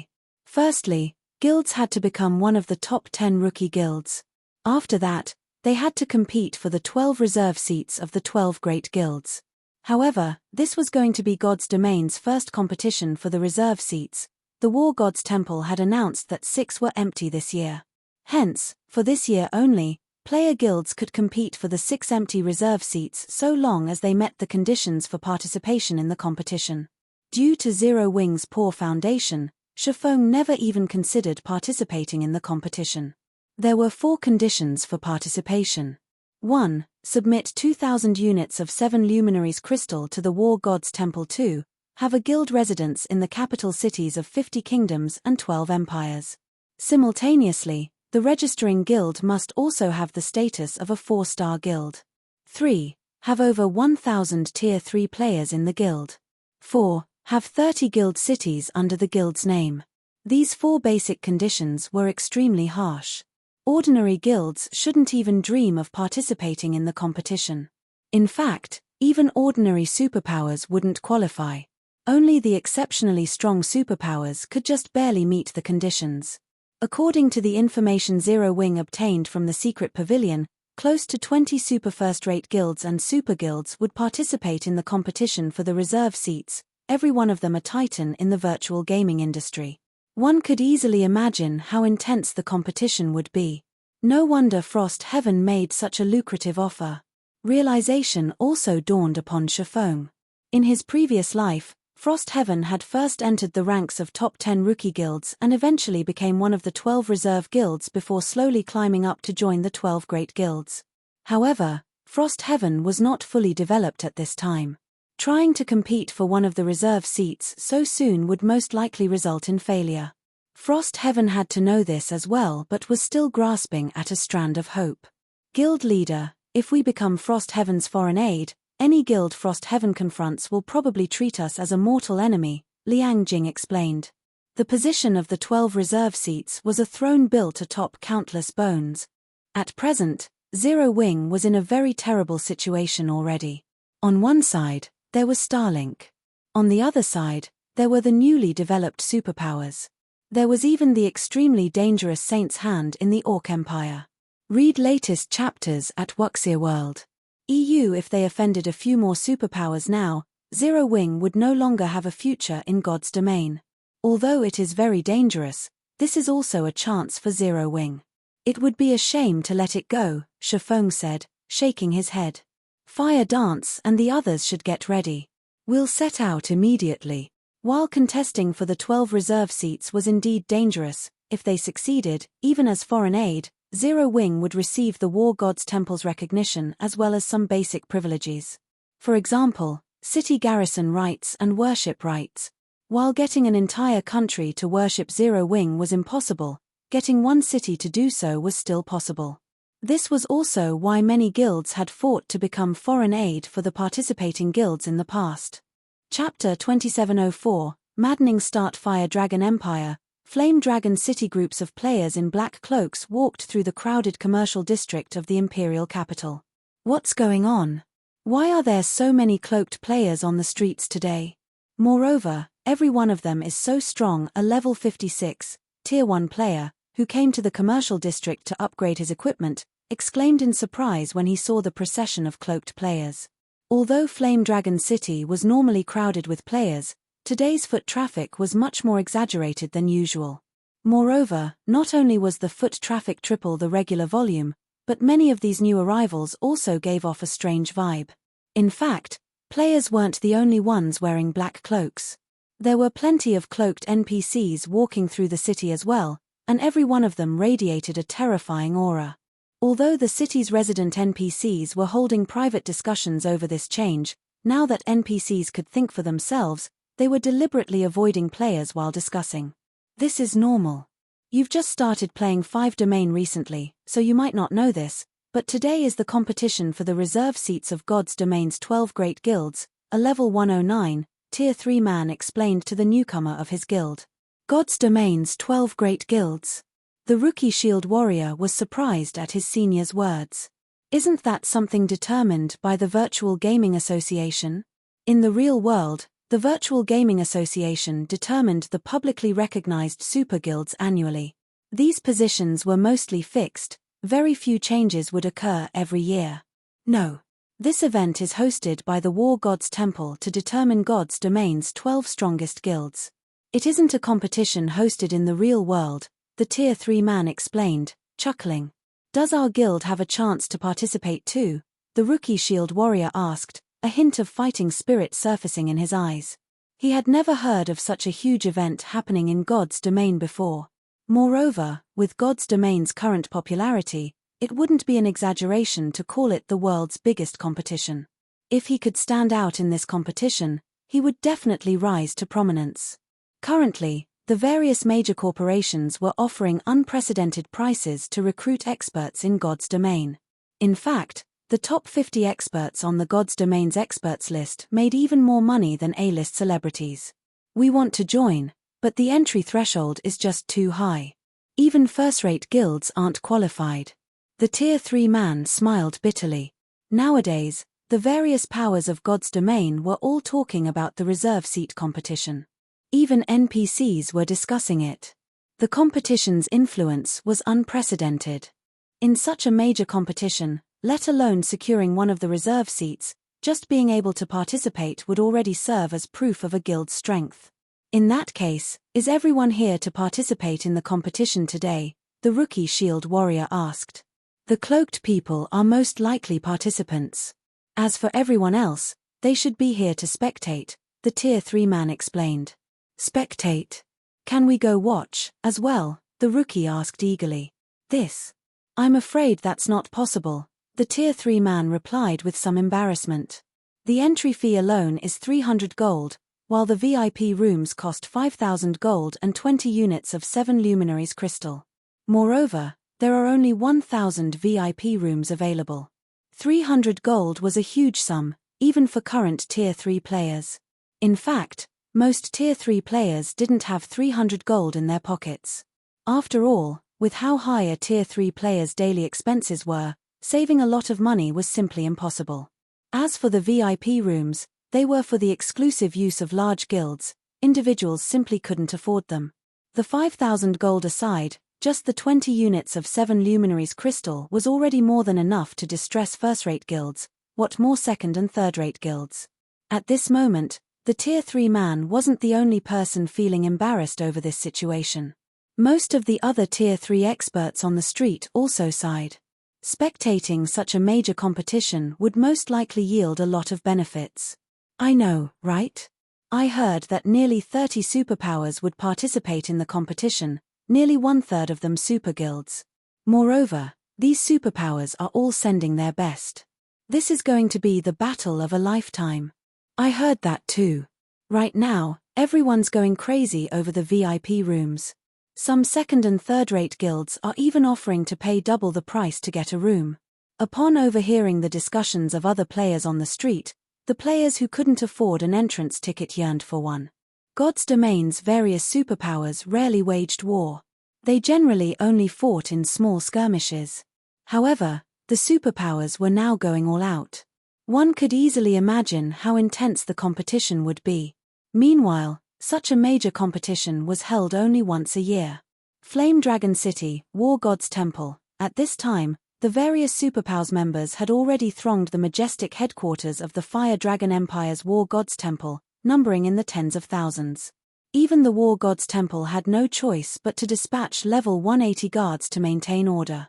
Meanwhile, on the top floor of a high-class restaurant near the War God's Temple, these superpowers are really being careful.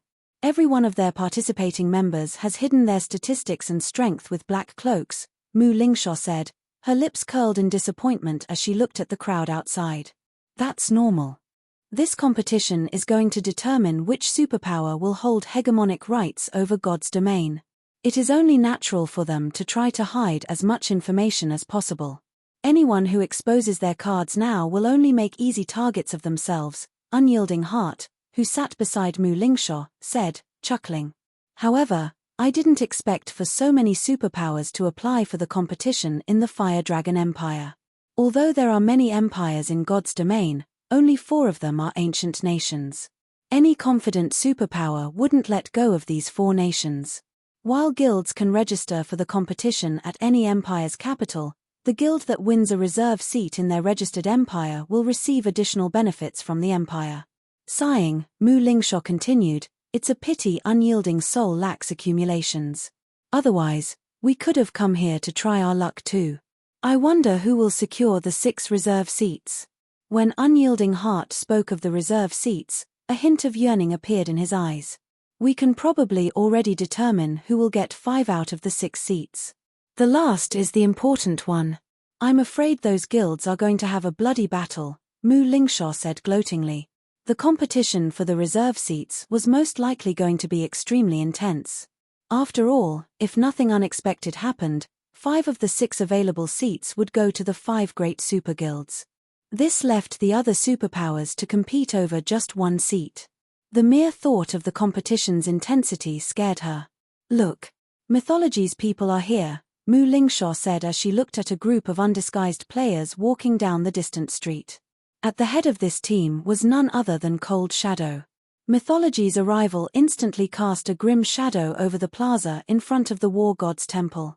Setting aside the fact that Mythology was one of the virtual gaming industry's publicly acknowledged 5 great super guilds, just the fact that Mythology's members were doing nothing to hide their strength already proved how confident Mythology was in its strength.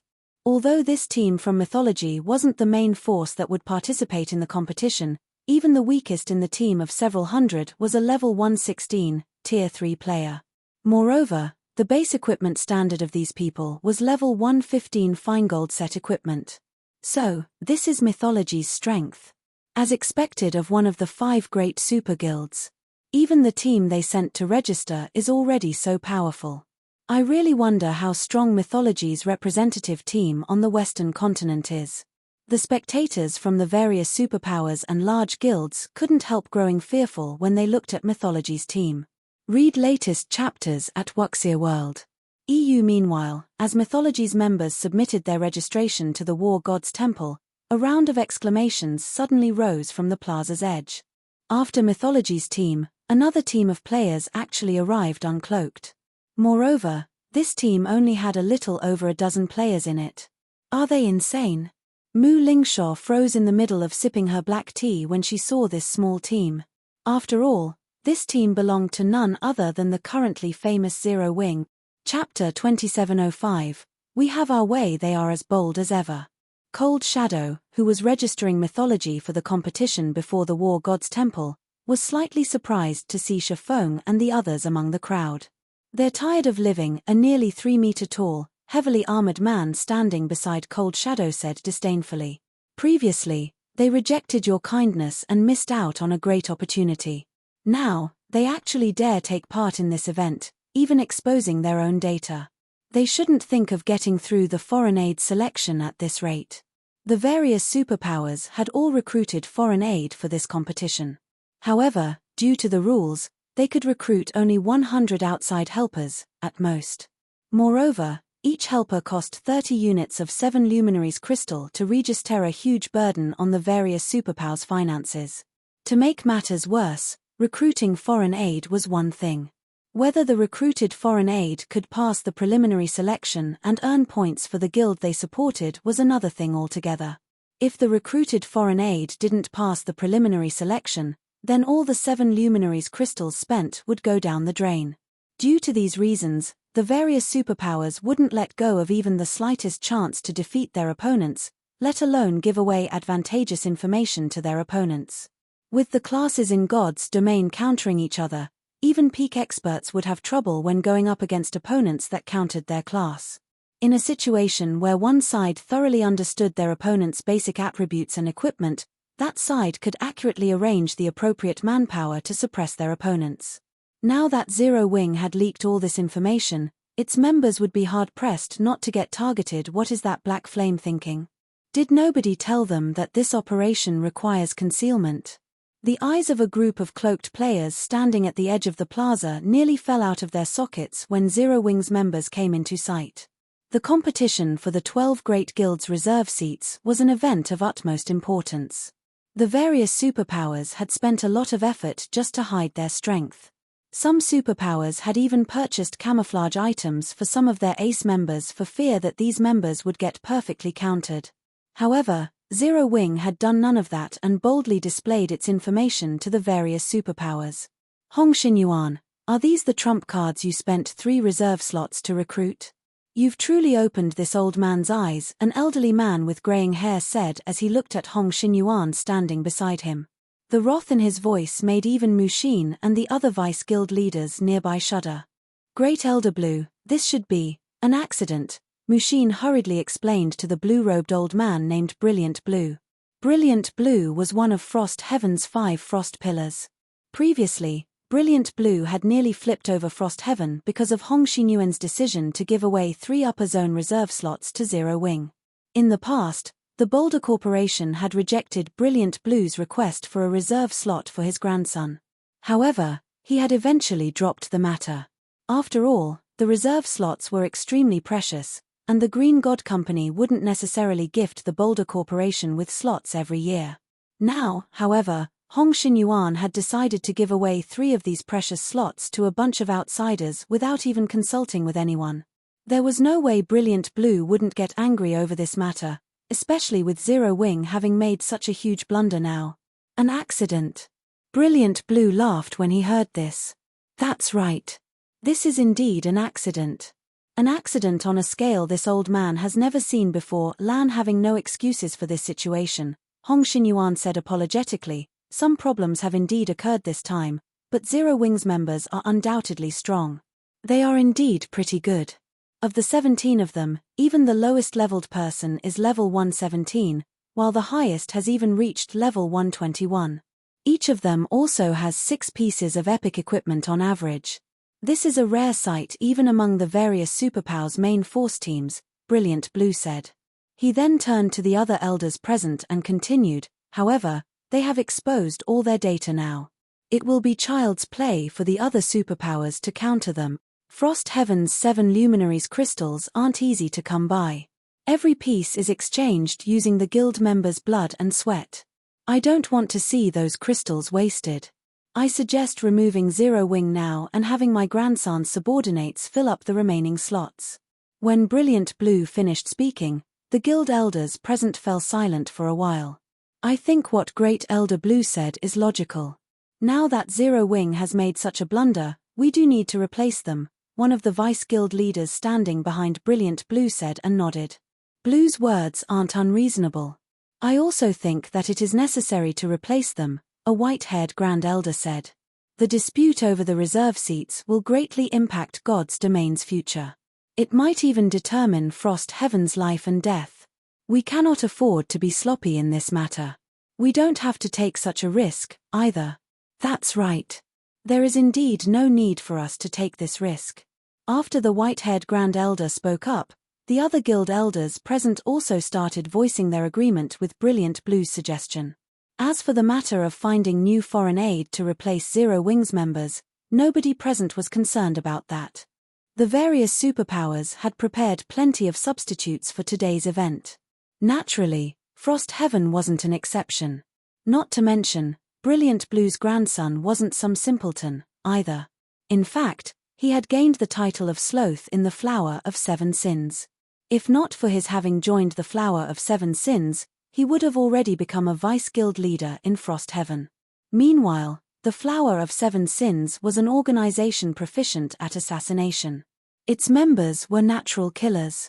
There was no superpower more adept at dealing with players than the Flower of Seven Sins, not even superguilds. Brilliant Blue's grandson was one of Frost Heaven's trump cards in this competition. Having the Flower of Seven Sins' peak experts replace Zero Wing's members wouldn't be a problem at all. Of course, Brilliant Blue's selfishness also played a role in his decision. The 3 reserve slots Hong Xinyuan offered to Zero Wing were actually his personal property. They didn't belong to the guild or the Boulder Corporation. Brilliant Blue couldn't force Hong Xinyuan to give them to him. However, if Zero Wing got removed and Brilliant Blue's grandson helped Frost Heaven secure a reserve seat, Hong Xinyuan would have to give those 3 upper zone reserve slots to Brilliant Blue's grandson to preserve his reputation. Just as the various elders present were about to reach a consensus, someone interrupted them. "Dear elders, don't you think you're going a little too far?" Mushin said. "Mushin, where do you think we've gone too far? Do you find my words unreasonable?" Brilliant Blue asked in dissatisfaction. "What you said indeed makes sense, Great Elder Blue." Mushin nodded. However, Uncle Hong contributed nearly half of the 7 luminaries crystals we used to recruit foreign aid this time. If not for his contribution, Frost Heaven would have had difficulty collecting so many crystals. Now, Uncle Hong is only taking 17 slots for his own use, yet you are arbitrarily deciding to replace Zero Wing already. Isn't that a bit much? At least let Uncle Hong decide this matter himself. At Mushin's words, the Grand Elders and elders present fell silent. What Mushin said was the truth. Without the 7 luminaries crystals Hong Xinyuan contributed, they really wouldn't have been able to register so many outside helpers for the competition. Now, Hong Xinyuan wasn't even using 1/5 of the total slots. They indeed didn't have the right to reject or help Hong Xinyuan decide. What you say is correct, but we are also doing this in consideration of the guild's future, Brilliant Blue said righteously. Old Hong, didn't you contribute those crystals for the sake of the guild, as well? Just when Brilliant Blue wanted to say something more, a dignified, middle-aged man in the team suddenly spoke up. Stop arguing. Do you plan to make fools of yourselves in front of the other superpowers? As soon as this middle-aged man spoke up, everyone present fell silent. Respect also appeared in everyone's eyes as they looked at this man. However, Brilliant Blue still refused to budge. Guild leader, we cannot afford to be careless in this matter. Others might be afraid of 7 Wonders, the guild leader of Frost Heaven, but not Brilliant Blue. Not only was Brilliant Blue one of the 5 Frost Pillars, but he was also 1 generation older than 7 Wonders. Hence, 7 Wonders still had to take his words seriously. Enough. 7 Wonders frowned. This matter ends here. We will not remove Zero Wing. However, what Great Elder Blue said is reasonable, as well. Notify Zero Wing that we won't help them during the preliminary selection. This is their problem, so they have to solve it themselves. Frost Heaven does not have any excess combat power to spare. Guild leader Mushin was startled. She never thought that Seven Wonders would make such a decision. This was equivalent to abandoning Zero Wing. Hong Xinyuan also frowned at this decision. Without Frost Heaven's assistance, Zero Wing would most likely have difficulty getting through the preliminaries. And even if Zero Wing passed, not many of them should remain. Enough. Get it done, Seven Wonders said resolutely. Understood, Mushin sighed. Mushin was powerless to change Seven Wonders' decision. She immediately relayed the news to Shifeng. As for how far Zero Wing could reach, that would depend entirely on Zero Wing itself. Guild leader, Frost Heaven is having us fend for ourselves, Yang Tianxing said, startled by the message Shifeng shared with the team. Yang Tianxing had advised Shifeng to conceal their information. However, Shifeng had rejected his suggestion. Now, look what happened. Read latest chapters at Wuxia World. EU, what do you guys think? Shifeng asked Fire Dance and the others, chuckling. Let them. We have our way of doing things. Why should we play by their rules? Fire Dance said nonchalantly. Big Sis Fire is right. I've also been itching for a good fight lately, Violet Cloud said, a hint of excitement flashing in her eyes. Similarly, Cola and the others also expressed their eagerness for a good fight.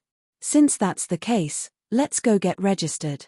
Chapter 2706, Selection Battle inside a high-class bar near the War God's Temple's plaza. A feminine man in a light grey cloak appeared silently beside a handsome young man drinking red wine inside the bar. As if the feminine man did not exist, none of the bar's other occupants noticed his arrival. Young master, it'll be difficult to get those reserve slots. Seven Wonders did not remove Zero Wing. He only decided to let Zero Wing fend for itself, the feminine man whispered. Zero Wing's members have registered already. Now, all they have to do is wait 3 hours for the preliminary selection to begin. Zero Wing sure is lucky not to get removed even after making such a blunder. The handsome young man named Sorrowful Heaven frowned slightly, then said coldly, however, Zero Wing shouldn't even think of getting its hands on even one of those reserve slot. Sorrow, how about I attack them directly afterward? A girl with disheveled hair sitting beside Sorrowful Heaven suggested, excitement sparkling in her eyes. The woman had the flower of Seven Sins' symbol imprinted on her arm. As soon as this small and delicate girl spoke up, everyone inside the bar shook visibly as they reluctantly recalled a scene in the past. Hayes, you have to abide by the rules this time. Otherwise, I won't bring you out anymore, Sorrowful Heaven said. A hint of fear had also surfaced in his eyes when he looked at this harmless-looking girl. Even after becoming one of the Seven Sins, Sorrowful Heaven still dared not act carelessly around this girl. After all, death was the best relief when one went against this harmless girl.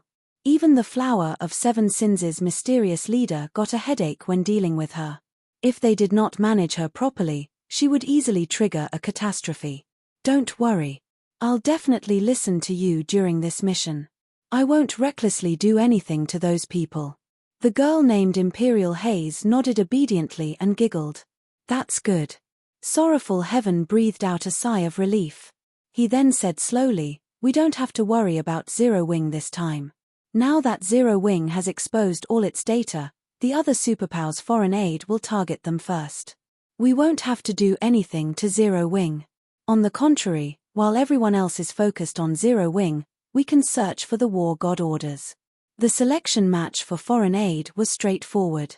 All registered foreign aid would be teleported to a special space to search for the War God orders scattered there. They would have 5 hours to do so, and once the time was up, all participants holding a War God order would pass the selection. However, the number of War God orders was limited to 100. In other words, only 100 players, at most, could pass the selection. Compared to the number of foreign aid the various superpowers had recruited, the number of available slots was pitifully small. According to the information they obtained, 6 super first-rate guilds and 3 super guilds had come to the Fire Dragon Empire to register for the competition. This meant that 900 players would participate in the preliminary selection, and only 1/9 of these participants could officially become foreign aid. Everyone else would just be wasting their 7 luminaries crystals. Meanwhile, Zero Wing only had 17 members participating in the selection. Trying to secure war god orders while going up against so many experts was simply a fool's dream. As Sorrowful Heaven was considering how he could capitalize on Zero Wing's predicament, Cold Shadow was resting inside one of the war god's temple's lounges. When she received news of Zero Wing's situation, she revealed a satisfied smile. Vice Guild Leader, did you receive good news? The female guardian knight Whitefeather asked in surprise. Yes. Cold Shadow replied. Although I don't know which dumb guild it was that invited Zero Wing is dead for sure this time. None of Zero Wing's members should even dream of passing the selection. Vice Guild Leader, Zero Wing's 17 members possess extraordinary strength. While not all of them can pass, there is still a chance that 2 or 3 of them will succeed, Whitefeather said, shaking her head in disagreement. It might have been possible before, but I'm afraid it's not anymore, Cold Shadow said in a playful tone. According to our spies, the Sky Dragon House and Pride Empire have come forward to work with Demon Palace and Miracle to annihilate Zero Wing. How is this possible? This revelation stunned Whitefeather. The competition for the 6 reserve seats was incredibly intense, and every participating power was treating the others as mortal enemies. 2 superpowers working together was already unbelievable. Now, 4 superpowers had actually banded together to target Zero Wing. What exactly had Zero Wing done to anger all these guilds? Nothing's impossible. Chuckling, Cold Shadow said, did you forget whom Zero Wing offended before? Is this Saint's Hand's doing? Whitefeather immediately thought of the incomparably mysterious Saint's Hand. That's right. Saint's Hand promised the 4 guilds something, and the 4 guilds agreed without hesitation. Cold Shadow nodded. Smiling, she continued, I doubt even Zero Wing would have expected that this preliminary selection would turn into their execution. Zero Wing is truly finished this time. Whitefeather sighed at this situation. Nearly half of the 900 players entering the battlefield were going to target Zero Wing. None of Zero Wing's members should even think of leaving the battlefield alive. After all, the preliminary selection's battlefield was a special space that prohibited players from using berserk skills and tools and increased the consumption of stamina and concentration by tenfold. Such rules would greatly restrict the participants' combat power. Even powerful players would have difficulty fighting for a long time and would be vulnerable to Zerg tactics.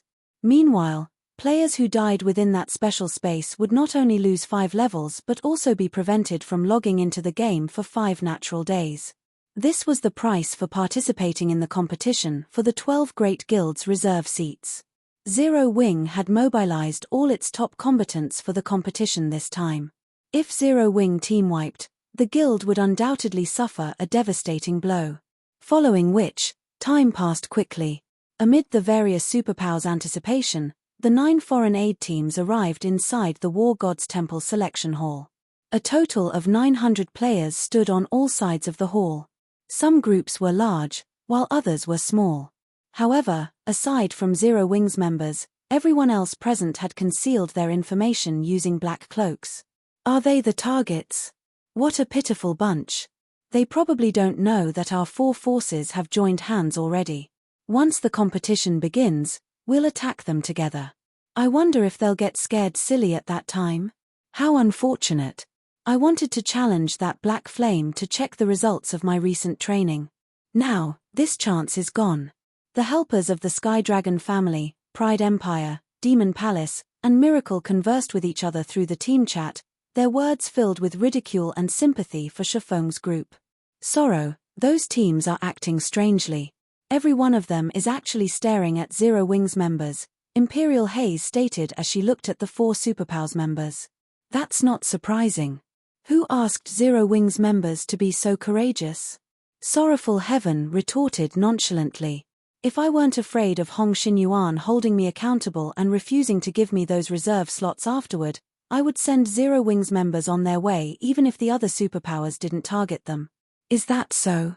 Imperial Haze still couldn't help growing uncertain as she looked at the 4 superpowers foreign aid teams. By the way, we'll first pretend to move together with Zero Wing afterward. However, so long as we come across other teams during the operation, We'll immediately split away from Zero Wing and let Zero Wing's members tie down the enemy. Remember, you better not take action, Sorrowful Heaven said sternly. I understand. Imperial Haze nodded. Shortly after Sorrowful Heaven finished speaking, everyone in the hall felt their vision blur momentarily. When they recovered, they discovered that they had already arrived inside a forested valley. Read latest chapters at Wuxia World. EU. After scanning his surroundings, Sorrowful Heaven found that the various teams were situated relatively close to each other. If they abandoned Zero Wing too soon, they would most likely get caught by a different team during their retreat. We'll move together with Zero Wing first, Sorrowful Heaven said through the team chat. However, even after Sorrowful Heaven gave this command, none of the Flower of Seven Sins' members moved. Instead, they all stood still, looking dumbfounded. This was because nearly half of the foreign aid teams present had started dashing in their direction like a bunch of madmen as Sorrowful Heaven issued his command. What's going on? Sorrowful Heaven was similarly stunned as he looked at the several hundred players charging at his team from all directions. Chapter 2707, Fire Dragon's 6 Absolutes. Upon seeing 400 people acting in unison, let alone Sorrowful Heaven, even the other foreign aid teams in the distance were dumbfounded by this situation. Are these people crazy? Zero Wing has only exposed some weaknesses that can be exploited. Do these people really need to behave like this? What kind of guild is Zero Wing? Did it desecrate these people's ancestral graves? In the preliminary selection, it wasn't far-fetched to say that aside from the members of one's team, everyone else was an enemy. There did not exist any possibility for cooperation. Yet, 4 teams were now working together to annihilate Zero Wing's members. Moreover, these teams had perfect coordination with each other. Nobody would believe it if someone said there was no hatred between Zero Wing and these teams. Boss Sorrow, these people should be aiming at Zero Wing, a level 117, Tier 3 ranger from the Flower of Seven Sins reported to Sorrowful Heaven. When he observed the movements and goal of these 4 teams, he gulped nervously despite himself. What exactly did Zero Wing do to make 4 superpowers take such drastic action? At this moment, Sorrowful Heaven couldn't help staring at Shifeng's group in shock. Based on the 4 teams' coordinated movements, it was clear they had discussed things beforehand. Otherwise, they wouldn't have gone all out to annihilate Zero Wing's members as soon as the selection began. Zero Wing was merely an up-and-coming pseudo-superpower, yet it had actually provoked 4 superpowers into working together to deal with it. This was definitely a first in God's domain. If word of this situation spread, Zero Wing would instantly become famous throughout God's domain. Boss, what should we do? The Tier 3 ranger asked. Let's wait and see first before making a decision, Sorrowful Heaven commanded calmly and quickly. Based on the 4 teams' killing intent, he could tell that they weren't targeting the Flower of Seven Sins. Even so, he still had to be careful. After all, every one of these foreign aid teams had famous experts in them, and even the weakest of their members was a flowing water realm expert. Many of them were even void realm experts, an existence that even the guild leaders of first-rate guilds had to tread carefully around. The 4 teams' coordinated charge was equivalent to 400 guild leaders or vice-guild leaders of first-rate guilds charging together. Just the thought of it made Sorrowful Heaven's scalp prickle. Less than 10 seconds later, several dozen figures dashed past the Flower of Seven Sins members, their passage scattering the surrounding flowers and grass. Meanwhile, the moment these people passed by, everyone from the Flower of Seven Sins, with the exception of Imperial Haze, felt a sense of relief. The pressure they gave off is too frightening. I think over 80% of these people are Void Realm experts, a level 117, Tier 3 assassin exclaimed as he wiped the sweat off his forehead. The other Flower of Seven Sins members also nodded in agreement with this Tier 3 assassin's assessment. Although it was indeed true that even their weakest members were at the Flowing Water Realm, there were only 5 Void Realm experts on their team. While Sorrowful Heaven was a Domain Realm expert, in this special space, he would have difficulty going up against 3 Void Realm experts simultaneously. He might even get killed. In other words, if they excluded the monstrous Imperial Haze, the overall strength of the several dozen players that had just passed by was still above them. Meanwhile, this was only a small portion of the strength 4 foreign aid teams commanded. You think the strongest among these people are only at the Void Realm? After calming himself, Sorrowful Heaven couldn't help rolling his eyes at his subordinates. Boss Sorrow, are you saying there are peerless experts hidden among these people? Everyone gasped reflexively when they heard Sorrowful Heaven's words. Peerless experts. They were existences even super guilds had to be wary of, the important mainstays of the various superpowers. Otherwise, do you think those superpowers would spend so many 7 luminaries crystals to recruit foreign aid? Glancing at the afterimage left behind by a muscular old man, Sorrowful Heaven took a deep breath and said, I suspect that old man who rushed past us just now is 3 Autumns, one of the Grand Elders that founded the Fire Dragon Adventure Alliance. 3 Autumns. The person known as Skyshaker. The Flower of 7 Sins members shuddered at this name. According to the rumors, 3 Autumns was a phenomenal existence. Relying on his incredible ghost hammer technique, he had not only defeated several apex experts from the Sky Dragon family but also fought one of the Super Guild's dragon heads to a standstill. After that feat, 3 Autumns had gained the title of Skyshaker in the Fire Dragon Empire. This, in turn, allowed the newly emerged and loosely organized Fire Dragon Adventure Alliance to get a foothold in the Fire Dragon Empire. 3 Autumns should be the trump card of one of the foreign aid teams. The other teams should have their own peerless experts, as well. As Sorrowful Heaven watched the 4 teams close in on Shifeng's group, an indescribable sense of shock filled him. These 4 superpowers really think highly of Zero Wing. Although the Flower of 7 Sins team had Imperial Haze as a trump card, if it had to go up against 4 peerless experts simultaneously, only death awaited its members. Aside from Imperial Haze, everyone else wouldn't have any chance to survive. Just what kind of ability did Zero Wing possess to warrant such a frightening lineup? While Sorrowful Heaven was feeling stunned, the 4 foreign aid teams had arrived before Zero Wing's members. A total of 400 powerful experts were directing their killing intent at Shifeng and his companions. The killing intent radiated by any one of these experts was more than enough to turn ordinary players pale. Now that all 400 of these people were releasing their killing intent simultaneously, the space around Shifeng's group even started to darken. In fact, even from over 1,000 yards away, the Flower of 7 Sins' members still felt a chill crawl down their backs, and they felt an urge to flee. Young man, don't blame us for bullying you with numbers. If you have to blame someone, blame yourself for behaving too arrogantly and offending people you shouldn't offend, 3 Autumns said, sighing as he looked at Shifeng. What's the point of talking to them? The sooner we get rid of them, the sooner we can get down to business, the one-eyed, young male guardian knight standing beside 3 Autumns said. Red Rain, don't say that. At least let them die knowingly.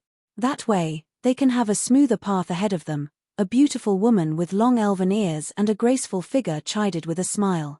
Black Flame, I originally wanted to have a fair fight with you, but work comes first for me. Don't blame me for prioritizing victory over fairness, a white-haired youth wielding a greatsword declared as he walked out of the crowd. When these 4 people appeared, the crowd spectating in the distance couldn't help gaping and gasping in shock. Skyshaker, Red Rain, Elven Enchantress, and Mad Sword. Why are all these people here? At this moment, let alone the Flowing Water Realm experts, even a Domain Realm expert like Sorrowful Heaven spontaneously broke out in a cold sweat. He never thought that his guess was actually on the mark. 4 of the Fire Dragon Empire's 6 absolutes had actually gathered here. If these 4 people worked together, they could move unhindered in the Fire Dragon Empire. Even the Empire's super guilds wouldn't dare to offend them casually. Guild leader, these 4 people aren't ordinary opponents. It'll be risky for us to clash with them, Yang Tianxing warned as he looked at the 4 smiling people. The fame of the Fire Dragon Empire's 6 absolutes resounded even in the distant Starmoon Kingdom. This was because every one of these 6 absolutes had gained their fame through their astonishing battle records. They were different from experts whose reputations were due to the bragging of guilds. It seems even the heavens want Zero Wing dead this time. Sorrowful Heaven couldn't help but lament over this situation. However, despite his feelings over the matter, he still eagerly hoped for Zero Wing's demise. Otherwise, the upper zone would forever be beyond his reach. Black Flame, now that you're aware of the situation, if you want to hate someone, Hate yourself for being too arrogant. As soon as the level 119 Elven Enchantress said this, she retrieved the bow slung on her back and shot an arrow at Shifeng. Tier 3 skill, Sky Pisser. The next moment, a blue flash punctured a hole through space and crossed the 60-yard distance in the blink of an eye. The arrow's speed was so fast that even Sorrowful Heaven and the other spectators failed to react to it immediately. Moreover, the arrow carried so much power that the punctured space continued cracking even after the arrow had passed. I just didn't see you for a while, and your arrow's speed has actually become faster. I could barely perceive it at this close distance, Red Rain said as he looked at Elven Enchantress. Isn't it better to let him die without pain? Elven Enchantress smiled faintly as she put her longbow away. Elven Enchantress's gentle smile awoke a sense of dread in the other three absolutes present. None of them objected to her words, though. Read latest chapters at Wuxia World. EU. If Elven Enchantress launched her arrow within 100 yards, even Tier 3 assassins would fall without knowing what hit them. Not to mention, Shifeng was only a swordsman. However, as soon as Elven Enchantress finished speaking, a playful chuckle entered everyone's ears. Die! I'm afraid you're still not quite up to scratch for that. The next moment, a person actually walked out of the shattered space, and this person was even toying with the blue arrow Elven Enchantress shot out just now. Chapter 2708, Transient soared upon seeing Shifeng walk out of the shattered space. Everyone from the 4 hostile teams fell deathly silent, their eyes nearly falling out of their sockets. He's fine. He actually blocked it. Everyone felt like they were dreaming when they saw Shifeng emerge from Elven Enchantress's attack unscathed. Many of the Flowing Water Realm experts even rubbed their eyes to verify that they weren't hallucinating. That was one of Elven Enchantress's arrows they were talking about. According to rumor, the longbow Elven Enchantress wielded was a fragmented legendary weapon, and she could even repulse mythic monsters of the same level with its help. Moreover, Elven Enchantress hadn't launched just any ordinary arrow at Shifeng, either. The arrow she used was made entirely of precious mana jade steel. The arrow also had ancient magic runes carved on it. Even a Tier 3 player using an ordinary longbow could repel a mythic monster of the same level with this arrow. The combination of these two things was what made Elven Enchantress one of the Fire Dragon Empire's 6 absolutes. He actually blocked such a fast arrow. Black Flame is even stronger than what we heard. It seems the rumors of him being a peerless expert are true. The Flower of Seven Sins' Tier 3 members spectating in the distance couldn't help but marvel at this scene. Previously, they had failed to respond to Elven Enchantress's arrow despite having a bird's-eye view of the battlefield. If they were targeted by such an arrow from a distance of several dozen yards, they didn't dare imagine what would happen. He blocked it. Sorrowful Heaven eyed his subordinates with contempt when he overheard their discussion. You think he merely blocked it? Sorrowful Heaven's words only confused them. Look carefully. What is he holding in his hand? Sorrowful Heaven questioned angrily. He's holding an arrow. Everyone grew even more confused. You bunch are really stupid. Sorrowful Heaven was momentarily rendered speechless by his subordinates. He then turned to look at Shifeng in the distance, horror surfacing in his eyes. Arrows are considered consumables in God's domain. So long as they hit something, they will disintegrate, even if they get blocked by a skill or a weapon. Then, the arrow in Black Flame's hand, the Flower of Seven Sins members subconsciously turned to look at the blue arrow Shifeng held. Immediately, a chill overwhelmed their entire bodies. That's right. The arrow never hit him. Instead, he snatched the arrow out of the air.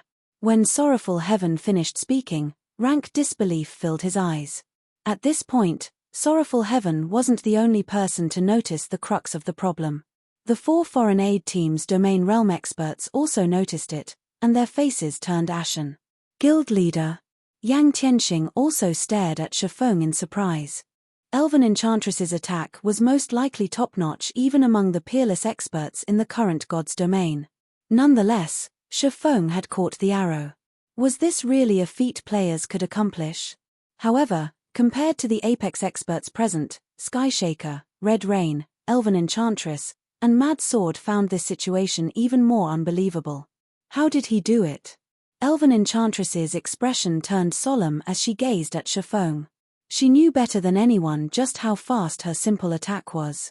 If she launched this arrow of hers within 100 yards of her target, she was confident that even the other 5 of the 6 absolutes wouldn't be able to block it. Even speed-type mythic monsters would get struck. Everyone, Black Flame is much stronger than we expected. I'm afraid the 4 of us will have to work together to take him down, 3 Autumns suggested with a grim expression. Okay, I have no opinion. Red Rain nodded. It seems we can only do that, Mad Sword answered through gritted teeth. They had their pride as peerless experts, and they disdained ganging up on people. However, as experts, they could see the gap between themselves and Shifeng after just a single exchange. To complete the task the 4 superpowers entrusted them, they had no choice but to work together. Moreover, there was another important point: the death penalty in the selection battle. Even peerless experts like themselves would suffer a tremendous setback if they died here. Good. In that case, Red Rain and I will keep Black Flame busy. Mad Sword, you and Elven Enchantress support us from the sides. Red Rain and I will use everything we have to create an opening. Once you find a chance, don't hold back, 3 Autumns commanded quietly. Also, everyone else, once the 4 of us pin down Black Flame, use everything you have to get rid of Zero Wing's other members. Do not let them support Black Flame. No problem. Leave it to me to block him once the battle begins. Red Rain nodded confidently. He was a Guardian Knight, while 3 Autumns was a Berserker. This was an excellent melee combination for dealing with stronger opponents and creating opportunities. In addition, Mad Sword was a great sword-wielding swordsman, and Elven Enchantress was a ranger. Their classes were adept at executing finishing blows and ambushes. Black Flame. I truly underestimated you. It's no wonder those 4 superpowers are willing to work together to eliminate you. Elven Enchantress also grew serious as she took in Shifeng's nonchalant attitude. She then responded quietly, although I don't want to, I'll do my best to support you this time. As a ranger, having her arrows caught barehanded was a huge humiliation. Playing a supporting role in a fight was also the last thing she wanted to do. However, she couldn't care less about her pride right now. Completing the mission had priority. Vice Alliance leader Autumns, leave Zero Wing's other members to us. We won't let any of them assist Black Flame. That's right. They're but 16 people. It'll only take us a few seconds to get rid of them. The other members of the 4 foreign aid teams also responded to 3 Autumns' command, all of them expressing their confidence in resolving this matter quickly. Good. In 3 seconds, we'll take action together. Since nobody had any objections to his commands, 3 Autumns nodded and focused his attention on Shifeng, who stood 30 yards away. As for everyone else, they promptly spread out, seeking the optimal position to coordinate with each other. However, after the foreign aid team's members got to position, an indifferent voice broke the silence and made everyone shudder involuntarily. It seems you are finally ready. In that case, I can make my move now. Shifeng's voice was indescribably calm. However, the meaning behind his words couldn't be any more obvious. He was basically making fun of the 4 Absolutes' determination to work together. What arrogance. Read latest chapters at Wuxia World. EU furious at Shifeng's words, Red Rain immediately activated the Tier 3 Justice Sprint and charged at the swordsman with his shield raised.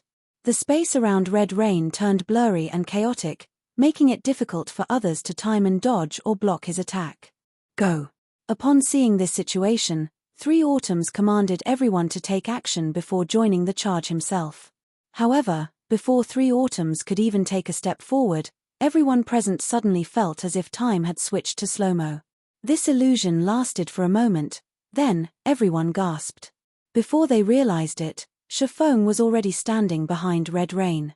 A long sword as dark as night had also pierced Red Rain's heart. Immediately afterward, Shifeng pulled the long sword from Red Rain's back, and the Guardian Knight's HP drained away until nothing remained. Red Rain then collapsed onto the soft grass, his eyes wide with horror and confusion. Chapter 2709, Difference in Strength Impossible. What happened? I must be dreaming. Red Rain's sudden death paralyzed the foreign aid team's members who were thinking of attacking Zero Wing's other members. Some of them fell into shock, and others were petrified. However, one thing was for certain. The sight of Red Rain collapsing had already been thoroughly imprinted in their minds. They would never forget this scene for the rest of their lives. Is he even human? Sorrowful Heaven, who was spectating from a distance, was stunned. As he stared at the dead Guardian Knight, the shock in his eyes compounded. For a moment, he wondered if he was hallucinating. However, Sorrowful Heaven knew that what he saw was no illusion. At this time, the frightening aura Red Rain exuded had vanished. Even the life aura and mana fluctuations the Guardian Knight radiated were no more. Only, he was having a hard time accepting this scene, so his brain had dreamed up an acceptable alternative to deny the reality. At this time, Sorrowful Heaven wasn't the only domain realm expert plagued with such a feeling. Every spectating domain realm expert was the same. Yang Tianxing was no exception. A peerless expert. This was an existence that represented the peak combat power of God's domain, yet one such expert currently lay dead on the ground. Meanwhile, the whole battle. No. This shouldn't even be considered a battle. In fact, most of the people present didn't even understand how Red Rain had suffered an attack. Monster. He definitely isn't human. He must be one of God's domain's monsters in human shape. Yes. That must be it. There's no way such a huge gap can exist between players. The players spectating from a distance couldn't help but exclaim one after another as they gazed at Shifeng. Yes. Everyone, be careful. He must be a transformed monster. He's not a player at all. To think that such a monster would actually appear in the selection, we must notify the War God's Temple about this immediately. The foreign aid players planning to target Zero Wing's members overheard the spectating players' exclamations and lost their cool. Simultaneously, they frantically considered ways to contact the War God's Temple to slay Shifeng. Only by embracing this logic could they return to the world they recognized. After all, even the NPCs in God's domain were behaving like actual humans nowadays. It wouldn't be strange for monsters to transform into players, either. A monster? Shifeng chuckled involuntarily when he saw his demented opponents. Indeed, I would look like a monster in your eyes. However, aren't you monsters in the eyes of ordinary players? Ultimately, God's domain was still a game.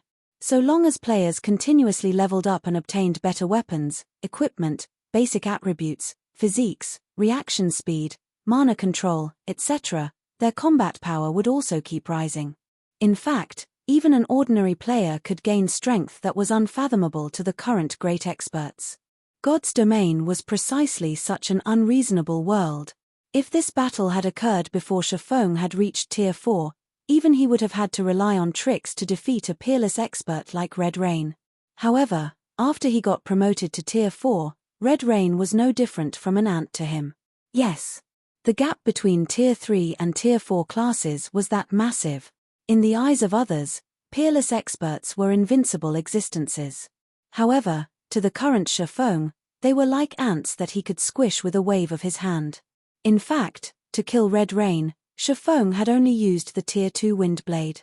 Meanwhile, everyone present was momentarily rendered speechless by Shifeng's rhetorical question. Just as Shifeng had said, ordinary players were nothing in their eyes. If they got serious, they could even kill ordinary players before the latter knew they were under attack. At this time, 3 Autumns, the eldest and most experienced player of the 4 teams, suddenly stepped forward. Guild leader Black Flame, we admit defeat. Can I ask you to let us go?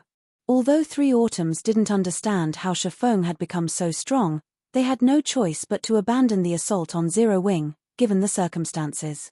Now, retaining their lives had greater priority. After all, they weren't the 4 superpowers subordinates but partners. You admit defeat. Shifeng was slightly surprised by 3 Autumns' words. However, he quickly understood the elderly man's reason for doing so. The death penalty for this selection battle was exceptionally heavy. Let alone apex experts, even peerless experts like 3 Autumns would suffer a major setback. Yes. 3 Autumns nodded. None of the 4 allied foreign aid teams members objected to Three Autumns' decision, either. After all, they truly couldn't imagine what would happen if they fought against a monster like Shifeng. After scanning the silent crowd around him, Shifeng said calmly, "Sure, but you need to sign a contract with me. Once you leave this place, each of you must kill 5 experts belonging to the superpowers backing you, and these experts must be of the same standard as yourselves." As soon as Shifeng finished speaking, the 4 teams' experts immediately clamored in protest. Guild leader Black Flame, aren't you going too far? Elven Enchantress frowned, a glint of anger appearing in her eyes. If we really do as you say, do you think those superpowers will let us off the hook? They would, at most, lose 5 levels if they died on this battlefield. However, if they offended the superpowers backing them, they wouldn't just lose 5 levels but would most likely get hounded out of God's domain. After all, if these superpowers did nothing after getting stabbed in the back by their so-called partners, who would take them seriously in the future? Going too far? Shifeng chuckled. I don't think so at all. From how I see it, you take Zero Wing for a pushover.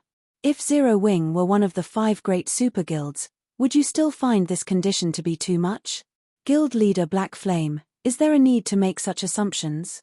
Breathing out a deep sigh, Three Autumns added, if Zero Wing really were one of the 5 great super guilds, we wouldn't have accepted this partnership, to begin with.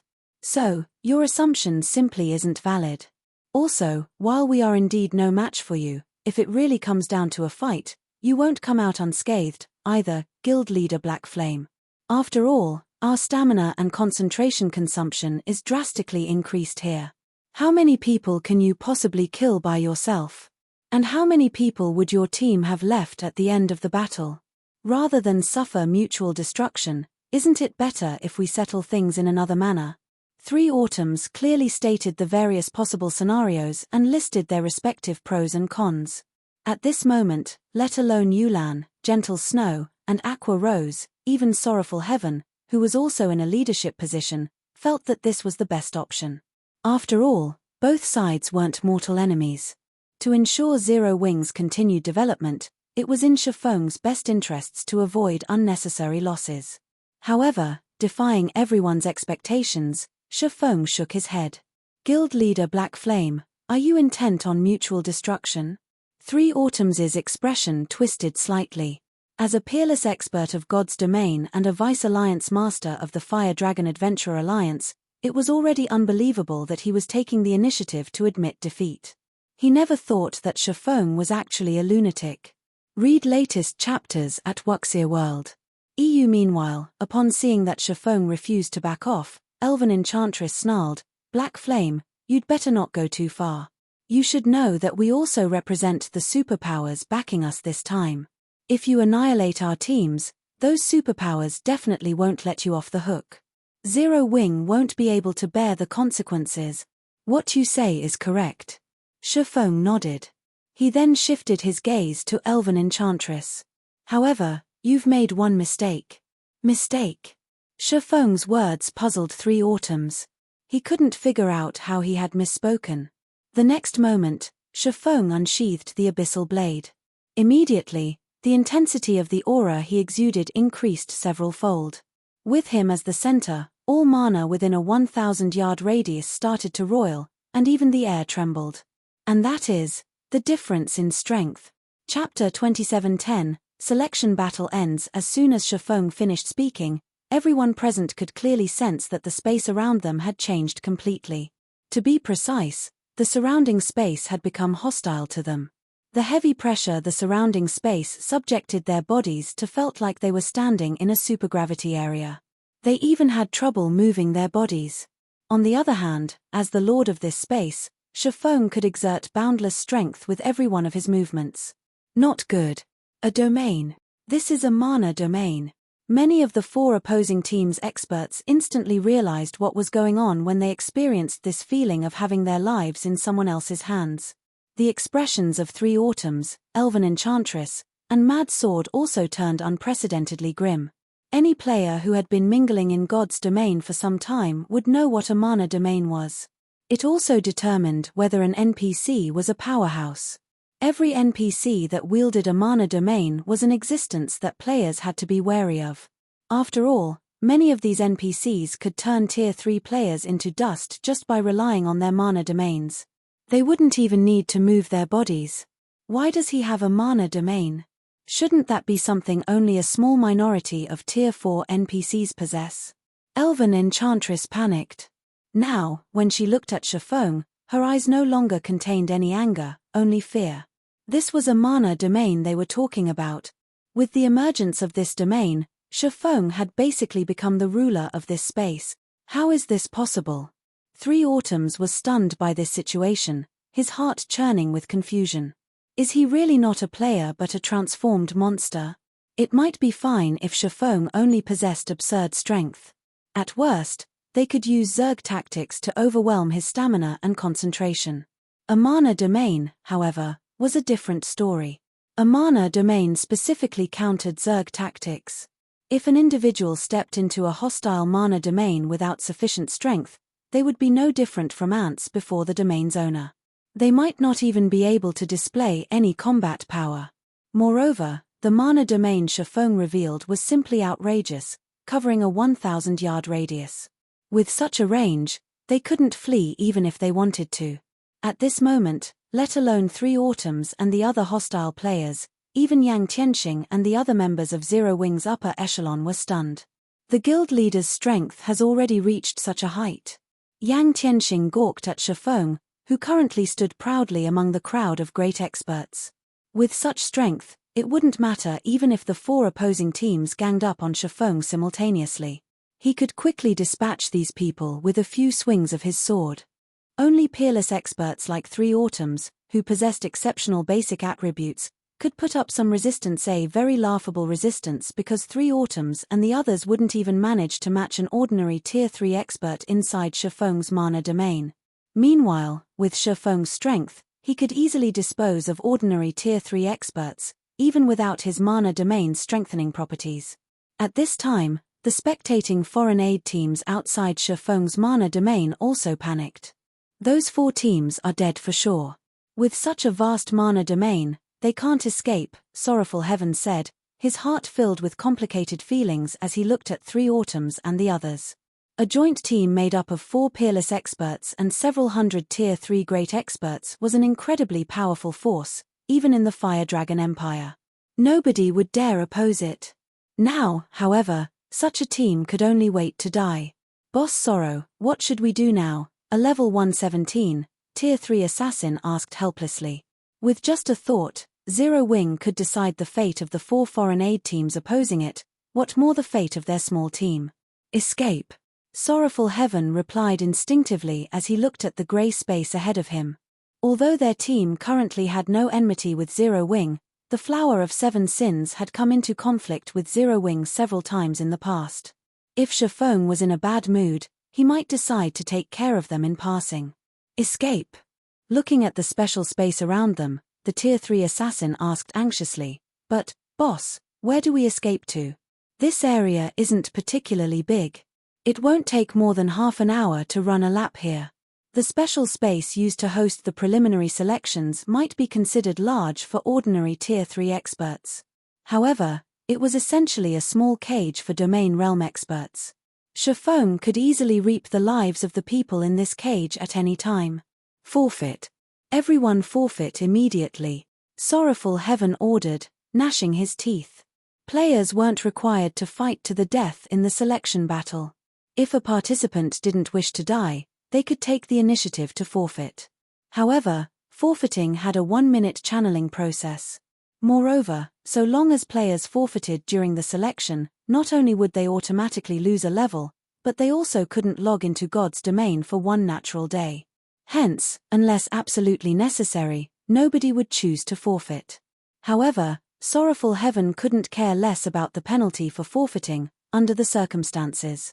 Compared to getting killed by Shifeng and losing 5 levels and being forced to remain offline for several days, forfeiting was a much better option. At this time, besides the Flower of 7 Sins' team, the other foreign aid teams that didn't attack Zero Wing also promptly forfeited their participation rights. For a time, hundreds of light pillars rose inside the special space, creating a magnificent spectacle as if heaven was descending to earth. Unfortunately, only a handful of people inside the special space were in the mood to admire this beautiful scene. Flame Dragon City. As the competition for the 6 reserve seats still hadn't officially begun, the plaza outside the War God's Temple was crowded with the various superpowers experts. Many of these experts chatted quietly about the preliminary selection currently underway. I heard 9 superpowers are participating in the foreign aid selection this time. I wonder which superpower will have the most players remaining. It would be great if our guild can have more people passing the selection. That would significantly ease our burden afterward. I'm afraid not many of our helpers will pass the selection. I just heard that the Sky Dragon family, Pride Empire, Demon Palace, and Miracle recruited 4 of the Fire Dragon Empire's 6 absolutes. With these peerless experts around, trying to hold on to a war god order will be incredibly difficult. Aren't those 4 guilds a little too strong? They actually managed to recruit 4 absolutes. What kind of price did they pay? Although foreign aid won't be particularly helpful in the official competition, each one can still secure half as many points as an official guild member. The opportunity to recruit a peerless expert as a helper is worth any price. After all, that is equivalent to having an extra peerless expert in the guild. At the mention of peerless experts, many of the players in the plaza reflexively turned to look at the members of the Sky Dragon family, Pride Empire, Demon Palace, and Miracle in envy. After all, a guild's foundation largely depended on the number of apex experts and peerless experts they possessed. Moreover, in this competition for the reserve seats, having even one additional peerless expert would be of significant help. At this time, the various superpowers upper echelons resting inside the War God's Temple were also filled with envy and anger. How did they manage to recruit 4 of the 6 absolutes? We clearly offered them astronomical prices before, yet they still declined. I never thought they would agree to help those 4 guilds. With this, we'll be placed in an even tighter spot for manpower. Mushin revealed an ugly expression when she read the report she just received. The matter of Zero Wing's data getting exposed had already placed Frost Heaven in a disadvantageous position. Now, 4 guilds had managed to recruit peerless experts to assist them. This was basically rubbing salt into an open wound. It seems these 4 guilds will be occupying most of the foreign aid slots this time. We'll definitely be in a very unfavorable position later on. Brilliant Blue also wore a somber expression on his face. Frost Heaven was already inferior to the other superpowers in terms of the number of peak experts and apex experts, to begin with. Hence, they had placed their hopes on their foreign aid to make up for the difference. However, this hope was growing slimmer and slimmer. Hong Xinyuan also remained silent. He never imagined that the preliminary selection would be so intense, with even 4 of the Fire Dragon Empire's 6 absolutes taking the stage. No matter what, let's look at the results before we make any adjustments, Seven Wonders said. Aside from Frost Heaven, the other superpowers were also panicking. They never thought that the Sky Dragon family, Pride Empire, Demon Palace, and Miracle would become the selection battle's biggest winners. As for the 4 guilds in question, they basked in a moment of delight, feeling that the price they paid to hire the 4 absolutes was well worth it. Now, all they had to do was wait for the selection battle to end and the results to be announced. Those 4 guilds were really cautious in their actions. Even we have just received news that they invited 4 of the 6 absolutes. Vice Guild Leader, I'm afraid we might have to change our plans afterward, White Feather said with a frown as she read the latest report. Although the addition of 4 peerless experts wouldn't affect Mythology's overall situation, she still disliked such variables. The Fire Dragon Empire's 6 absolutes. The corners of Cold Shadow's lips curved up when she heard this. With this, even Black Flame will have trouble surviving. Previously, when she heard of the 4 superpowers' plan to suppress Zero Wing, she still felt relatively uneasy. She had seen Shifeng's strength and tricks before. Killing him would be incredibly difficult. However, with 4 peerless experts added to the equation, combined with the special spaces restrictions, Shifeng's death was just about guaranteed. As the various superpowers upper echelons were predicting the selection battle's results, a bell suddenly tolled, the sound echoing throughout the War God's Temple. Read latest chapters at Wuxia World. EU. This bell represented the end of the selection battle. What's going on? The selection battle is over. Didn't it just start? Did the War God's Temple make a mistake? That shouldn't be the case. Let's go take a look. The selection battle's abrupt end confused the various superpowers' upper echelons. They hastened to the War God's Temple's central hall to find out what had happened. Chapter 2711, Lucky Zero Wing? War God's Temple's central hall. In response to the bell signaling the preliminary selection's end, the various superpowers' upper echelons quickly gathered in the normally deserted central hall. In just a few moments, players filled 1/3 of the hall, which was the size of half a football field. The selection battle began less than 10 minutes ago, yet the ending bell already rang. Did the selection's rules change? That shouldn't be the case. The rules were verified before the competition. But it ended in less than 10 minutes. I doubt anyone can do anything in such a short time, right? The various superpowers' upper echelons curiously discussed the selection battle's abrupt end. All of them wanted to know why the selection ended so soon. Amid the various discussions, a huge teleportation array appeared in the middle of the hall. A moment later, a stone stele emerged from the magic array. The appearance of the stele instantly attracted the various superpowers' attention.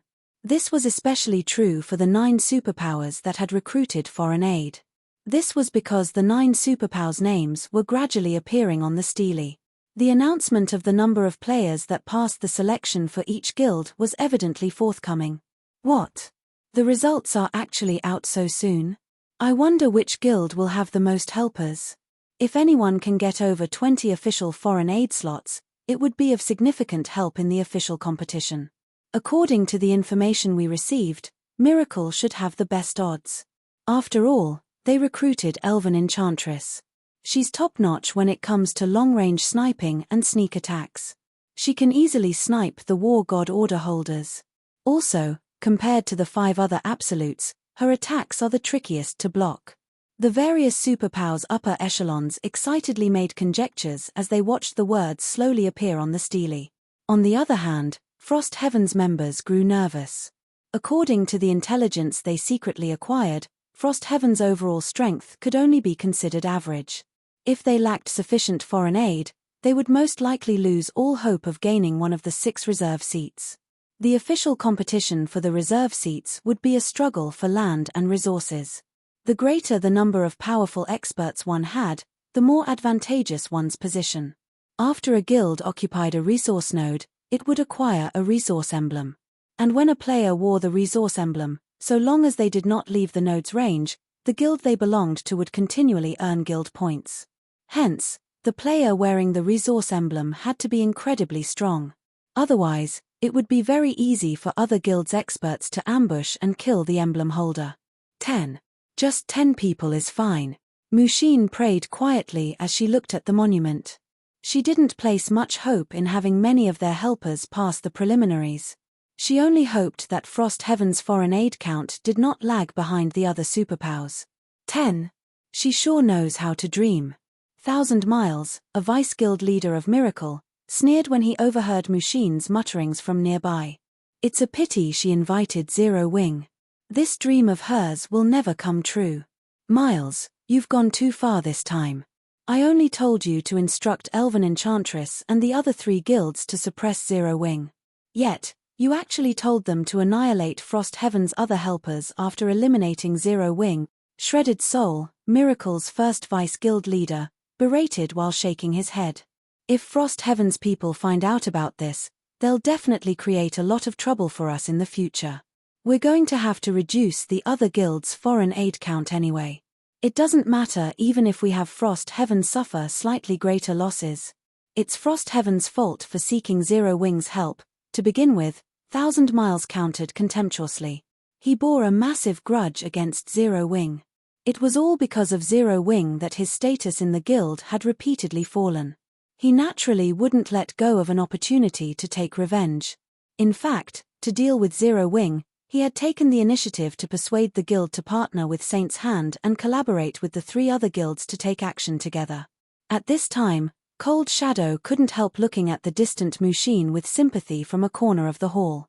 If not for Zero Wing, Frost Heaven wouldn't have fallen into such a passive state, Cold Shadow sighed ruefully. Under normal circumstances, Mushin's decision to recruit Shifeng as foreign aid would have been a good one. Unfortunately, aside from being strong, Shifeng also didn't know the immensity of heaven and earth. He had simply made far too many enemies. Otherwise, Miracle wouldn't have decided to take action against Zero Wing so decisively, going as far as to ignore Frost Heaven's influence. While the various Superpowers members were discussing excitedly, several flashes of light appeared above the central teleportation array. In the blink of an eye, 17 figures appeared before everyone's eyes. As the teleportation array's brilliance dissipated, the appearance of these 17 figures became clear for all to see. They were none other than Zero Wing's members, whom the various Superpowers felt would fail the preliminary selection. How is this possible? Aren't they way too lucky? Did they not encounter any other foreign aid teams inside? For a time, the hall was in an uproar. None of the various Superpowers members could believe their eyes. This was especially true for the Sky Dragon families, Pride Empires, Demon Palaces, and Miracle's upper echelons. Every one of them gaped at this situation. Why are Zero Wing's members still alive? Thousand Miles was bewildered when he saw Shifeng's group walking out of the teleportation array. At this moment, let alone Thousand Miles, even Shredded Soul and the distant Cold Shadow were puzzled by this situation. After all, nobody knew better than they did the situation inside the special space. Those were 400 great experts they were talking about. Of them, 4 were even peerless experts, and over a dozen were apex experts. With such a force, one could roam unhindered even in the Fire Dragon Empire. Taking care of Zero Wing should have been child's play. Yet, Zero Wing actually exited the battlefield with 0 casualties. How could they possibly bring themselves to believe this situation? Did those 4 absolutes not go after them?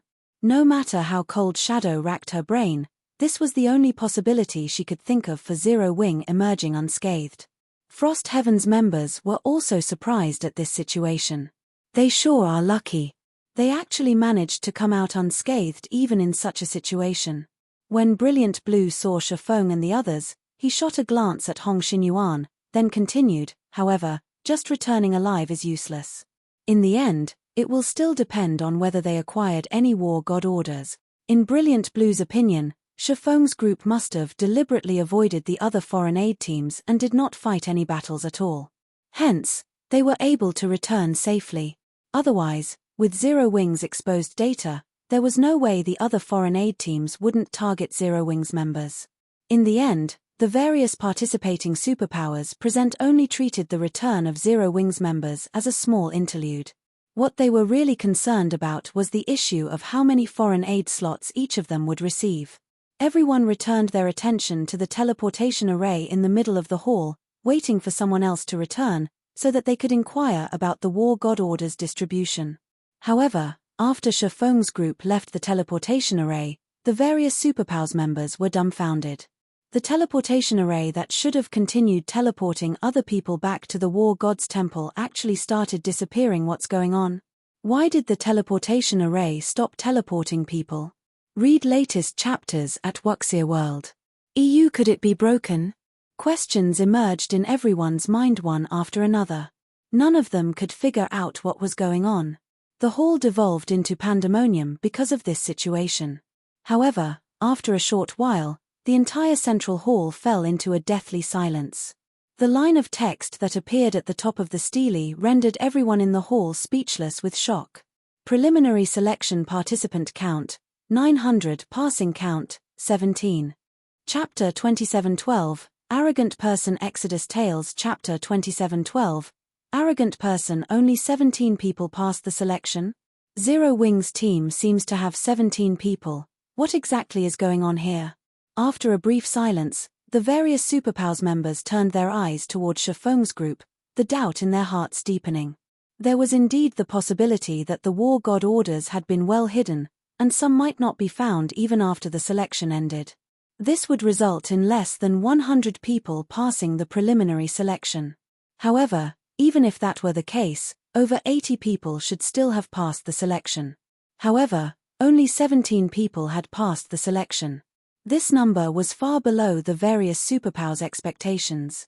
The upper echelons of Sky Dragon Family, Pride Empire, Demon Palace, and Miracle, in particular, were dumbfounded by this situation. They couldn't figure out what exactly had happened inside the selection battle. Their 4 guilds had paid an enormous price to recruit 4 of the Fire Dragon Empire's 6 absolutes. They had been very confident of winning the preliminary selection, hands down. Now, however, let alone ranking within the top 4, not even one of the foreign aid they recruited managed to pass the selection. What was even more unbelievable was the fact that Zero Wing's members had returned unscathed. How could they possibly believe this? Investigate. Investigate what happened. I want to know what happened inside the selection battle. Almost immediately, the 4 guilds' upper echelons began frantically contacting their respective foreign aid teams' members. Vice Guild Leader, did something go wrong with the selection? White Feather's eyes brimmed with surprise and confusion as she looked at the central stele. In response to White Feather's question, Cold Shadow glanced at the distant Shifeng before looking toward the 4 guilds' side. From the commotion at the 4 guilds, it was evident that even the 4 guilds' people didn't know what had just happened. Something must have gone wrong. Only, I don't know what kind of trick Zero Wing pulled this time. All Cold Shadow could think of now was that Zero Wing was related to this abnormal situation. Out of the 900 players that entered the selection space, only 17 returned. Even if an intense battle occurred inside, there shouldn't be so few players returning. Not to mention, all of these returnees were even Zero Wing's members. As the various superpowers were investigating this strange situation, Frost Heaven's side was similarly at a loss. Guild Leader Black Flame, what happened inside? Why are you the only ones to return? Mushin couldn't help asking Shifeng.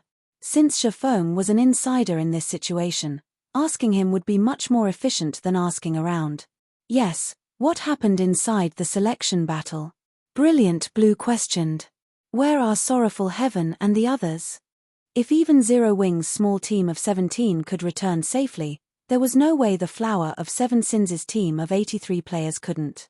Not to mention, Sorrowful Rain was a domain realm expert. Following Mushin's and Brilliant Blue's questions, everyone from Frost Heaven turned to look at Shifeng, curious to find out what exactly happened inside. However, Shifeng directly ignored Brilliant Blue's question and turned to Mushin. Nothing special happened inside. We just conducted a normal team battle. As for the result, you saw it yourself, Shifeng said calmly. Shifeng's words were clear and straightforward. His logic was also seamless. However, none of Frost Heaven's members believed him. Even Mushin felt that Shifeng was joking with her. Black Flame, do you take this old man for a fool? Do you think I will believe such words? Brilliant Blue was incensed. He already felt upset that Shifeng ignored him. Now, Shifeng was even insulting his intelligence by giving such a stupid answer. The other Frost Heaven members agreed with Brilliant Blue's words, and they started looking at Shifeng with scorn. Although Shifeng's answer sounded reasonable, it was also the least possible result. They would be fools to believe him. 900 Tier 3 experts had participated in the preliminary selection, many of them peak experts and apex experts. No matter how fierce the battle, these experts shouldn't have all gotten annihilated. After all, they could still flee if they couldn't win in a fight. Moreover, the selection battle was held in a special space that severely restricted a player's stamina and concentration. The difficulty and risks involved in chasing a fleeing opponent in this space were incredibly high. Meanwhile, Shifeng's team was not only the smallest out of the bunch but also the easiest to counter. If an intense battle occurred during the selection, Shifeng's team should have faced the greatest difficulty returning alive. But what about now? Not only did Zero Wing's team suffer 0 casualties, but Zero Wing's members all wore incomparably relaxed expressions. They did not look like they had just survived an intense battle at all but gone on an outing. Whether you believe it or not is up to you, Shifeng retorted nonchalantly. The selection battle is over. If you don't have any other questions, we'll be heading back to rest. After saying so, Shifeng turned around and left the hall, unconcerned whether Frost Heaven's members believed him or not. His goal in coming here was only the 3 upper zone reserve slots. Meanwhile, after glancing at the Frost Heaven contingent, Zero Wing's other members chuckled before following Surpasses out of the hall. The behavior of Zero Wing's team thoroughly dumbfounded Brilliant Blue. He was one of Frost Heaven's dignified Frost Pillars as well as a great elder of the guild. Yet, now, he was being ignored by the guild leader of a pseudo-superpower with no background whatsoever.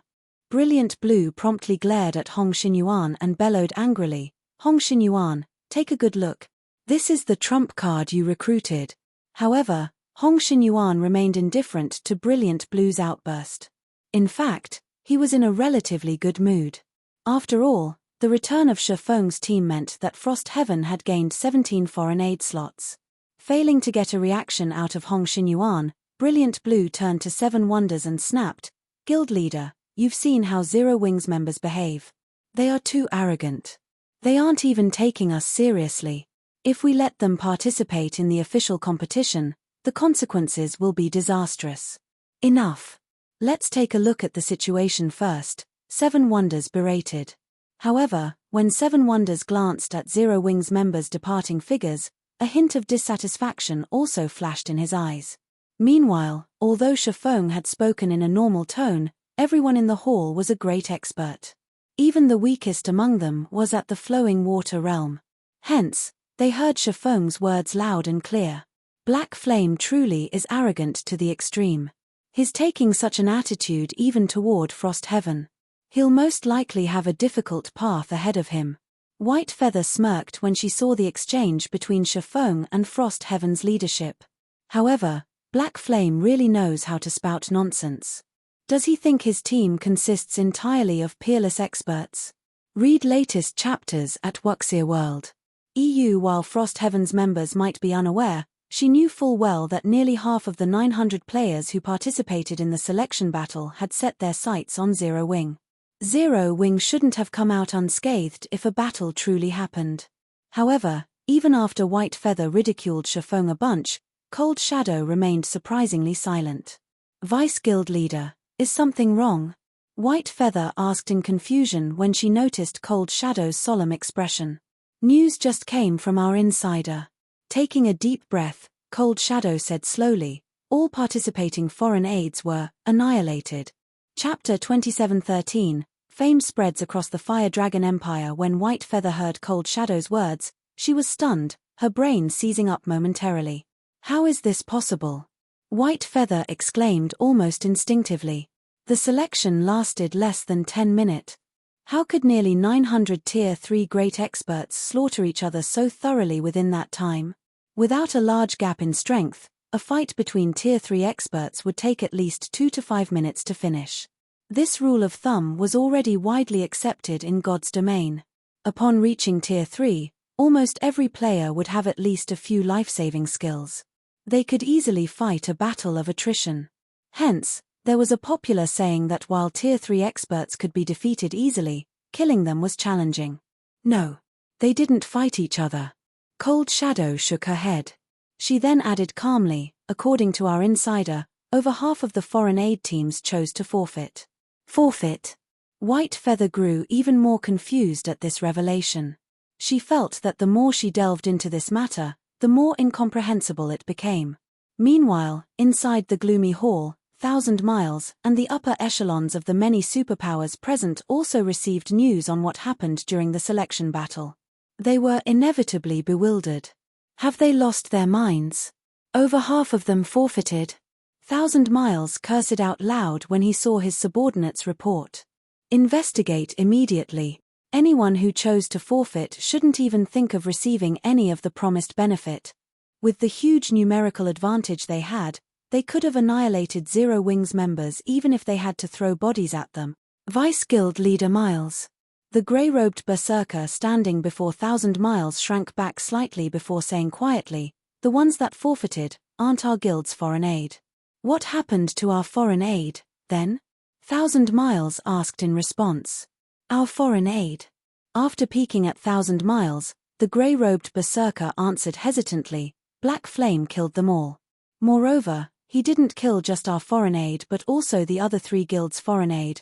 Are you sure Black Flame did it alone? Are they not messing with you? 1,000 Miles asked in disbelief. I've verified with them already. The grey-robed berserker nodded. Black Flame indeed killed them by himself. Out of the 400 players that targeted Zero Wing, not a single one survived. Alone. He annihilated all 400 Tier 3 great experts. 1,000 Miles suddenly felt a little dizzy. This information was too much for his brain to process. He even felt that he was hallucinating right now. According to the foreign aid teams, Black Flame already possesses a mana domain. The range and strength of his mana domain are also unprecedented. Tier 3 experts can't exert even 10% of their combat power while inside it. Just moving their bodies is a challenging task, the berserker reported after summoning up his courage.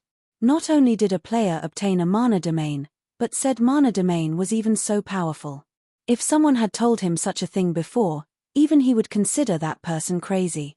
Either that or this person was a newcomer in God's domain and ignorant about mana domains. A mana domain? 1,000 Miles's expression stiffened at this term. How can he have a mana domain? At this time, 1,000 Miles wasn't the only person dumbfounded. The other superpowers upper echelons were similarly bewildered when they heard this piece of news. After all, it was far more unbelievable than Shifeng's feat of single-handedly annihilating 4 foreign aid teams. In God's domain, the mana domain was the standard that determined whether an NPC was strong or weak. So long as an NPC had a mana domain, they would be considered a true powerhouse in the whole of God's domain. After Frost Heaven's members received a detailed report of what happened during the selection battle, they, too, fell silent. Brilliant Blue, in particular, wore an extremely wrinkled and ugly look on his face. Previously, no one from Frost Heaven believed what Shifeng had said. In their opinion, Shifeng was only talking big. Brilliant Blue had even mocked Shifeng for his arrogance. However, insiders were now telling them that everything was true. Moreover, the situation was far more terrifying than how Shifeng described it. Old Hong, did you and Mushin know about this since the beginning? 7 Wonders couldn't help asking Hong Xinyuan. We knew a little. Chuckling, Hong Xinyuan added, however, for confidentiality's sake, we didn't tell anyone. Mushin also nodded in agreement. Only, even she was surprised by such an excellent battle record. She never expected that Shifeng's mana domain would be so powerful when released. It was at least 10 times stronger than what she experienced. You two really know how to keep us in the dark. When 7 Wonders looked at Hong Xinyuan's indifferent expression and recalled the situation with Shifeng before, he smiled bitterly. In that case, I'll leave Zero Wing's matters to you in the future. After glancing at the silent Brilliant Blue, Hong Xinyuan faintly smiled and said, Guild leader, please rest assured. After the end of the selection battle, news about Zero Wing spread like the plague. This was especially true for the details regarding Black Flame. Many of the major powers that had come to spectate the competition were shocked. Not only had Black Flame single-handedly dominated the preliminary selection, but he even possessed the rumored mana domain. This battle record instantly made Black Flame the focus of discussion for many players all over the Fire Dragon Empire. Quite a number of the Empire's players even sought to join the pseudo-superpower known as Zero Wing. War God's Temple, Mythology's Lounge, Vice Guild Leader, the situation has become somewhat troublesome now.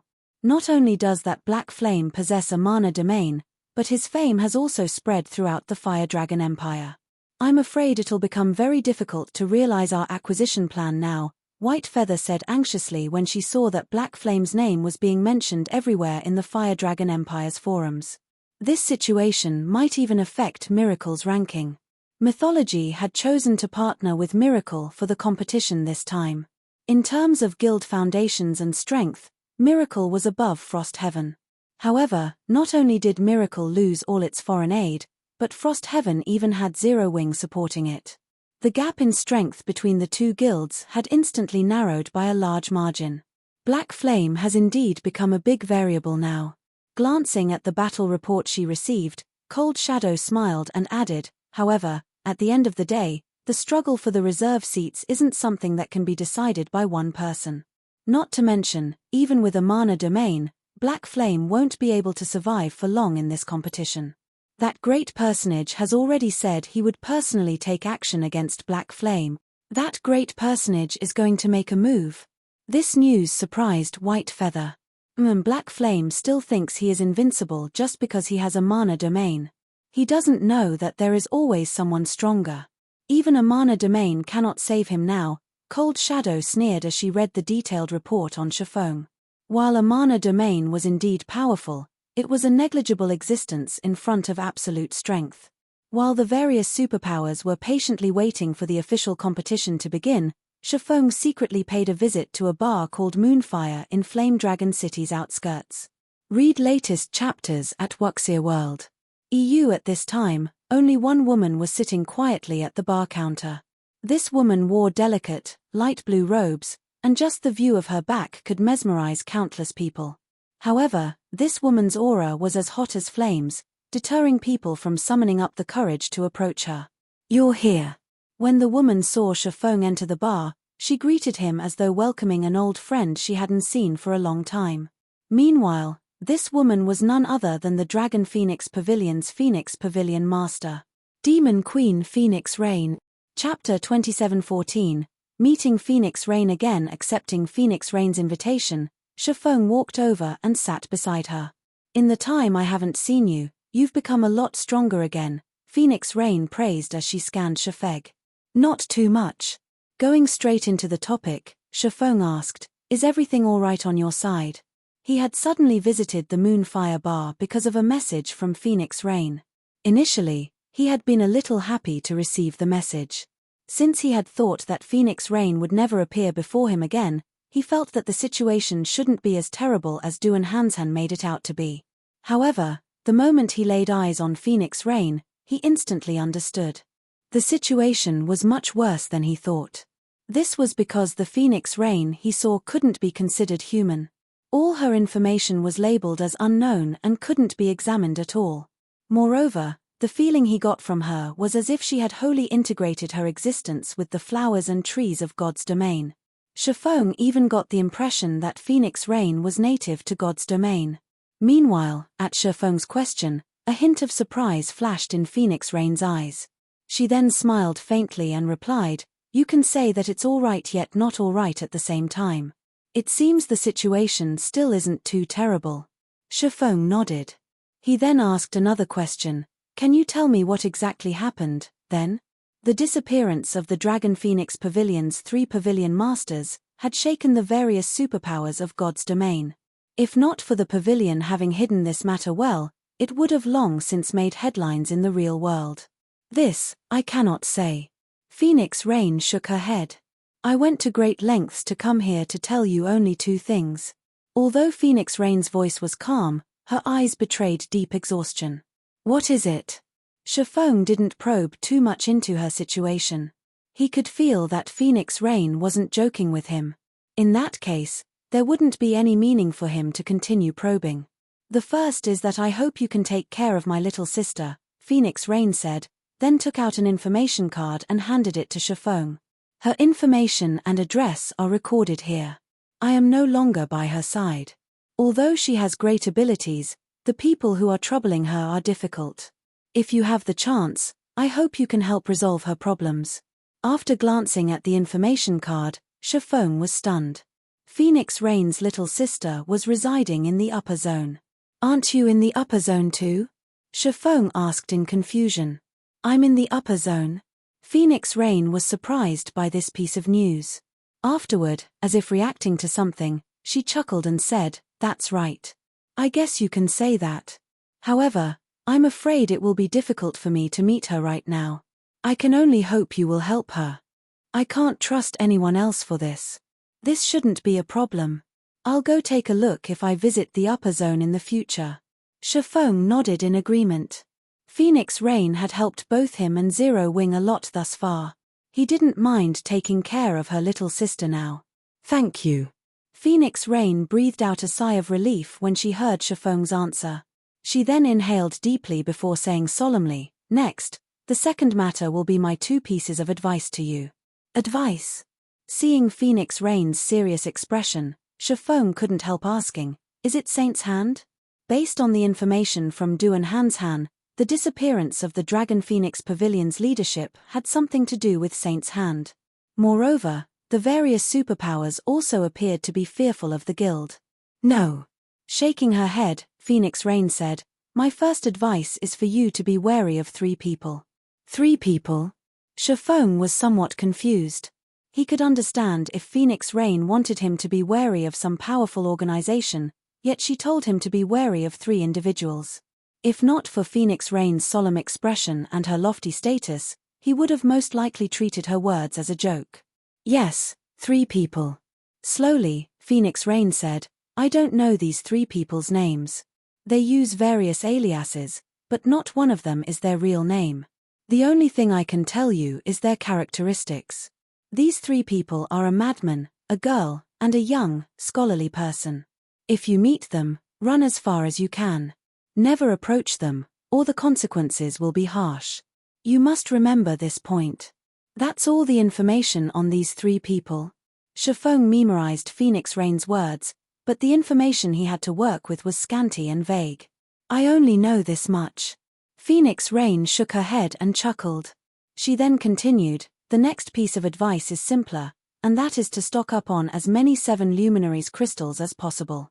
This thing is incredibly valuable, and the more you have, the better." That's a realistic piece of advice. Shifeng was startled to receive this advice. 7 luminaries crystal was incredibly important during his previous life. Knowing this, he had tasked many guild members with finding and collecting the crystal. However, due to its rarity, the amount they managed to collect wasn't significant. After Shifeng finished speaking, Phoenix Rain suddenly stood up and tossed 3 gold coins onto the table. She then looked at Shifeng and said earnestly, "I've said everything that can be said. How far you can progress will be up to you." "You're leaving already?" Shifeng was again startled when he saw Phoenix Rain preparing to leave. Their conversation lasted less than 5 minutes. He hadn't even gotten to the other questions he wanted to ask. However, Phoenix Rain looked to be short on time. "Oh, yes." Suddenly, Phoenix Rain pulled out a black crystal from her pocket and tossed it to Shifeng. "I have you to thank for being able to make this visit. I can't use this thing at present, so I'll give it to you." "What is this thing?" When Shifeng looked at the unidentifiable black crystal, he felt a sudden urge to eat the crystal whole. Upon noticing the hunger in Shifeng's eyes, Phoenix Rain chuckled. "You'd better not eat it. It's not edible." Shifeng felt slightly embarrassed by this situation. He never thought that the black crystal would be powerful enough to affect his mind. "Don't worry. I won't eat it," Shifeng promised. "Before I go, I'll tell you one more thing. Tier 4 is just the beginning. Your time," however, before Phoenix Rain could finish speaking, she suddenly disappeared. It was as if she never existed in this place. Now, only Shifeng remained inside the spacious bar. Read latest chapters at Wuxia World. EU forced teleportation? Surprise colored Shifeng's eyes as he looked at the space where Phoenix Rain had been. However, he quickly denied his conjecture. No. There were no spatial fluctuations. It shouldn't be a forced teleport. Yet, if she logged off, it should have taken a while before she disappeared. Despite pondering for some time, Shifeng failed to figure out the mechanism behind Phoenix Rain's sudden disappearance. In the end, he had to give up and shifted his attention to the black crystal in his hand. At least he now knew that Phoenix Rain was safe. "I got nothing from using an ordinary identification skill just now. It seems I can only try with omniscient eyes." Taking a deep breath, Shifeng gathered the surrounding mana around his eyes and stared intently at the black crystal. Omniscient eyes. Chapter 27:15, Eternal Item. As Shifeng frantically gathered mana inside the bar, the mana around him started liquefying. The standard of his mana was undoubtedly at Tier 4. A moment later, twofold magic arrays appeared in his eyes. If a player were to meet his gaze right now, they would most likely shudder instinctively. At this moment, Shifeng's eyes seemed to be capable of penetrating all truths in the world. No secrets could exist before this pair of eyes. Sure enough, Omniscient Eyes' effects have improved significantly now that my mana has reached the Tier 4 standard. Shifeng was delighted as he looked at the black crystal in his hand. Previously, even when he used the advanced identification skill, he couldn't appraise the black crystal at all. However, with Omniscient Eyes, a loading bar had appeared. It was as if the black crystal's outermost firewall had cracked, and the skill was fervently exploiting this breach and trying to dig into the crystal's core. 10 seconds. 20 seconds. 40 seconds. As the forces of the black crystal and Omniscient Eyes continued clashing, Shifeng frowned. Although Omniscient Eyes has the strength to contend against the black crystal, it apparently still isn't enough. Omniscient Eyes might be digging at the black crystal's firewalls, but the skill had a limited duration of only 1 minute. If it failed to break through the black crystal's defenses during this time, he would have to try again 10 minutes later. Only, the result would most likely be the same. Upon seeing Omniscient Eyes and the black crystal at a stalemate, Shifeng started racking his brain on how he could break through the black crystal's power. The biggest difference between Tier 3 and Tier 4 is in mana. Since Omniscient Eyes has the strength to go up against the black crystal after being injected with Tier 4 mana, the difference between the two is mana. As of now, Omniscient Eyes still has plentiful mana. In other words, the amount of mana isn't crucial for breaking through the black crystal's defenses. If the amount isn't the problem, then the only other possibility is the mana's strength. However, after coming to this conclusion, Shifeng did not smile in joy. On the contrary, he fell into even greater despair. After all, increasing the strength of mana was easier said than done. On the market, almost all items that improved their users' mana only increased the volume of mana their users held. Generally, if players wished to increase their mana's quality, they would have to either improve their control over mana or raise their tier. In other words, if Shifeng wanted to increase his mana's strength right now, his only option was to raise his control over mana to a higher realm. No, that's not the only option. Shifeng shook his head. An increase in the mana's strength also represents an increase in the skill's power. Increasing the skill's power would be equivalent to improving the mana's strength. After Shifeng thought up to this point, a glimmer of hope appeared in his eyes. However, less than 5 seconds remained to Omniscient Eyes' duration. I have no choice but to try. Taking a deep breath, Shifeng unsheathed the abyssal blade and promptly assumed the posture of using the mana technique Light Shadow. The mana swarming around Shifeng instantly began condensing even further, taking on the shape of a great sword. However, unlike when he used this mana technique at Tier 3, the Phantom Greatsword now looked much more tangible. Meanwhile, after executing Light Shadow, Shifeng could sense a change occurring in the magic arrays in his eyes. They showed faint signs of evolving into threefold magic arrays. Good. It's effective. Shifeng couldn't help growing excited. However, the third layer's formation abruptly stopped. The mana still isn't strong enough. Shifeng frowned. If I want to increase it even further, I'll have no choice but to use Holy Devour. Holy Devour was a move he dreaded to use. Executing the complete Holy Devour was too taxing. It shouldn't be used frequently, even by Tier 4 classes. With the reserve seats competition about to begin, he had to keep himself in his peak state. Although executing Holy Devour once wouldn't overwork his brain, it would still exhaust his concentration. However, after thinking for a second, Shifeng gritted his teeth and threw caution to the wind. To hell with it. Although Phoenix Rain currently wasn't in a life-threatening situation, that was true only for now. There were far too many unknowns and secrets surrounding her. Saint's Hand's side was also filled with mysteries. There was no guarantee that he wouldn't meet a similar fate to Phoenix Rain in the future. Hence, he needed to identify the black crystal. Only by doing so would he have a chance at finding some useful information. Immediately, Shifeng changed his stance once more, and the aura he exuded skyrocketed in intensity. Holy Devour! Boom! Suddenly, ethereal flames enveloped the bar. The flames were so realistic that they triggered the magic arrays set up inside the bar.